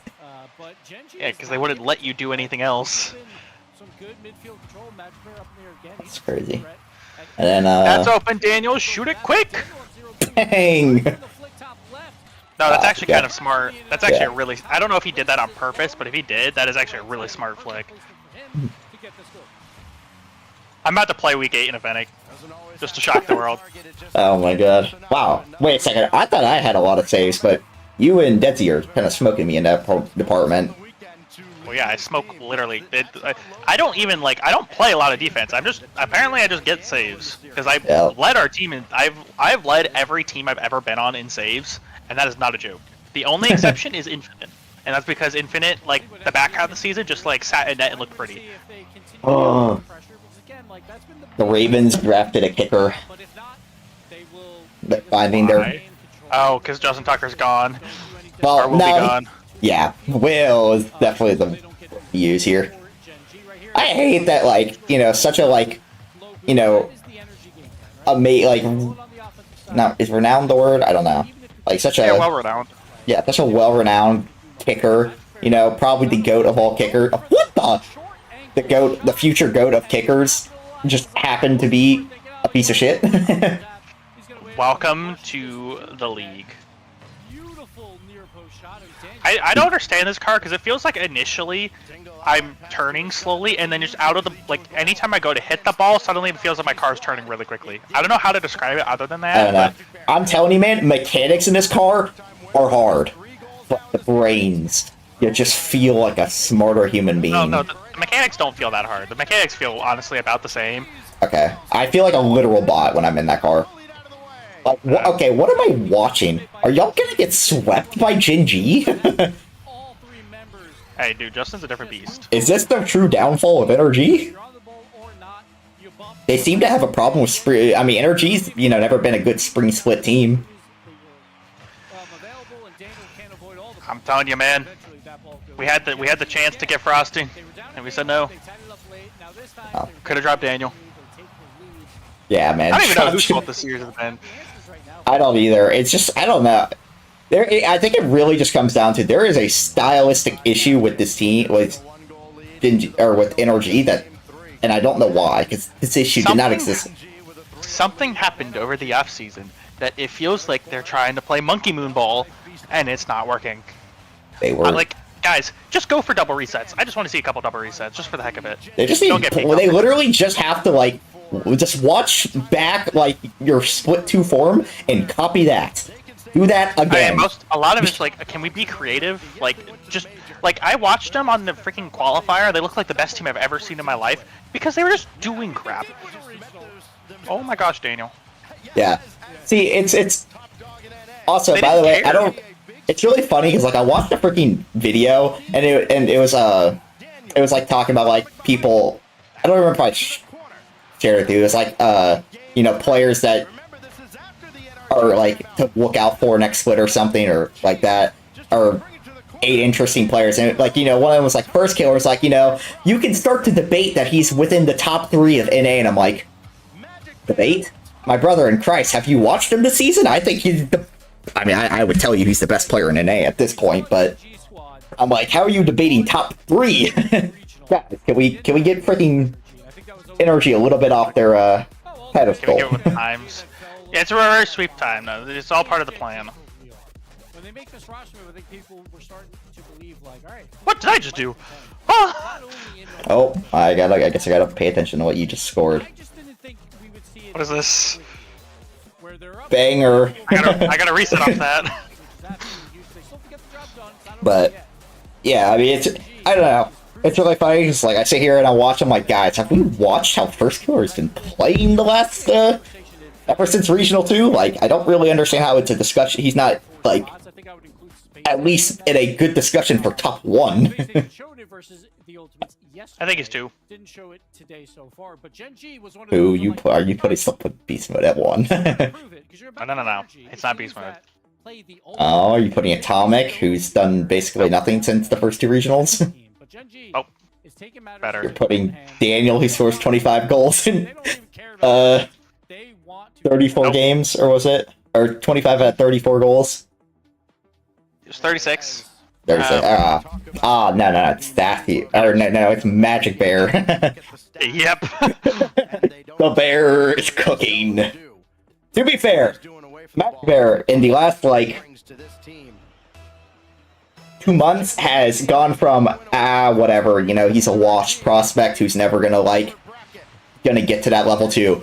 Legit, he might actually be in that upper echelon of NA now. He's on his LJ arc right now. Where he's like, I just he's got don't two know when good it, teammates. well, it doesn't make sense, because, like, the first 2 regionals, Magic Bear was like, whatever, I didn't think he was anything special. But since starting with Regional 3, this dude has been on absolute monster. I mean, he was the best player on the regional Wayne team. He absolutely backpacked the shit out of them at the major. And now with Justin on his team, he looks stupidly good. I don't know where he's been this entire time. We've been waiting so long. Just took 2.5 more Oh seasons. my god, that was almost a slot. It is a slot. Did he just say Top Cheese? Top Cheese. Does he not know Top Cheese is a real player? I will say, NA looks better. Like, well, our top 2 teams look terrible. But no. Do not sit here and pair ultimates into that group. They did not look terrible today. Guys got swept by SSG. No, we didn't. We won a game. Also, I'm starting to think, like, here's the thing. The one thing I am starting to think is that we are not very good at the group stage, because we have never been, like, this is the 4th straight regional where we look pretty mediocre in the groups, and then we get to the freaking bracket and we look good. Atomic. But I mean, yeah. I just love the fact that one of us is gonna have a very depressing morning. Yeah. I mean, it honestly just depends on, like, see, really, like, if I base it off of the 2 forms I've seen from these teams, I think Ultimates would honestly got sweep. The problem is, that's not how it works when Energy and Ultimates play. It's like it's the same shit as last season with Genji and G2. It's like, you really think G2 should be winning it easily, but it doesn't work like that. I don't like that, the touch Atomic. Magic, oh my god, MB. Oh, he's going to 1v3 us. Dude, if he got that bump. There's no stopping the bear this season, man. Score that, Daniel? He has been, the bear has been freed from his cage, and it is a scary. By the way, I love the fact that you weren't around for the days when Magic Bear was low-key a top 3-1s player in NA. Back in, what, his Alpine days? Was that up? Yeah, that was Alpine. It was, during Fusion. He was favored over FK in that tournament because he was just ripping people apart.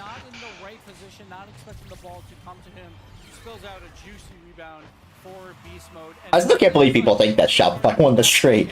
It was really funny, like, people yesterday, during the red were like, yeah man, Shopify definitely won the trade, you know, they look better than they did with Justin. I'm like, first of all, really? Do they? They sucked yesterday.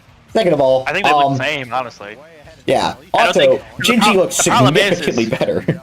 Because the problem is, nothing's changed. It's still the 2-piece and Parth show. I'm pretty sure this team has lost. By the way, I'm pretty sure this roster has lost like a grand total of like 2 games. Genji? Yeah. Probably. Oh, good luck, beast mode. Oh, thank God. Hey, Magic Bear did a U. He pulled a U. The double jump shot. No, he had basically a free ball with boost in the midfield and was like, let me just take a shot with no challenger. Ah, my bad. 3 games is how many games this team has lost. They've lost 3 games. So they're better than KC is what I'm hearing. Yeah, man, obviously. I mean, how funny would it be if this like, imagine if Cheese and Magic Bear is what saves the world from KC. Honestly, I'm okay with it. Justin getting another world championship, cool with me. Put him in the GOAT stat. It'd put him up there. Yeah. He'd have a very good argument for, like, or he'd be the best NA player of all time by a mile at that point. Yeah. And then you have a very good argument for putting him up there with, like, what the? What is going on? I'd be okay with it because I like Justin. I'm fine with Justin winning Worlds. I don't like Cheese. At this point, I did not like Magic Bear when he first showed up. At this point, I'm on his side. Yeah.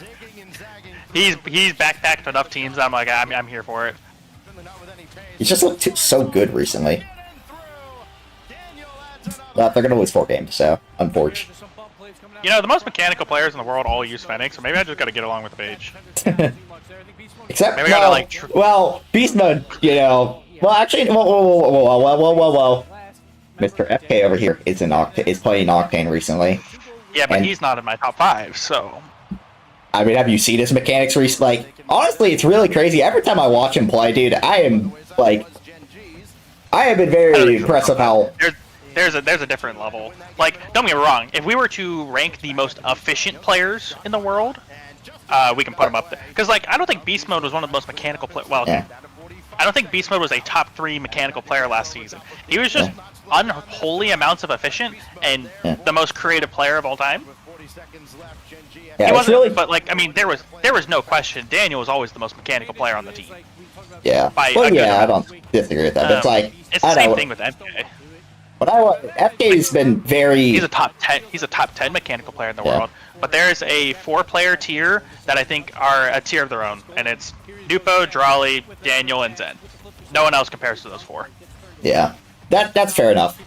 I just like when I watch FK recently. I mean, I've been like, I don't know what it is, but the way he has been playing the game recently has been so, like, it's the FK way of just brutal efficiency. Well, like the thing is, it's like his play his style doesn't even look the same as like last season. Like, you know, I mean, like he looks a lot freer because he's not demo chasing constantly with Appjack. Well, it's like, it's not even like the way he like does his like approaches like plays and like mechanics. It's just it's not the same as it ever was. I feel like. But no, he looks very much like his RLCS X form. Okay, let me rephrase. Like the way he played RLCS X, where he just would 1v3 teams because he can. He doesn't look the same as he did on Gen G. He looks like significantly better. I don't know what it is, but. Now, it kind of funny is what was I gonna say about FK? Oh yeah, like the way I always like look at the difference between like FK and Daniel is like when Alpha Cap 1v. I don't know if you watched Alpha Cap do his ones thing where he 1v1 pros with a 3-goal lead. He did it against Daniel and against FK, and I think he went to 7 with Daniel and lost. But then FK swept him and gave up like 3 goals along the way. And the main difference was you would watch FK do the same play nonstop. He would pop air dribble, grab a reset, and then it was GG's. It's just in his net every time. Mm-hmm. While with Daniel, I'm watching this dude like triple reset full field into a musty double, and would score like every now and then. That like, it's Daniel's the more mechanical player, but FK just has this like brutal efficiency to him that I think it's just more of a decision-making thing than a mechanics thing. Is like he just makes the right decision to use his mechanics in the right way. Honestly, like this season, the way I watch FK like is eerily similar to how Beast Mode played last season, where it's just like I'm not saying the same. I said similar. It's just like the way he approaches balls and the just like ridiculous, pre-jump, freaking off like. I don't know. He approaches things just so fast and like aggressively. It's not the same because Magic Bear, please don't cook us. He cooked you. R.I.P. Like last season, Beast Mode was kind of just like freestyling on people and just do whatever the heck he wanted. Like the last season's Beast Mode is probably the most creative player I've ever seen in my life. Yeah, that's fair. I don't disagree with that. Some of the goals he'd score, just like, why are you there? Why are you pre-jumping that? What you're watching right now at FK is eerily similar to RLCS X, where he just kind of just would 1v3 people or teams just because he wanted to and could. Yeah. That's a goal. Yeah, right. Like right now, I think like I don't know. I've been ever since starting with that complexity series, I have been very like I think FK has been the clear best player in NA, to be honest. But I don't know, Magic Bear's coming for his crown. I just think people, well, you're not wrong there, but it's like, a lot of people just didn't want to, like, they were giving Beast Mode and, the rest of Energy the benefit of the doubt, and they didn't want to, like, dethrone him immediately, but it's like, I felt like it's starting the Complexity series, it's been pretty clear who the best player in NA's been.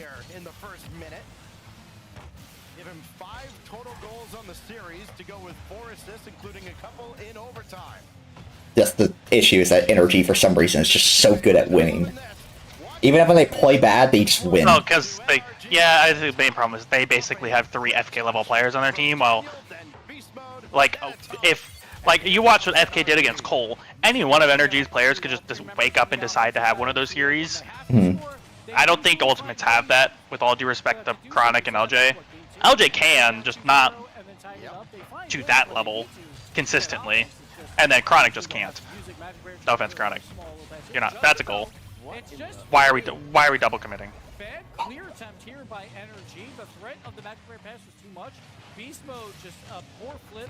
Should have left that for Daniel, and a miscommunication on defense between. Hey, an Auburn player got drafted. Let's go. Which one? I don't know. I also have no idea. To the Jags. I actually don't know who this guy is. He was probably like a rotational player that wasn't a big name. He is a linebacker, so he's not really. And he wasn't a big name linebacker. Our running back got drafted in the 4th round, so I'm happy about that. He deserves it. He literally won. He was. Well, no, he didn't carry our offense, but he was by far the best player in our offense. Unfortunately, our coach is not very good. We've gone 2 minutes plus here, and that much closer to determining a winner because you just feel like Well, it's inevitable. I'm praying on my life Energy continues to not know how to play Rocket League tomorrow. That's my only hope. You are preying on the wrong team to not know how to play on Championship Sunday. Is the I issue. know. But I have nothing else I can do because we're playing y'all regardless. I don't know. Oh, by the way, Genji's winning this regional because they've won the 4th regional the last 2 seasons, so it's just, and the 3rd and 4th the last 2 seasons, so just kind of the rules. Oh yeah, they have, huh? Oh no. And then, register. And then Wait, they no, begin their... No, Yeah. they didn't win the... Oh, I guess if you're being technical, if you count the... If you go like fall to winner... Well, yeah, that's why I said the 3rd and 4th. Then, fair enough. They always play their best in the 3rd... Well, I guess not here, apparently. They play their best 3rd regional, you know, cook at the major, and then, play a little bit worse, but still win the... And then they begin the... Right?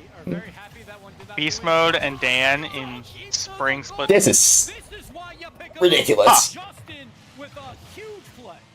What? Justin? I'll be honest, I actually think that they might not win this regional just based on plot armor. They might win because they're just good. They might just be the best team in NA. I mean... Yeah, Gibbs, I agree. So hear me out. Here comes a crazy comeback. Let's go. Come on. From Atomic and Energy, they are not going to go down without a fight. When did Energy become, or Energy 2 become inconsistent? They were the most consistent team of all time last season, and now they're inconsistent. And I don't like it. To be fair, they also were 2 of the most inconsistent. I mean, going into last season, they were 2. I mean, the concerns we had last season have somehow come out this season. It's really weird because, you know, last season, like I told you a billion times, my concern with the team was why is that a goal? The inconsistency, and then they were the most consistent team ever, and I was like, okay, I'm not worried about the consistency anymore. And now they're back to being inconsistent. It makes no sense. Justin is able to score this with Atomic trying to dive across the net. Another 4-goal lead for Gen G. 3 is almost wild here for Justin. 3 goals from 3 shots. He's got 3 saves as well. So Justin and Magic Bear, 2 of the top players in NA. What a world we live in, huh? New NA player rankings: FK, Magic Bear, Justin. He just owned gold. Oh, that was an energy player? Yeah. I'm not even gonna lie. I'm not gonna lie. I thought that was Justin. I was like, damn, what an angle by Justin. Sick goal. Never mind. Still an ugly own goal, and Gen G putting up 7 in the game. Well, I wish you luck tomorrow. It's RLCS. Yeah, you're gonna come out and play like the next coming of Christ, aren't y'all? We do have a weird habit of doing that, don't we? Yeah, y'all are gonna play like ass against Genji and then play good against us, which is gonna annoy the shit out of me.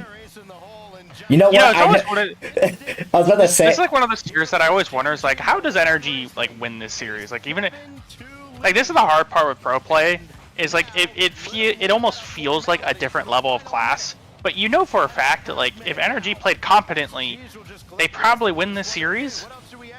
But like, what have they been doing wrong other than just being? I don't know. Well, that's. They are just mentally chalked. Welcome to Spain. It's literally just, I'm 90% sure it's just mental. They don't feel, I mean, you kind of know. They just don't have, they're not playing with the same, you know, confidence and, like. You know, this feels like, I don't know if you're watching the NBA back then, but this feels like the 2017 Warriors versus the 2018 Warriors versus the 2019 Warriors, where 2017, no one knew what to do against them, and they just had an aura about them that, like, you already lost. And then by 2018 came around, people started just straight up disrespecting them.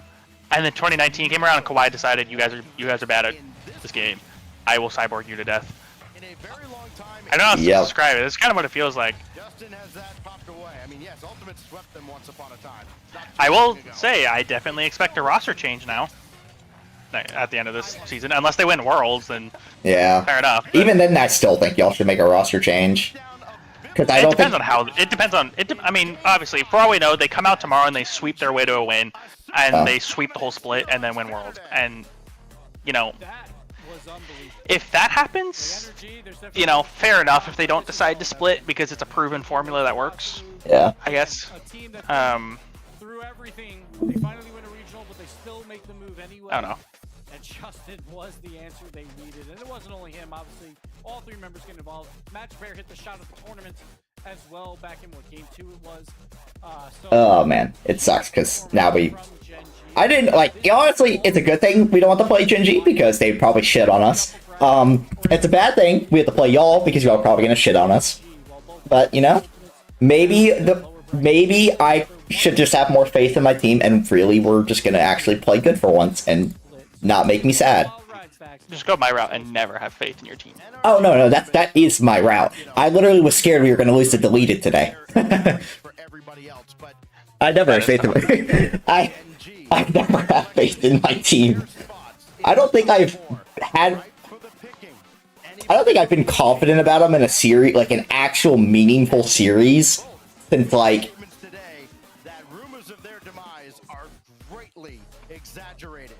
man. Last season. Literally last season. I don't think I've been confident in us in an actual meaningful series since last season. No. I was confident in Genji in the freaking grand finals of Regional 3, and we lost. That's my problem. I just never need to be confident in my team. I just need them to think they suck all the time.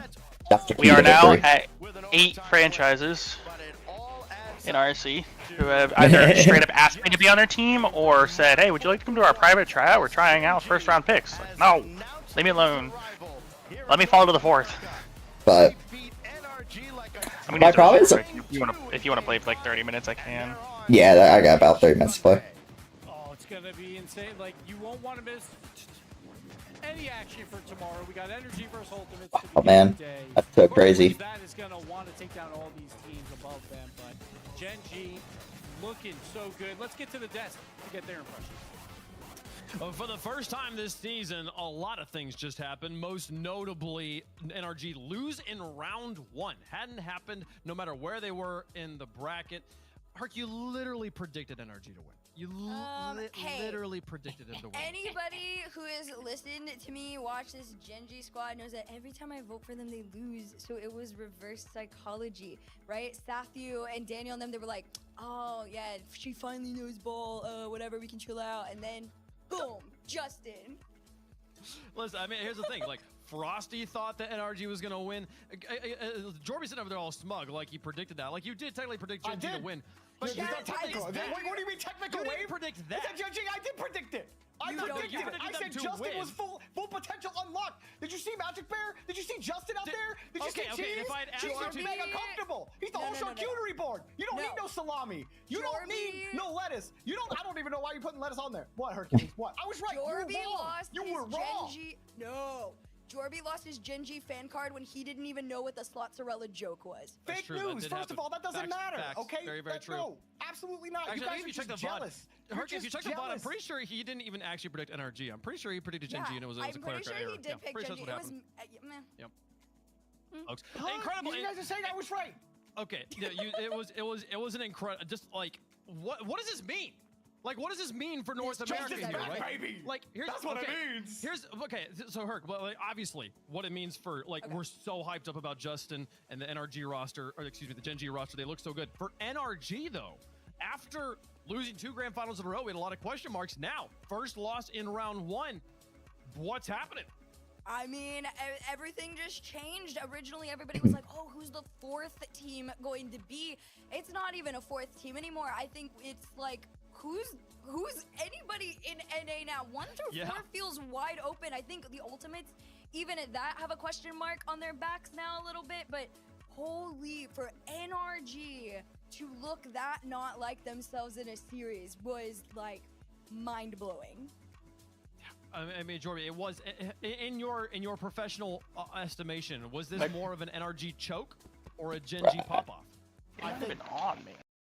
I'm working on it. See freaking Fennec burner. Oh, that's gonna be something. I guess I gotta go in my stream.